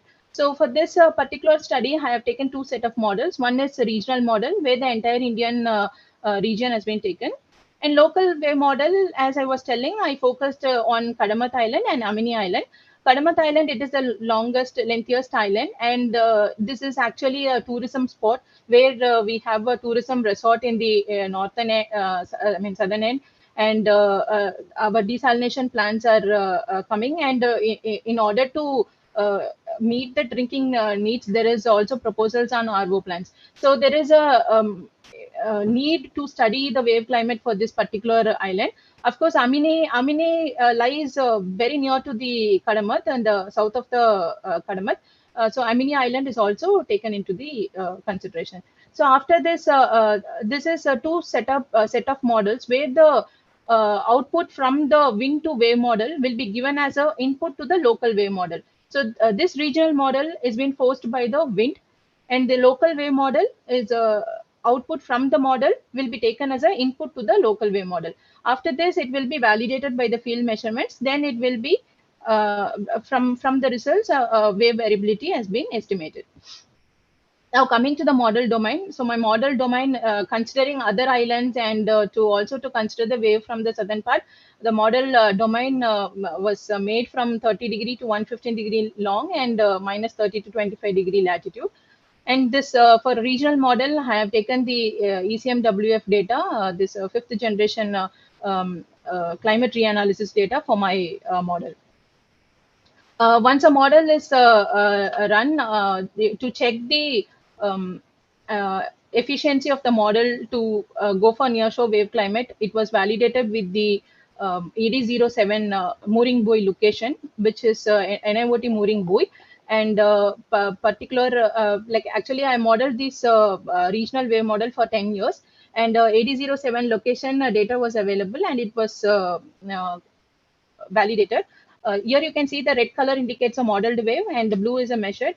For almost 10 years, it was in good correlation, and we can see the index of agreement of nearly some 85%. But whereas there were a lot of data gaps in the measured data, so that is we could not correlate more than this, and still the work is in progress. Now coming to offshore wave climate, I have presented the significant wave height, peak period, and mean wave direction. Here, particularly near to this island, in offshore region, we can see during pre-monsoon, from January to May, the wave heights are very comparatively less. It is in the range of 0.5 to 1 meter. Coming to the monsoon, the wave heights, a high intensity of waves are there, with a maximum of 3 meter even occurring. And of course, during this particular year, we could even see the more intensity of waves during October, post-monsoon as well. Now, when we plotted for the frequency distribution, it is found that 0.5 to 1 meter wave in particular year is more, with a peak wave period of 4 to 6 seconds. And now analyzing the wave mean wave direction, we could see some 3 set of bins. In pre-monsoon, most of the waves are coming from the north direction. And when we come to this effect is some cyclone effect, which there is a drop in the direction. And we can also see this beam, which is almost like a southwest to sometimes even west direction during monsoon, and it followed by the transition, and again it matches with post monsoon. Now we have for my model, I have 10 years of wave height. Just to have a quick check on how the modeled wave heights are increasing, I have plotted the mean wave heights for each year, and the trend seems to be increasing. So just to have in-depth knowledge on it, I have downloaded some secondary data, and for 40 years, I mean 4 decades, the wave power was calculated. And what we could observe in Arabian Sea, every year there is an increase of 98 kilowatt wave power due to increase in wave heights, which is happening. So 0.5% there is an increase in the wave power. And one short analysis on cyclone was also done in the Arabian Sea. So all the depressions, cyclonic storm, severe cyclonic storm, all those frequencies were mapped, and we have seen the trend. And even from the cyclone, it is understood per year there is an increase of 1.44%. This directly contributes to climate change effect. So now considering all these, now when we go to island, all these effects has to be taken into consideration, because the islands are very susceptible to high waves, and in order to protect those islands, the coastal protection also has to be designed. So now coming to the local wave model, this is my model. This is the right hand side shows the closer view of the model.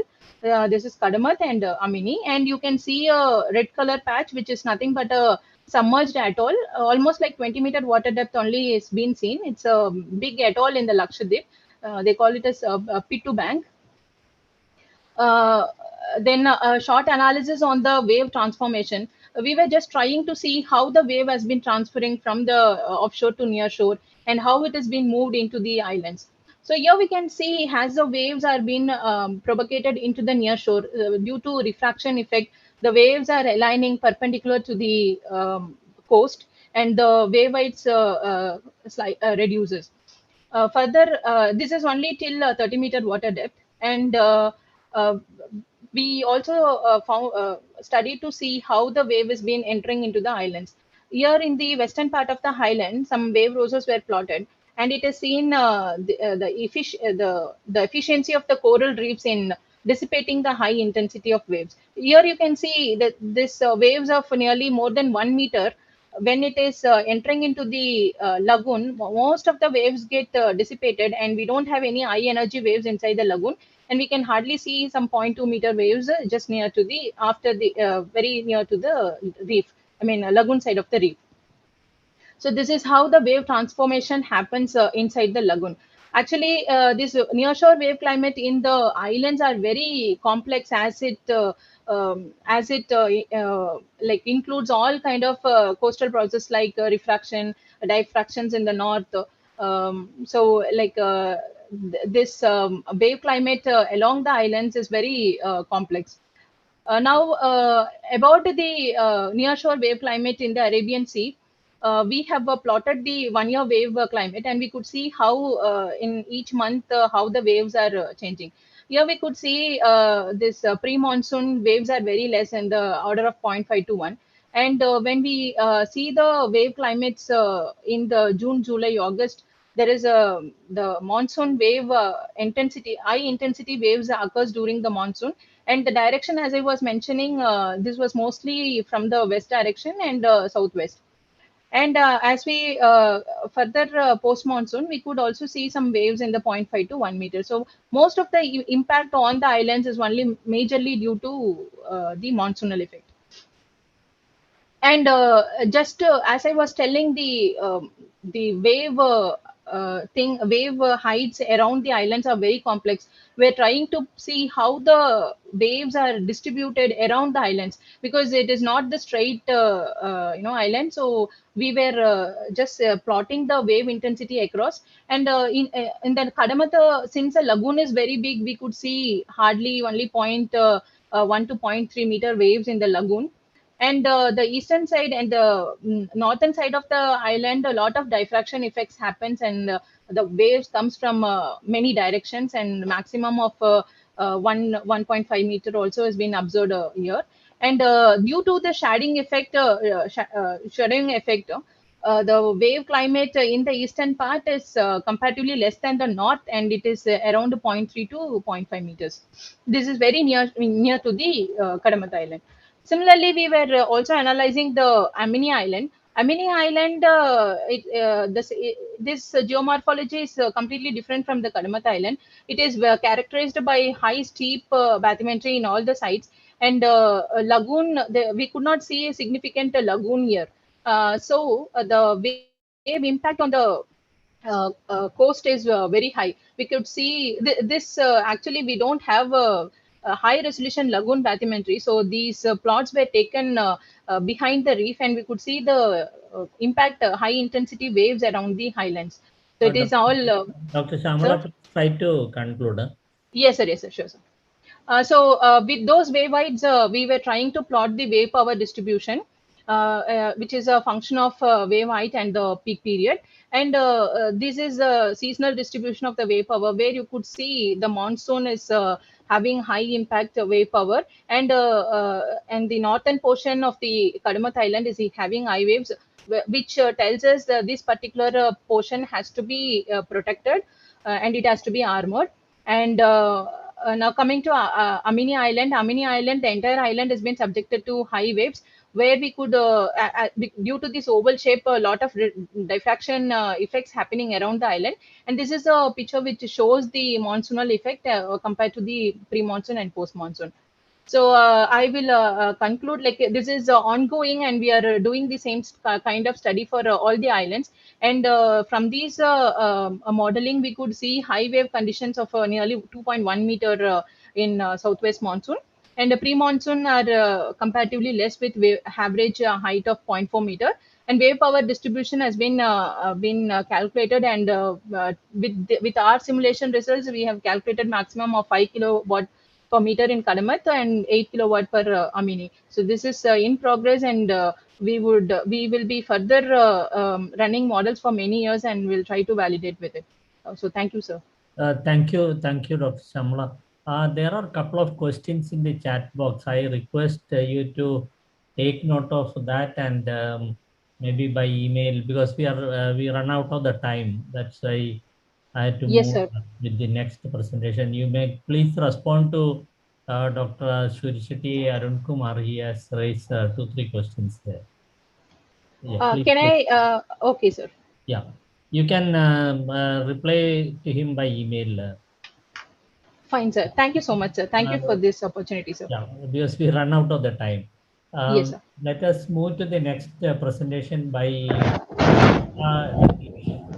the title of the talk is Impact of Assimilating Satellite-Derived Sea Surface Salinity from ESMOS Aquaris and SMAP in a high-resolution ocean circulation model for the tropical Indian Ocean, an observing system experiment framework.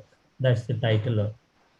Dr. Smita, you can please start your talk. Can you put your presentation in full screen mode? Or yes, sir. Slideshow mode? Yes, sir. Yes, sir.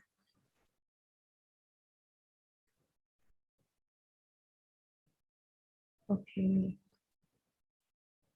If it is not possible, you please go ahead. Let's okay. Spend Yes. the time. So thank you, sir. And myself, Smita from Space Applications Center. So today my presentation is about the results we got from an observation system experiment study that we conducted for sea surface salinity from 3 satellites.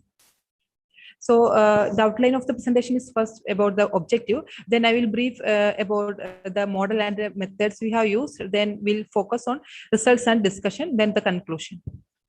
So the main objective of the study is to perform an observation system experiments. Through observation system experiments, we try to study the impact of the satellite-derived sea surface salinity on ocean simulations. So we have sea surface salinity from 3 satellites: ESMOS, Aquarius, and SMAP. So we studied its impact using a single impact from single satellite and multiple satellites. So this observation system experiment includes observation, ocean model, and data assimilation technique. So using data assimilation technique, we assimilated sea surface salinity observations into model one by one, and then impact is studied by validating the model results with the in situ observations. So the model results, the ocean model we have used is the modular version of modified version of the modular ocean model version 3.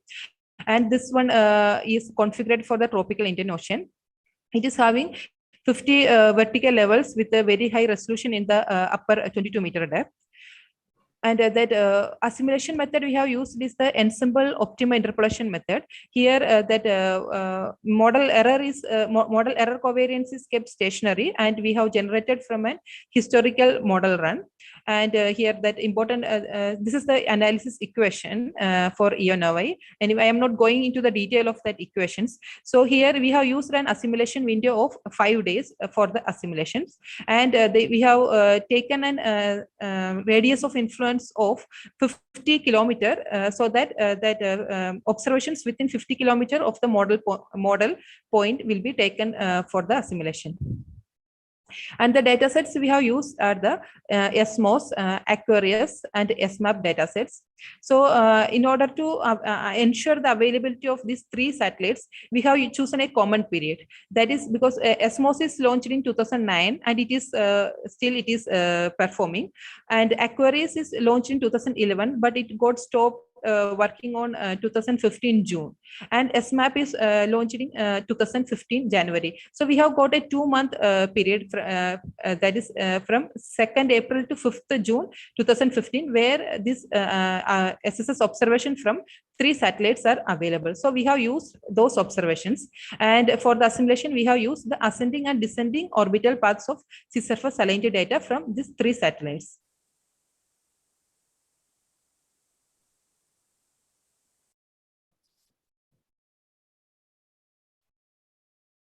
And these datasets before U3 satellites SSS observations were having different biases. So we done the bias corrections with respect to Argo data, and some other criteria or also we have adopted, such as we have excluded the observations having uncertainty greater than 1 PSU, and also to avoid the mixels that are to avoid the that land contamination and the radio frequency interference, we have excluded the observations within a range of 200 kilometers from the coast.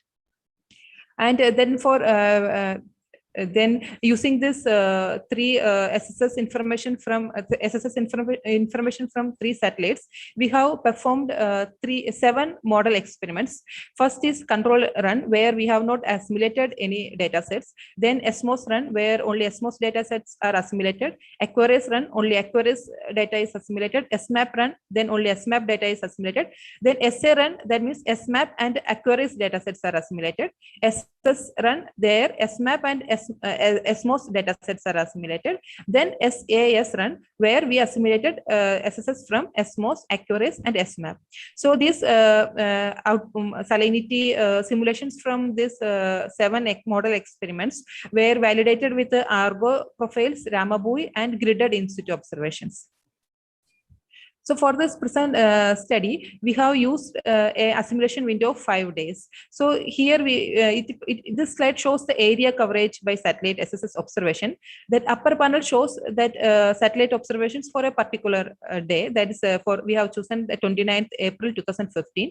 Lower panel shows the cumulative observations of sea surface salinity for 5 days. Since we have used 5 days of assimilation window, we can see that all those observations we have remapped to the model resolution, and this value shows how much this is the percentage of observation, the percentage of ocean points that's covered by the observations.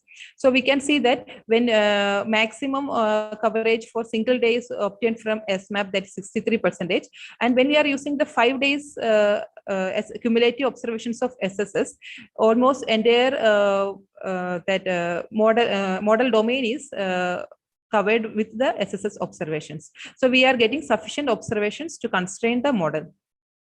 So here comes the results section. So first we have compared the improvement in the model sea surface salinity bias we observed after the assimilation. So here we can see that this one we compared this model the results with the gridded in situ observations. So we can see the control run where we have not assimilated any data sets. We can see model is the negative values shows model is overestimating, and positive values shows model is underestimating. Mainly there is an overestimation of sea surface salinity by model in the Arabian Sea and some parts of the Bay of Bengal, and underestimation in that northern BOB and in that eastern equatorial part.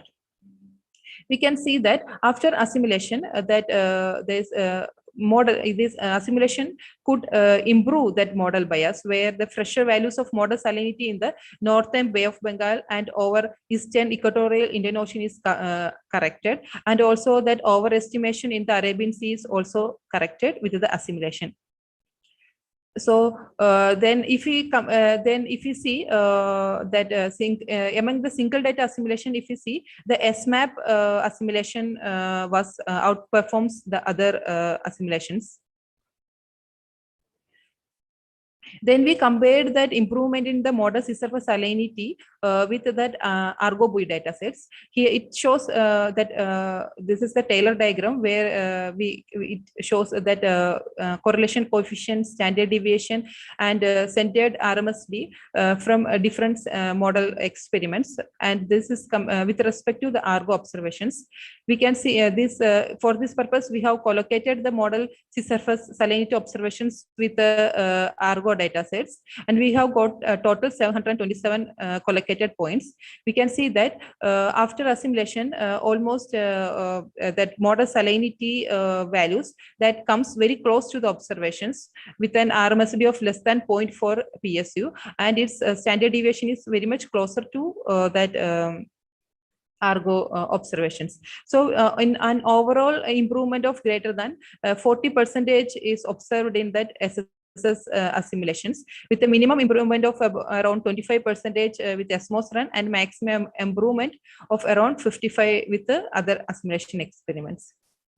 Then we have compared the subsurface salinity profiles, because we have assimilated the surface salinity from the satellite observations. So we want to know how this assimilation of surface salinity corrects the model subsurface salinity profiles. So for the purpose, we have compared with that model salinity outputs with the Argo salinity profiles. So that this left panel shows the RMSE and the right panel shows the bias. So that RMSE, this that black line shows that control run, and the dotted black line shows we have the RMSE of the control run after removing the bias, and the colored line shows that salinity RMSE for different assimilation experiments.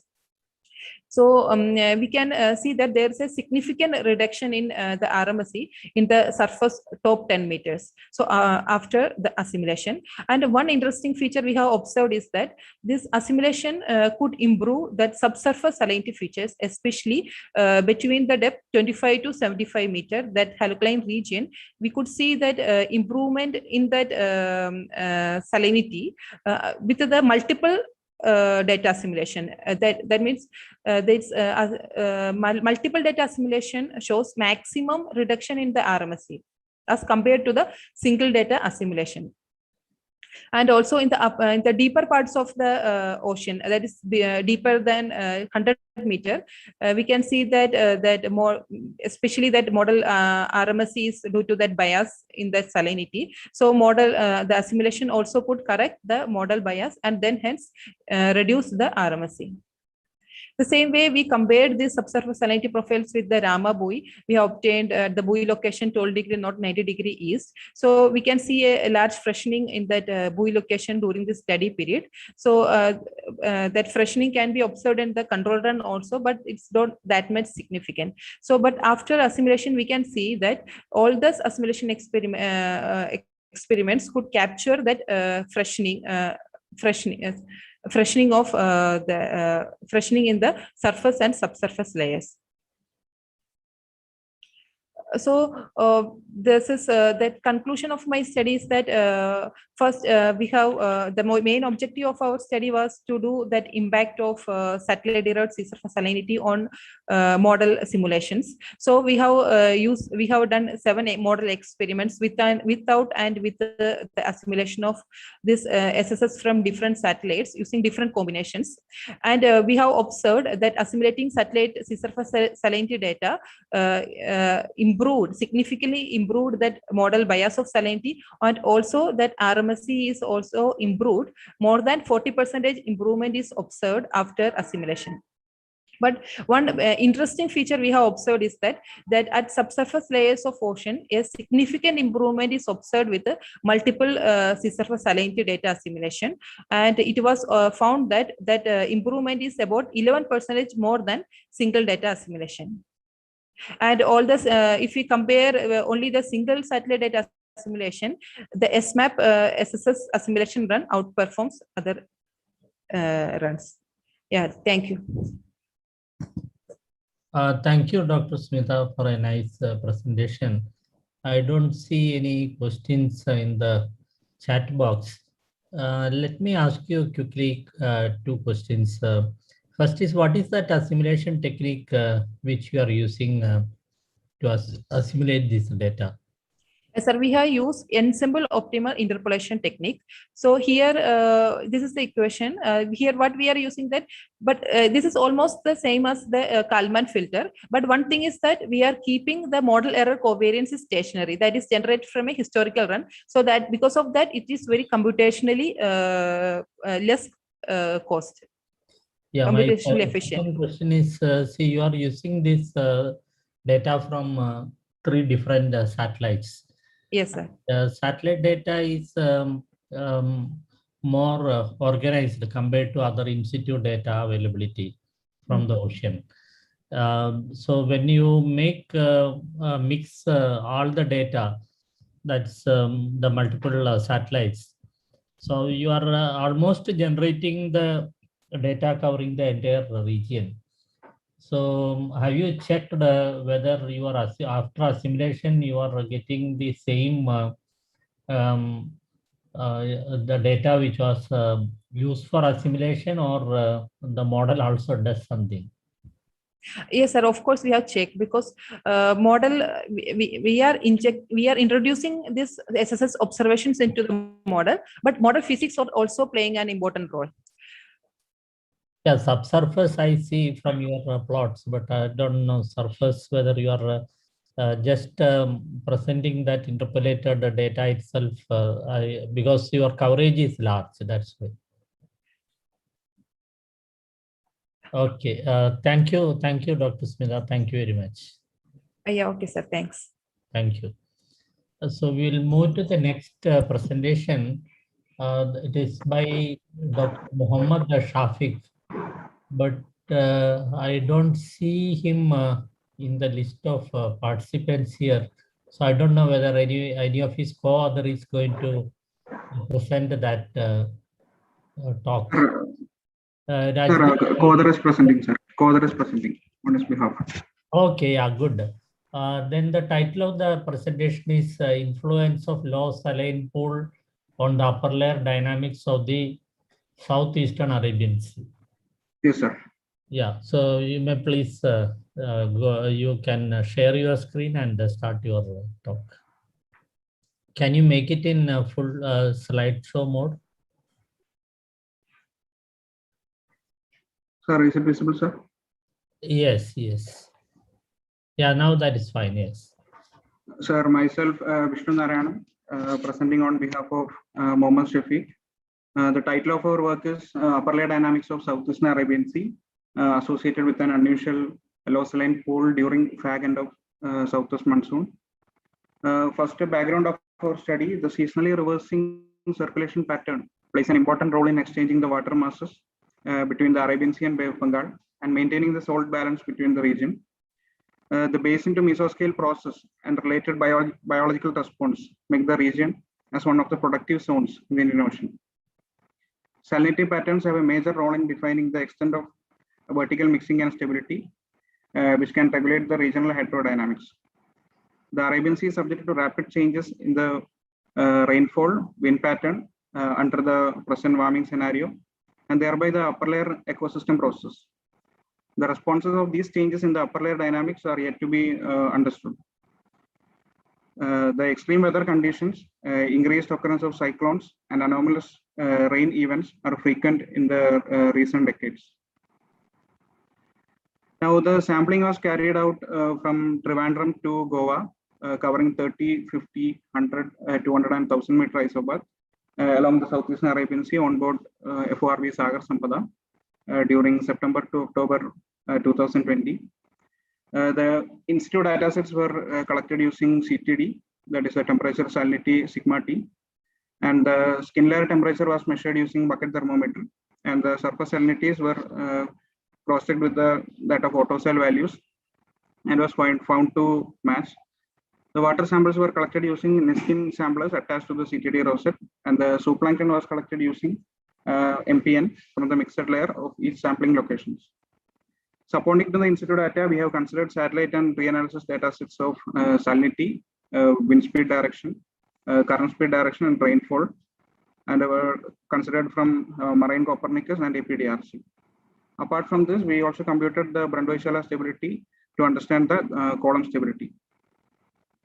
Now coming into the surface maps of temperature and salinity at different isobars, that is surface 10 and 20 meter along the Southeastern Arabian Sea during the observation period. When we check the temperature and salinity profile along the surface, we can see that the southern tip of seas, that is Kollam and Trivandrum coast, were observed to have intense upwelling signals, but further north, it was comparatively weaker. Now coming into the salinity figure of surface, we can see the presence of low saline waters along the stretching from coast to offshore stations from almost Kochi to Karwar region, extending from coast to offshore, that is shown in the red box. Now coming into the 10-meter figure, we can see that the salinity values are comparatively high compared to the surface values. So resulting into that, the temperature values also reduced, and we can observe that the upwelling signals were more dominant compared to the surface in the 10-meter and 20-meter station. So it is evident from the figure that the low saline pool in the central sea shelf has controlled the shallowing of isotherms or upwelling in the surface figure. Now supporting to that, we have taken the vertical profiles on a latitude basis for temperature and salinity along the coast, shelf, and offshore regions. It is clear from the surface coastal figure that the temperature along the coastal region of Kollam and Trivandrum were showing intense upwelling signals, but further north it was relatively warmer temperature.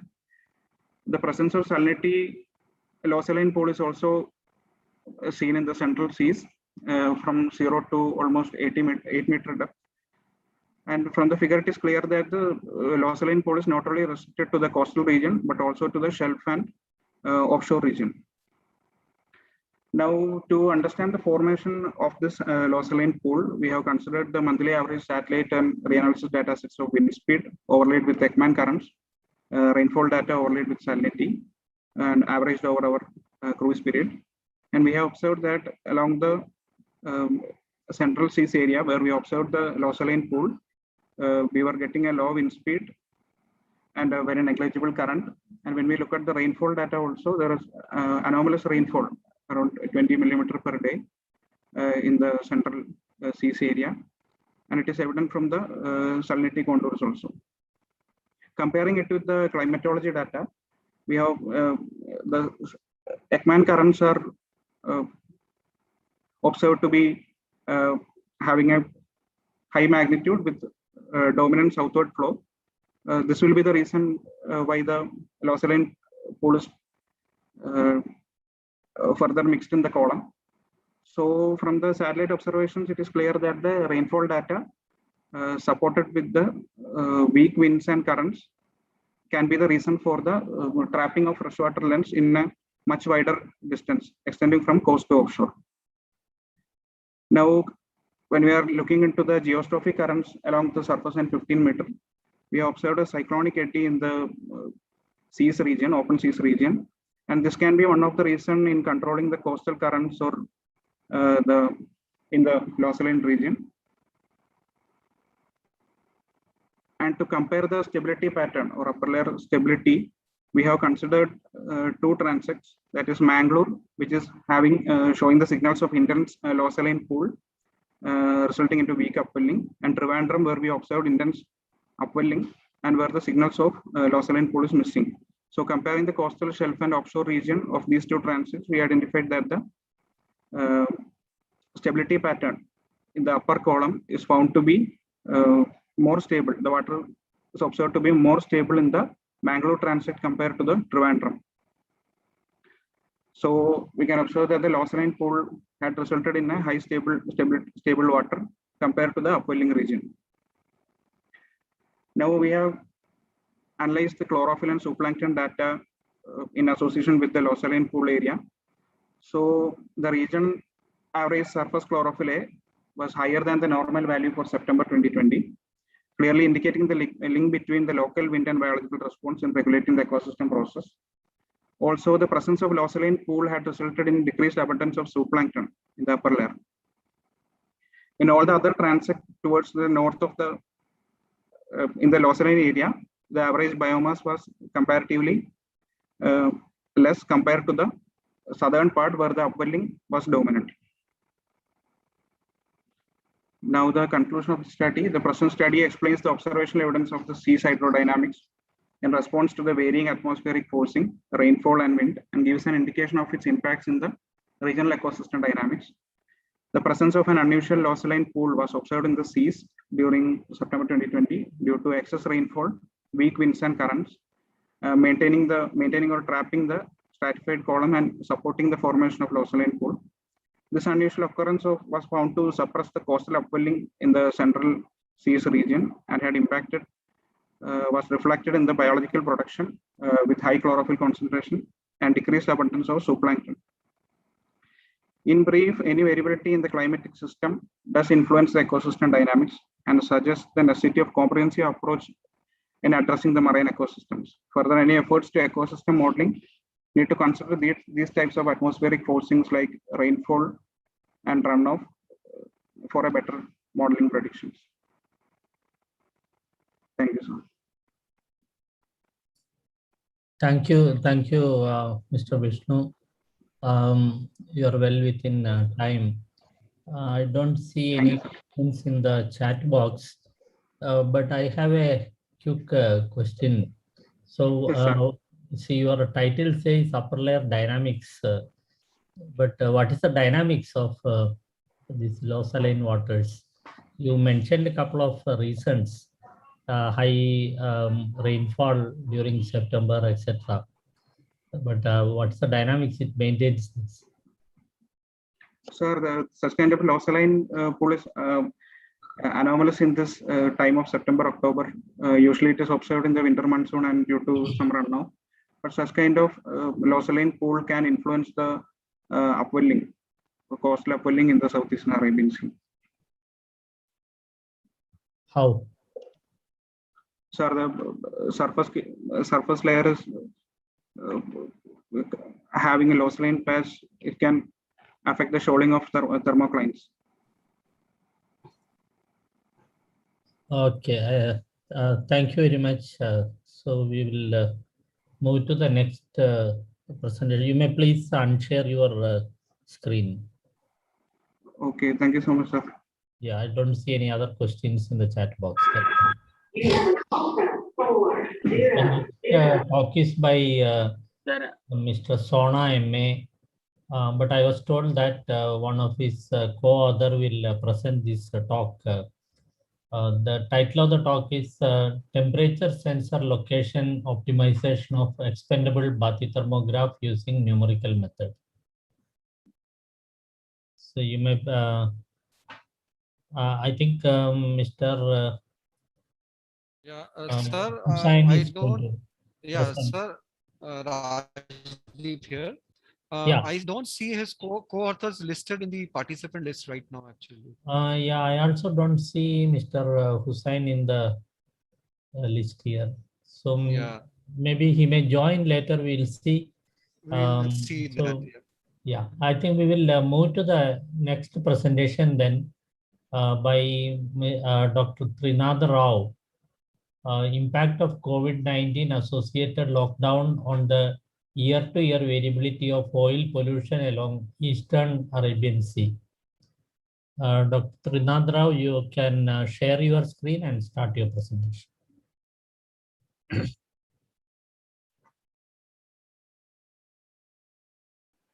Sir, am I audible, sir? Yeah, you are audible. Can you make it in a slide mode? Sir? Yes, sir. Sir. Yeah, that's perfect. Yeah, perfect. Voice is coming, right? Yes, yes. Thank you, Please. sir. Yeah. Good afternoon, all of you. First of all, I'd like to introduce myself. My name is Vitrinadharao. I am Senior Research Fellow from CSR NIO. I am working with Sunil Vasmala. Today, I am going to present my work. Year-to-year variability of oil pollution along the Eastern Arabian Sea, the impact of COVID-19 associated lockdowns. Introduction. We all know that oil spills are great concern as they cause an enormous economic loss and significant harm to marine ecosystems. And these days, day by day, this petroleum hydrocarbons transportation has been increasing. And we can see recently one of the oil spill happened near Mauritius region. You can see figure 1A. And when the transportation is very high and huge, there is a catastrophic event such as collidation of ships and pipe leakages. These such things will be happen. At the same time, when there are some washing vessels and offshore pipelines maintenance, and sometimes they don't maintain properly, so there is a chance of oil spill into the ocean. So when these type of catastrophic events are happening in the ocean, the oil comes to the water and it will severe threat to marine environment. At the same time, coastal environment such as mangroves, coral reefs and all, and like tar balls also. And so to find out this problem, we have chosen remote sensing technique. The remote sensing technique is one of the best technique, has proven that is already best efficient to perceive oil spills and monitoring. And synthetic aperture radar especially. The sensor is capable of can detect any adverse condition like day and night. Since it is a microwave sensor, it can travel through clouds also, and any adverse condition day and night also it can record, it can give the oil spills images. So when oil is coming to the ocean surfaces, so it will be like dampen the wave effect. So if you see the image, remaining overall area will be like waves, and exactly the center of the oil will be dampened. So because of this principle of backscattering, you can see the right side image here. When there is oil spill, there is a dampens. So because of this backscattering principle, we can detect the oil spills. So based on this technique, there are recently some studies, Chaturvedi 2020 et al. And Sunil 2019 et al. These two publications are published. They have assessed the oil spills using the remote sensing Sentinel-1 images. This is my study area I have chosen, Western Indian Ocean. Especially the Eastern Arabian Sea is the most busiest international tanker routes, and which goes through the nearest Arabian Sea. At the same time, which is located with many major and minor ports in the Eastern Arabian Sea. And we all know that Gulf countries are major oil producer and help suppliers also. So when this type of activities are going on, there is more probability of spill leaking and mismanagement, and oil pollution is very heavy. So that's why the aim of this study to detect that type of oil spills and what type of spills are happening and how it is happening.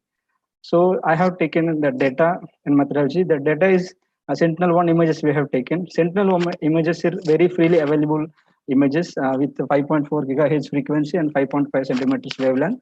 And we have specially taken the GRDH images, which is the span of 250 kilometers space length with 10 by 10 meters of resolution. Totally, this type of images we have taken 295 images, and that are available from during the pandemic time we have taken to check how this pandemic is associated with the oil spill pollution. Last 4 years, 17, 18, 19, 20. This is my right side panel. If you see figure 5A, this is the flow chart, what we have done, especially how we have used the flow chart from image downloading to plotting. To make it simple, then I have kept the left panel, which is the very essential of image processing things. Here, if you see the small grid, and this is the we find out images after zooming some image. So we had made into subset to avoid the unnecessary time, at the same time computational time also to reduce. So after this subset, we have taken to calibration and speckle filtering. Speckle filtering is nothing but when the sunny day we are driving the car, when some drizzle comes and goes off, so the rain droplets will be blocked into the car. So cleaner will use and clean up. The same way, these are the speckles are obstacles to detecting the oil spill. So we'll remove. So the differentiation between the calibration and speckle filtering will be different. So the terrain correlation will do. Terrain means automatically the image comes in a reverse mode. So we make it into the normal position. So that way we have to do the image processing. And I have done the image processing for 295 images, and they plotted according to the CRS, coordinate reference system. When you are plotting based on the geographical reference systems, exactly these oil spills are plotted into that same, what is the location of that images. So after plotting, surprisingly, we got some different results. Then that results we have decided into classified two types. First is based on the region, which region it is deployed. For example, of Gujarat region, if you see, there are sea spills are there, and of Maharashtra region spills are there, of Karnataka, Kerala region. So based on the region wise, we have divided into three zones: Zone 1, Zone 2, and Zone 3. At the same time, based on the spill, physical characteristics of the spill, shape and size, we have decided into two another spills. That is ship-based spills and oil field based and platform based. If you see the clear clarification, left side panel is for figure 7a. This is for spills due to ships. If you follow these images, you can see the bright light one end for the all images, and head is very narrow and tail is very wide. That itself physical characteristic of oil spill indicates that spill due to the ships. If you see to the right panel, these images are bright lights are there, but the spill is irregular. There is no proper pattern. Head may be wide or long or thinner, but the occurrence of the spills at the same location all the time every year. That's why we made it a grouping of separation of oil spill differently. Then next comes to the results. We have described into zone wise. First is Gujarat. Of Gujarat region, if you see, we had plotted all 4 years, 17, 18, 19, 20 years. But in the spills, each and every year we have given different colors of oil spills. So in 2020, especially, the region is very less oil spills are happened here. So that means COVID-19 time, there were no shipping activity happened. So because of that only, we got very less oil spills in Gujarat region. But if you see recently one of the study, Avatar et al., he also same said that he have done some fishing activity and production rate and all near the regions, mangrove and wherever, this all harbor region. In his study, he was saying that due to COVID-19 time, there is a parking of vessels are hugely increased. That means there is no shipping activity in the offshore region of catching fishes and going movement is very less. So because of that only, we get very less results, very less oil spills in Gujarat region. What comes to the Maharashtra region, here this is completely different from Gujarat. Here spills are like very wider, there is not elongated, and grouping of oil spills are very, very near. If you see here, the yellow triangle indicates that ONGC platforms. This is BLQ, BHS, SP, SHP, BH, and unknown location we give L4. These are the exactly matching with our ONGC platform oil locations. So here in COVID-19 time also during 2020, there is a oil spill happens, and it was 16.60% happened. According to annual report of ONGC in 2019-2020, they have mentioned that there is no pause in activities of management, and ONGC still is running in pandemic time also. So that is the reason that we got oil spills here. And if you comes to Karnataka, Kerala region, here there is no pandemic effect. And if you see the 2020 time, there is a huge bar of oil spills that happened. If you see here, this is the region which is the international tanker route passes through the Kerala and Karnataka region. So when these tanker routes are contributing some oil spills, that is the region. And 2020 time also we got high huge spills we got. And recently one of the study in 2020 only, Dippelgram et al., he have conducted a study on based on different type of vessels. There are 4 type of vessels are there, that passenger vessels, fishing, cargo, tankers. In out of all 4, he mentioned that out of all 4, only tanker vessels trajectories are moving in action. Remaining are at, there is no change. When they are at rest. That means international tanker routes contribution is more happening near to the Karnataka Kerala region. That we can see very clearly in the image panel figure 10. And these are my conclusions. By using the free available Sentinel-1 datasets, we have downloaded some 295 images. Out of 295 images, we had got 297 number of oil spills. And that oil spills, based on the region-wise, we had classified into Zone 1, Zone 2, and Zone 3.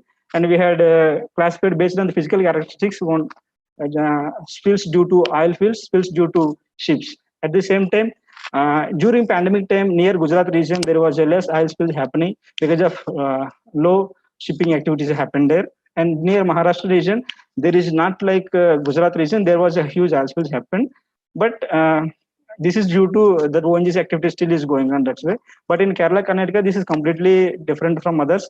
This is due to the international tanker routes contribution. And there we can see. And to our knowledge, this is first study that shows the positive impact of COVID-19 associated contamination measures on marine pollution over the northern Arabian Sea. And this is the completed manuscript we are going to send the journal, environmental pollution. And these are my references. Thank you. Thank you, Mr. Trinath Rao, for a nice presentation. There is a question in the chat box. Yes, sir. Actually, 2 questions. both are from Dr. Arun Kumar. Why there are no oil spills during 2019 in Kerala coast? That is the first. Yes, sir. Yes, sir. Okay, sir. I will give you both the questions, then you can answer. And Yeah, the sure, sure. second question is, how did you take care of false alarms from satellite Sentinel SAR? These are the two questions. The second question, I'm not clear, sir.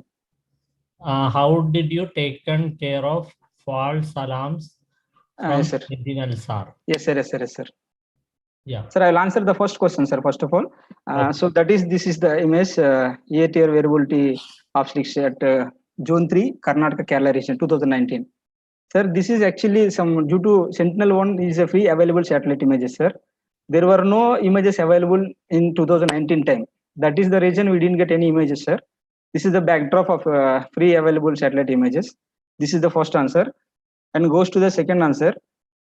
Sir, when we are detecting the different type of oil spills, we'll definitely get some false alarms like lookalikes and all. Some sick bakes will be there, fronts will be there, and upwelling will be there, Langmuir circulations will be there, fronts will be there. When this is like too easy to detect, one can expert who is very good at detection of oil spills, and based on the physical characteristics only we can discriminate, sir. Front and whatever the physical features are there, but we can discriminate based on the physical features of size and shape and location, how it was and what is happening. That is the answer for the second question, sir. Anything else, sir? One more question appeared now. Yes, sir. From Dr. Mani Murli. Yes, sir. Reason for 1.2% oil spill during COVID time. Yes, sir. That's the question.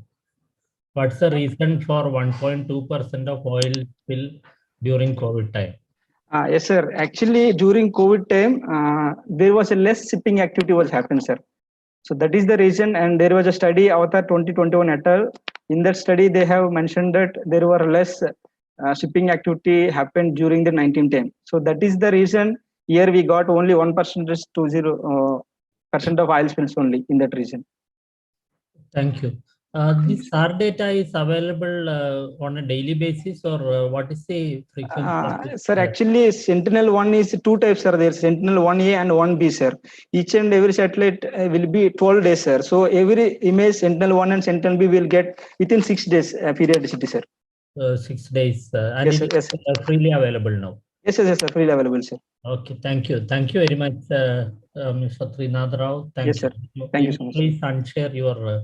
yeah, sure, sure. The next talk is by Mr. Sushant Kumar Misra. Numerical interaction on tide, wind, wave, and current of Gulf of Combats. Dr. Misra, you can share your presentation and start your talk. Yeah, we can see your presentation now. Is my presentation visible, sir? Yeah. Yes. Can Yes, you sir. make it in? Yeah, now I have it is kept it in slide share mode. Good evening, sir. We are basically from Indomer Coastal Hydraulics Private Limited, oceanography consultancy firm. And our topic today is numerical interaction on tide, wind, wave, and current of Gulf of Combat. And it has been prepared by Dr. Sushant Kumar Mishra, Mr. Guru Prasad, R.C. Bragat, who is myself, and Dr. P. Chandramogan. And as we know, Gulf of Combat is one of the prime tidal regime water body in India, situated in Gujarat. So since more projects are being coming up in Gulf of Combat, we wanted to have an understanding, better understanding of the hydrodynamic pattern which behaves in Combat and the entire Gulf. So we have used a mathematical model tool to analyze the variation of hydrodynamic pattern in terms of tide, waves, wind, and current. So it is the large tidal morphological water body, which has got a width of about 190 kilometer at mouth and 190 kilometer in north and south orientation till the head called Combat. And it has infringed with many water bodies like Bhavnagar Creek, Sabarmati River, Sukhbada River, and other fringing creeks like Bavaliari, Badar, and Magar. So we wanted to find how exactly the hydrodynamic patterns behave from the mouth till the head of this tidal influenced water body. So we have used numerical modeling suits to analyze this tidal regime. Based on secondary data, we have gathered information on how the tide gets amplified from the mouth till upstream of the Gulf. So all those secondary data we have used as input in our model to find a better understanding of the tidal regime of Gulf of Camber. So coming to the main objectives, we have compiled data, available offshore data of wind, wave, and tide to feed in as a input for our numerical model. So with that, we have set up our model and we have ran the simulation and we have calibrated with the available measured tide and currents, which we have carried out in Gulf of Camber of Bhavnagar and Dahej respectively. And to understand how the variation is happening from the mouth till upstream. And the major input which we have fed in our model is the bathymetry, which we have generated out of Mike's suit, and the boundary condition in terms of tide. And we have carried out the simulation for a period of 1 full year. And considering the bed resistance and viscosity factor, flooding and drying, since it is the largest tide induced water body, we could see a large area of flooding and drying due to high range in the tidal variations. Apart from that, other boundary conditions in terms of tide, wind, and wave, we have fed in the model. And this is the domain which we have prepared for our numerical simulation, which covers an area of about 190 by 190, covering the mouth till the upstream of Gulf of Camber for the hydrodynamic model simulation. And there are major tidal stations available along this Gulf of Camber, which we have considered for our model study. And this is one typical variation of tide at the entrance of Gulf of Camber, which we had given as input for our model. And as you can see, the spring tidal rain goes about 6 meters here, and it further gets amplified interior Gulf, and which we have identified through our model as well. And we have also, since there is no continuous measurement of wind and wave, we have compiled the data for wind and wave from reanalysis database, which we have given as an input. And this is one typical measured wave current, which we have got off Dahej. To calibrate our model, we have used the data. And running the model for one full year, we were able to get the hydrodynamic pattern of Gulf of Camber, and this pattern represents the pattern of tide-induced currents during a flood phase. As you can see, the water moves from the mouth till the upstream. And the model, we have calibrated the generated model using the available data on tides and available measured data and tides and currents. And we could able to get a better agreement for the tides. And there were about 0.75 correlation with the measured currents of the H. And this is the agreement which we have got that for tides, which is almost representing the measured one. And this is the agreement which we have got for currents, though there are some spikes in between. And to identify the entire nature of Gulf, we have selected certain pickup points from the mouth till the upstream of Gulf of Camber. And as you can see, the area which are with gray and brownish color, it gets exposed during low tide. And we have also selected those locations to understand how long the water availability is there and what extreme the tide progress inside, as well as with the currents. And coming to waves, we have ran a wave transformation model by giving waves at the entrance of Gulf and how it progress inside. And we have extracted the wave pattern at 3 typical locations for open Gulf, mid Gulf, and upstream. This we have carried out for a period of 10 years. And as you can see, and also based on various available literatures, we know the influence of waves is much lesser in the Gulf of Camber. But however, at open Gulf, we have the influence of open sea waves, wherein you can see the wave heights exceeding more than 2.5 meters. And when it comes to mid Gulf, the waves get attenuated with the conversion pattern of the Gulf, and it reaches a height of about 1.5 meter. And further upstream, it is totally reduced. And based on our wave compilation and simulation, we could able to identify the average wave height within the Gulf is about 1.1 meter. And as I mentioned earlier in my previous slide, we have taken about 46 pickup points to identify the nature of tide and tide-induced currents inside the Gulf. So as now what I am trying to tell you is we have taken 4 different points which depicts the nature of tide and tide induced currents at the mouth, outside the Gulf, at the entrance of the Gulf, and at midstream and at upstream. And we could able to identify, due to the convergence of the Gulf, the tide gets amplified from the mouth further interior into the Gulf. And we all are aware that tide gets maximum close to Bhavnagar and further north of Bhavnagar. And we could able to depict the same based on our model. And now this slide shows outside the Gulf, the variation is about 5.1 meter during spring tide and 1 meter during the neap tide. And the corresponding tide induced current is about 1.73 meter per second. And when you go close to the entrance of the Gulf, it is about 6.4 meter, which means the tide is getting amplified due to the convergence of the open Gulf. And the maximum current is about 1.85 meter per second. And further interior, close to Bhavnagar, the spring tidal range is about 7.8 meter, and the maximum current is about 1.95 meter per second. So we could able to predict that with the amplification of tide, the currents also getting enhanced. So which clearly indicates that the Gulf of Khambat is purely tide induced. And similarly, further upstream when we go, though at certain places there is flooding and drying due to low tide and other factors, we could able to get a maximum of 5.6 meter at station 40, and the corresponding current is variably high, about close to 3 meter per second, due to the narrowness of Gulf at its head. And similarly, this is one typical representation in which we have selected how the variation of tide is happening from the entrance till upstream of Gulf. As you can see in the graph which I have plotted, the variation keeps increasing from station 7 to station 36, which is about 100 kilometers from the mouth.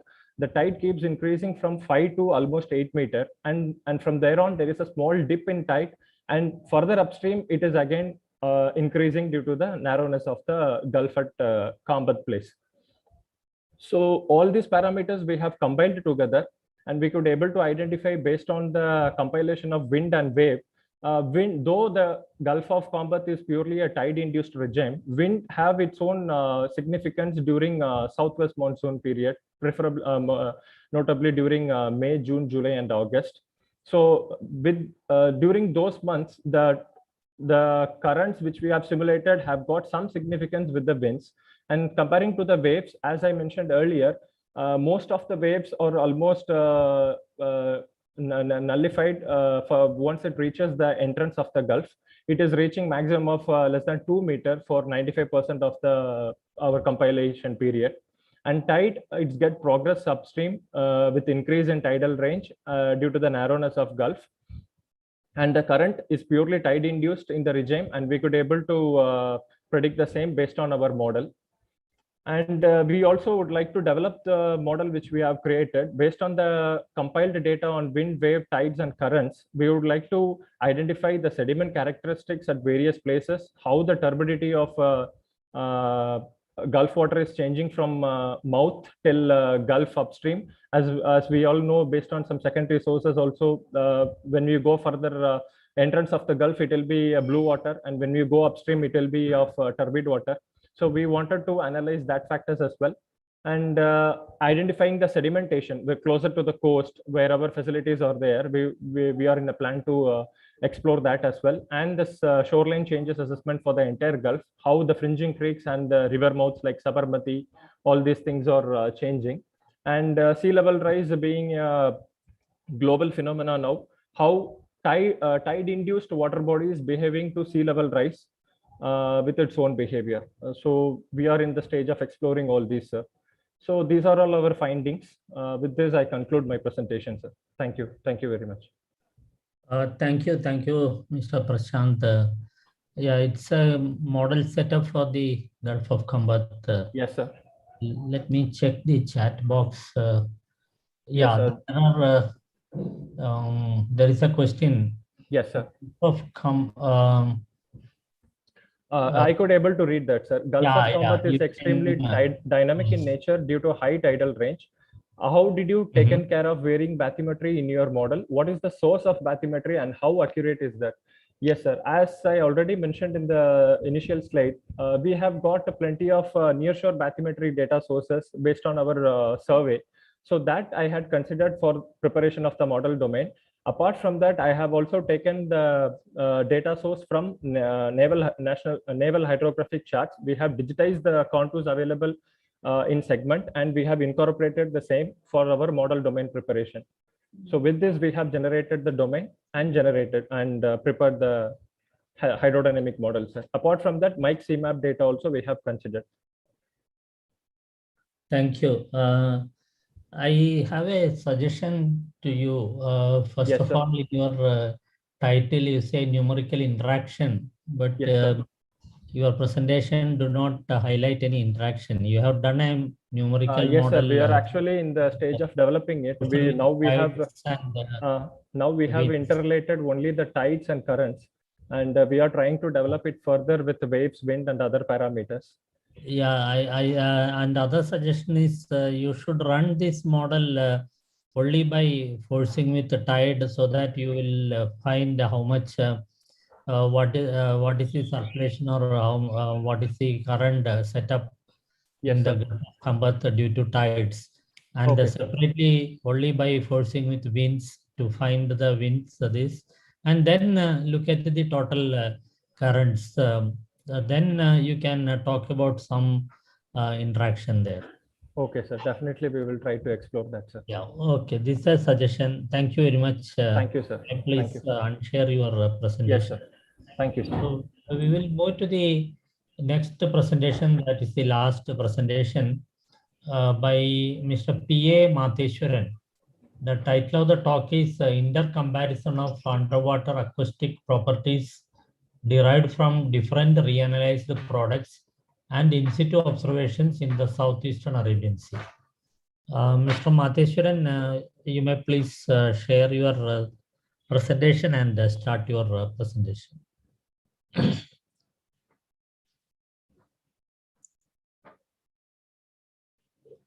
Mr. Matheswaran, I had seen him earlier. I hope he's around. Oh, he is there, yeah. He's there, sir.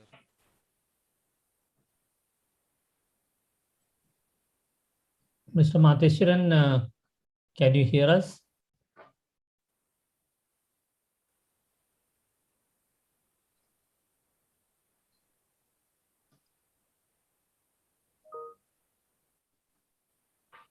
He's there among the participants. Yes, but, sir. His name is listed in the participant list. Yeah, but there is no response from him. Correct. So what about the other talk by Sona? Mr. Hussain was supposed to present. Is Hussain? Correct. Yeah, sir, I just got an update on that, they are unable to log in with the link what was sent to them. So I have just shared another link. So I'm just hoping that they will log in a moment. So yeah, maybe we can wait for a few minutes. Yeah. Yeah, if Madheshwaran is joining, that will be good in between. Correct. Yeah, you are audible now. Is my presentation is seen? Not yet. Yeah. Bathymetry episode எப்படி எடுத்தீங்க மொத்த gulf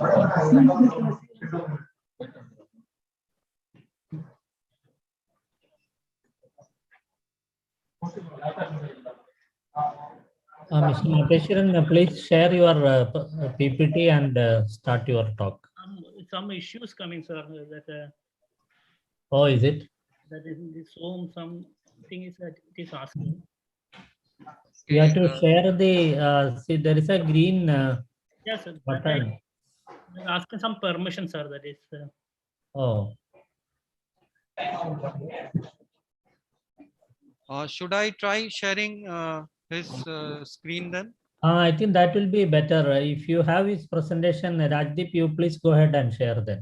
Oh, Madheshwaran, you don't share. Rajdeep will share and you can talk. Okay, sir. Okay. Yeah. Am I visible and audible, sir? Yes, yes, yes. Yeah. 1 second. So.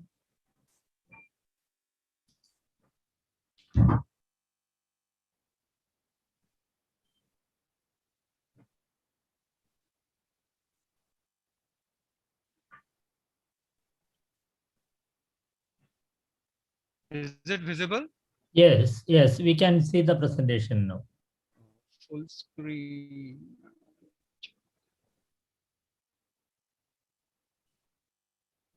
Yeah, now it is full screen, right? Now it is fine. Yes. Yeah. So this is a PDF file. So Okay, no problem. No problem.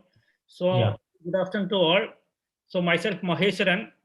So I'll be presenting the intercomparison of underwater acoustic properties derived from different real products with the in situ observation in the Southeastern Arabian Sea with my co-authors Harikrishnan, Dr. Sadish Kumar, and Varkichan Joel. All are from NPOL. This background of this work is to an accurate depiction of ocean environment is very much essential for this underwater acoustic anti-submarine warfare scenario, and its performance of these sensors employed in the anti-submarine warfare scenario depends mainly on this sound speed profile. And the underwater acoustic propagation propagates from one location to another location is mainly primarily determined by many factors, but primarily by sound speed structure. Even some certain scenario, the sound speed structure, because of the sound speed pressure, these sensors cannot perform. It perform virtually unuseful in certain scenario. So we need to get the realistic sound speed structure for the better understanding of the anti-submarine warfare. So best method is to in situ observations, but in the SW scenario, all this in situ observation is always not feasible, and it also gives a single point observation from the we are using usually taken from the CTD or XPT data. We are deriving the sound speed structure. So we need the three-dimensional sound speed structure along our area of operations. For that, we need numerical models with good data assimilation capabilities. But at present, there are many realized ocean products are available with a very good spatio-temporal resolution. So in this study, we are intercomparing these realized products, and we are evaluating its performance in the underwater acoustic propagation. Next slide.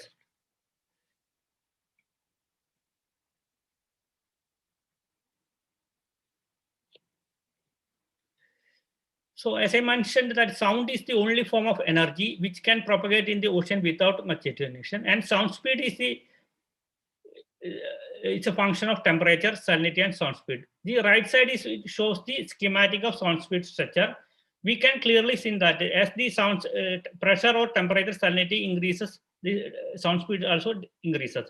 In the mixer layer, because of temperature and salinity are constant, the sound speed increases with the pressure effect. And the depth up to which sound speed maximum occurs is called sonic layer depth, below which the sound speed decreases because of the thermocline effect.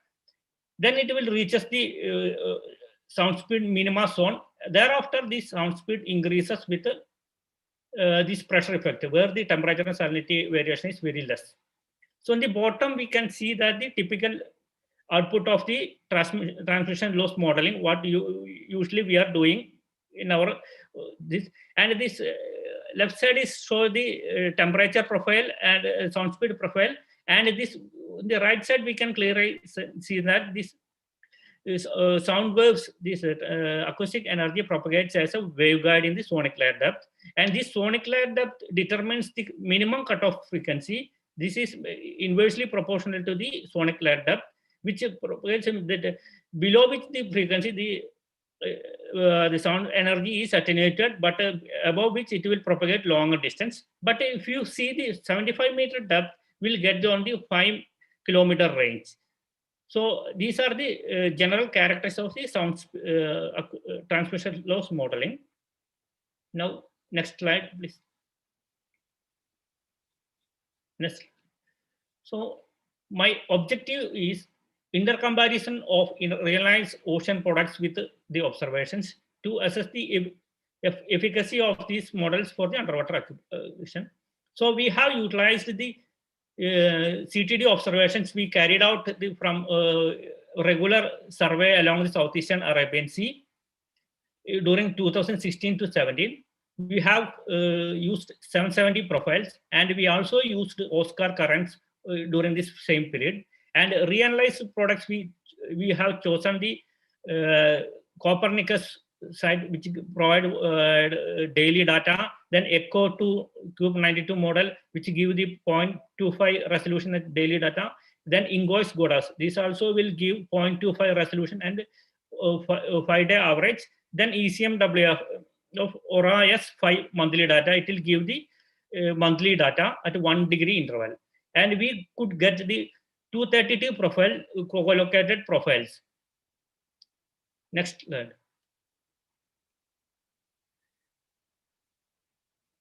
Next slide.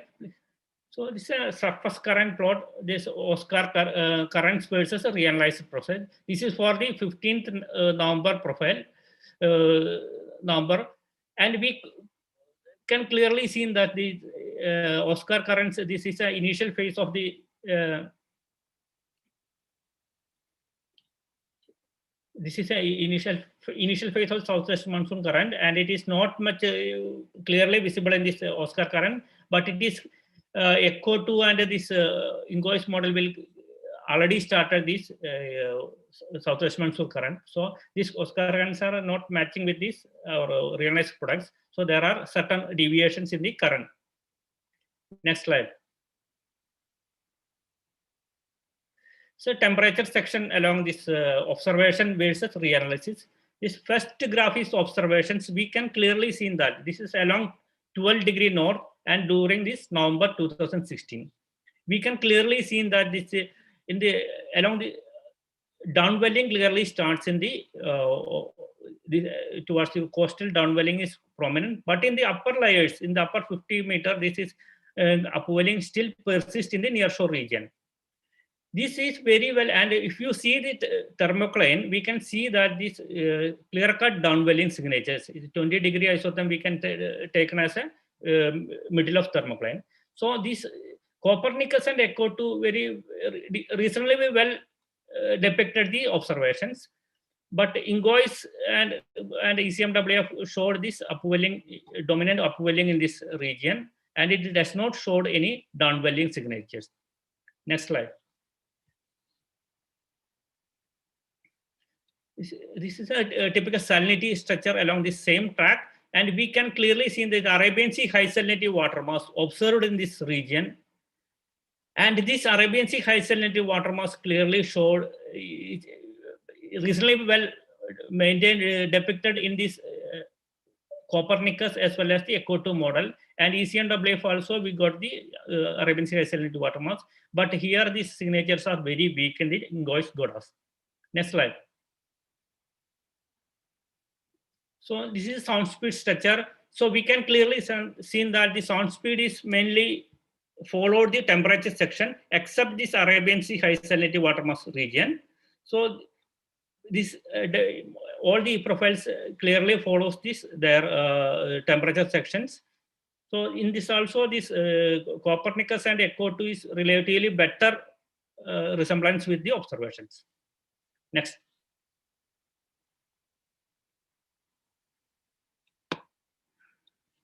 Next slide.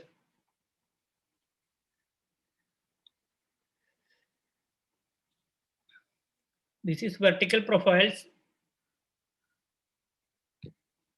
along this 12 degrees 74. This is just for an idea. I have plotted these vertical profiles at a particular 12 degree north and 74 degree east. That is for June 2017. So we can clearly see in this all these temperature profile, these all these realized products closely in the mixer layer. They are showing very good resemblance. Whereas in this Ingois Godas is showing some relatively warmer in the thermocline region compared to other observations. Salinity also this follows the very good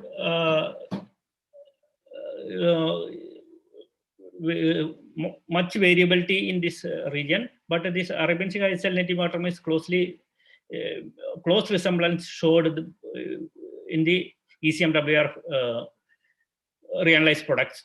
Though it is monthly, it is reasonably well depicted the salinity profile compared to other reanalyzed products. And similarly, the sound speed structure showed the variabilities. However, this invoice could have showed much more variability, in the, especially below the sonoclare depth region. Next slide.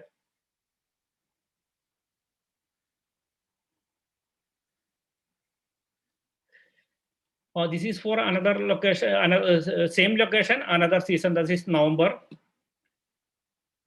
So here also a lot of variability showed between this relatively Echo 2 model showed a very good resemblance with the SST temperature profile, and this all the salinity profiles showed very marked variability among with our observation data, and there is very wide variability between these invoice quotas and our observation data. Those are reflected in the sound speed structure. Next.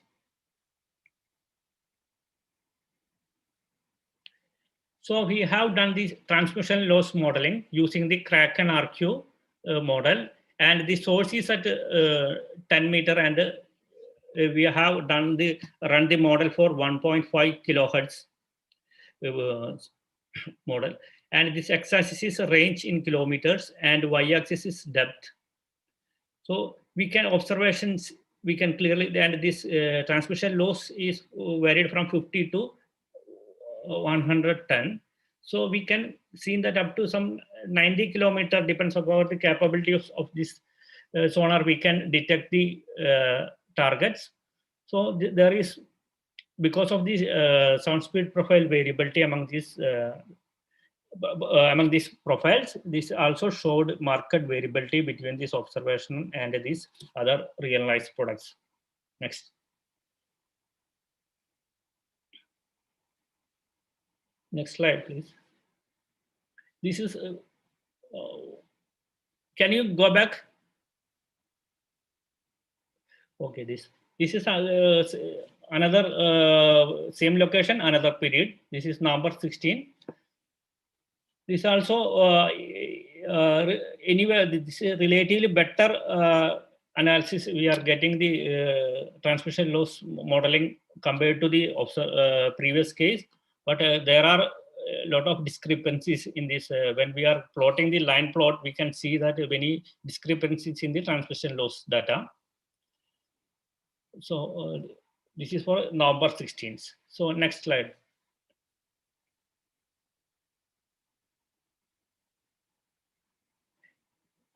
So we have computed some statistical analysis for RMS error between the CTD versus reanalyzed products. And here this sea surface sound speed profile at 5 meter, 10 meter, 30 meter, 50, 100 and SLD variability. All these models shows a relatively huge RMS error. That means some sort of improvements is required for our using these for the acoustic modeling or our SW scenario.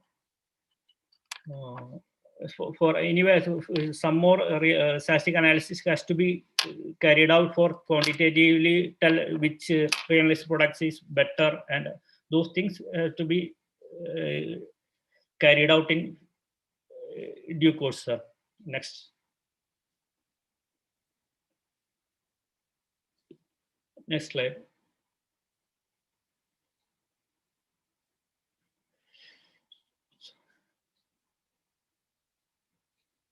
Previous slide.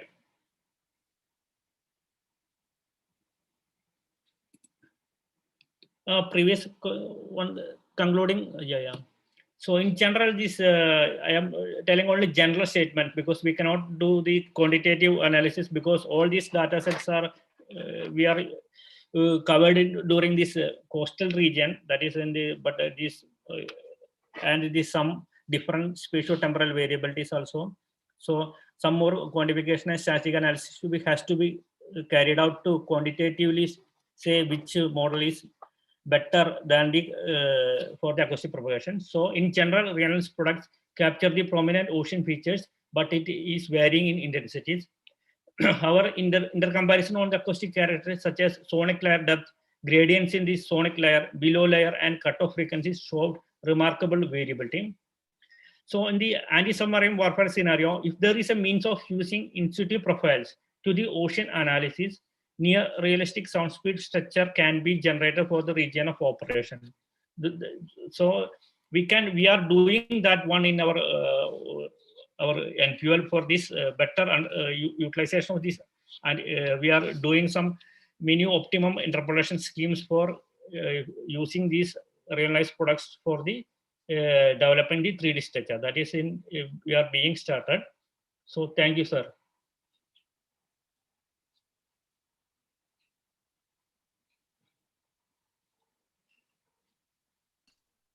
Thank you, Mr. Maheshwaran. I don't see any question in the chat box. Also, you have utilized all the time. However, I have a quick question. See, most of the parameters you showed, Echo 2 and Copernicus are doing far better than other models. But Yes. that is not reflecting in that RMSE table which you showed. Yes, sir. The RMSE should have been much less for those models. Okay, sir. Okay, sir. Because we have done only showed some few results only, but there are differences in many other locations also, sir. So I have to do some more analysis, statistical analysis, which that I am doing, sir. So then only we can conclusively say which model is correct or better doing better performance, sir. Okay, thank you, Mr. Maheshwaran. Thank you very much. Okay, thanks. Sir. So now is somebody from that other paper has joined, Mr. Hussain Rajdeep. Is he available? Hello. Let me. Hello. Sir, he's online, sir. He's Behalf of online. Sona. Yeah, behalf of So Sona. who's going to present? Anshak is presenting behalf of Sona. Yeah, please go ahead and make the presentation. It's So the presentation. title of the talk is temperature sensor location optimization of expendable Bathi thermograph using numerical method. Yeah, please go ahead with your presentation. Am I audible, sir? Yes, yes. Am I visible? Yes, we can see your PPT. Yeah, you are doing good. Yeah. Yeah. Okay. Thank you. So I'm going to present the temperature sensor optimization what we have done on expendable Bathi thermograph using numerical methods. So coming to directly the topic, as we know, an XPT, an expendable Bathi thermograph, is a disposable probe which is actually used for measuring the temperature of the across the sea depth using which will be expended from a ship, which will go to basically this information goes as an input to the sonar which we are developing. So basically this temperature profiling is a very important activity wherein there is already existing an XPT probe is available with us, which is an old 20-25 years. So we are trying to upgrade the total electronics and the components rendered design of the temperature positioning of the sensors. So sensor is also indigenously developed. So the positioning of the sensor depends on the hydrodynamic behavior with respect to the temperature measuring activity of the XPT. Now, so the indigenization and modernization of the expendable bathymetry Bathi thermograph is the aim, and we have modified the main head, the probe head, wherein the flow happens. So I'll come to the details. So the existing XPT has as the thermal sensor at the there's a straight flow going. Actually, you can see here the flow enters here and it passes through the tail, which means there is no diversion for the flow, and it goes straight along the spooler around the flow spooler and it is passing across the water is exiting at the tail end.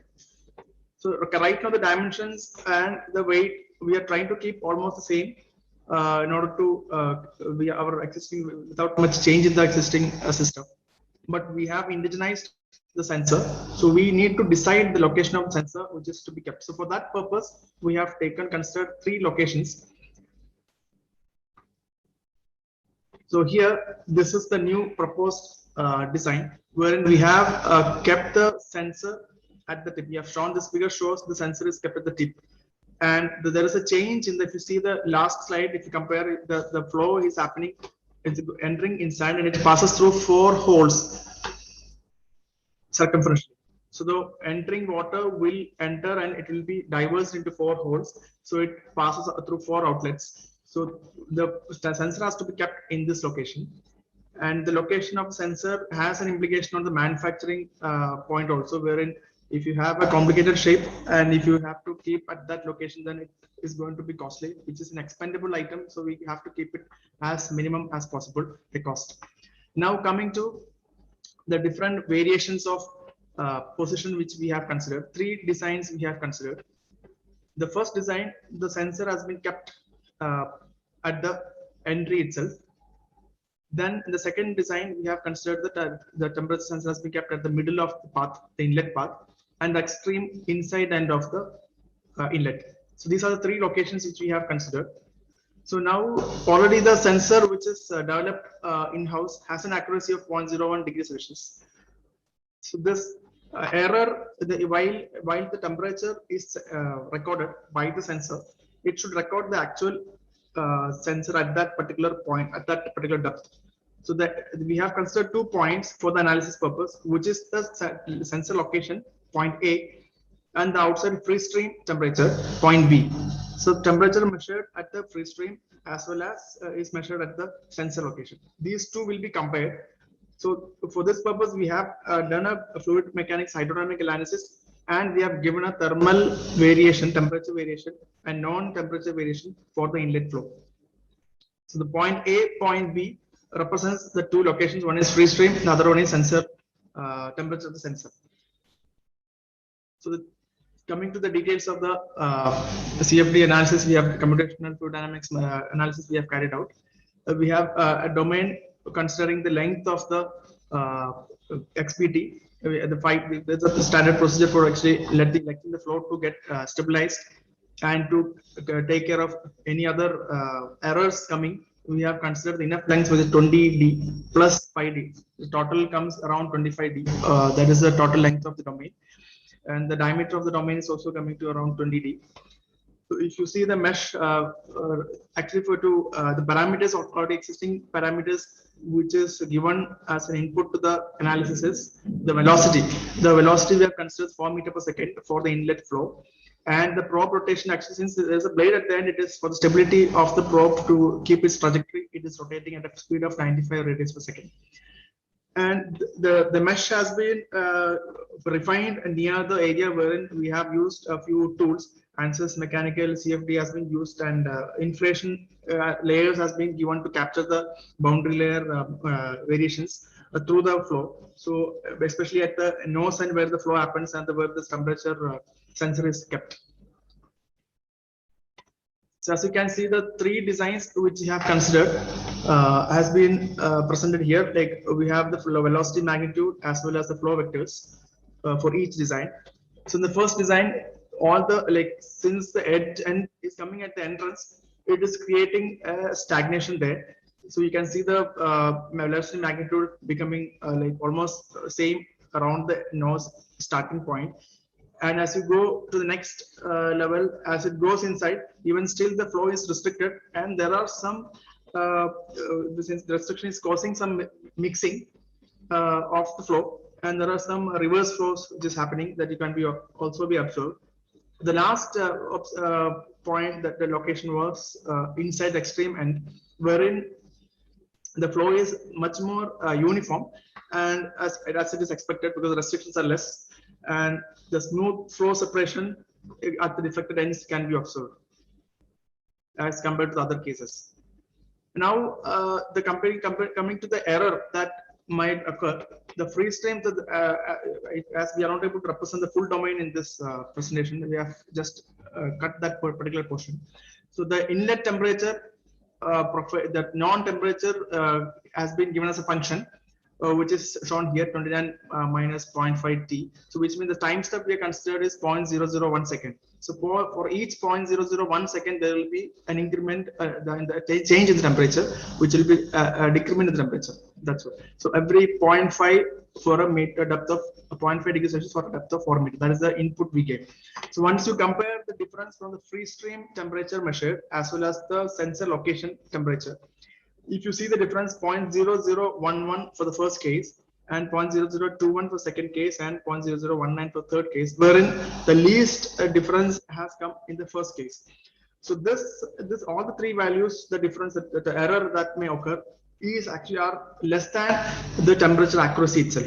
So the accuracy of the sensor 0.01 degrees Celsius. So all these values are coming much less than the accuracy of the indigenous sensor. So we have a choice now to choose any, because it doesn't really affect us. But considering we wanted to know exactly what is the error that may come. So it has actually helped us in going ahead with a much simpler scheme, wherein the third one has been chosen for manufacturability and for reducing the cost and easy handling.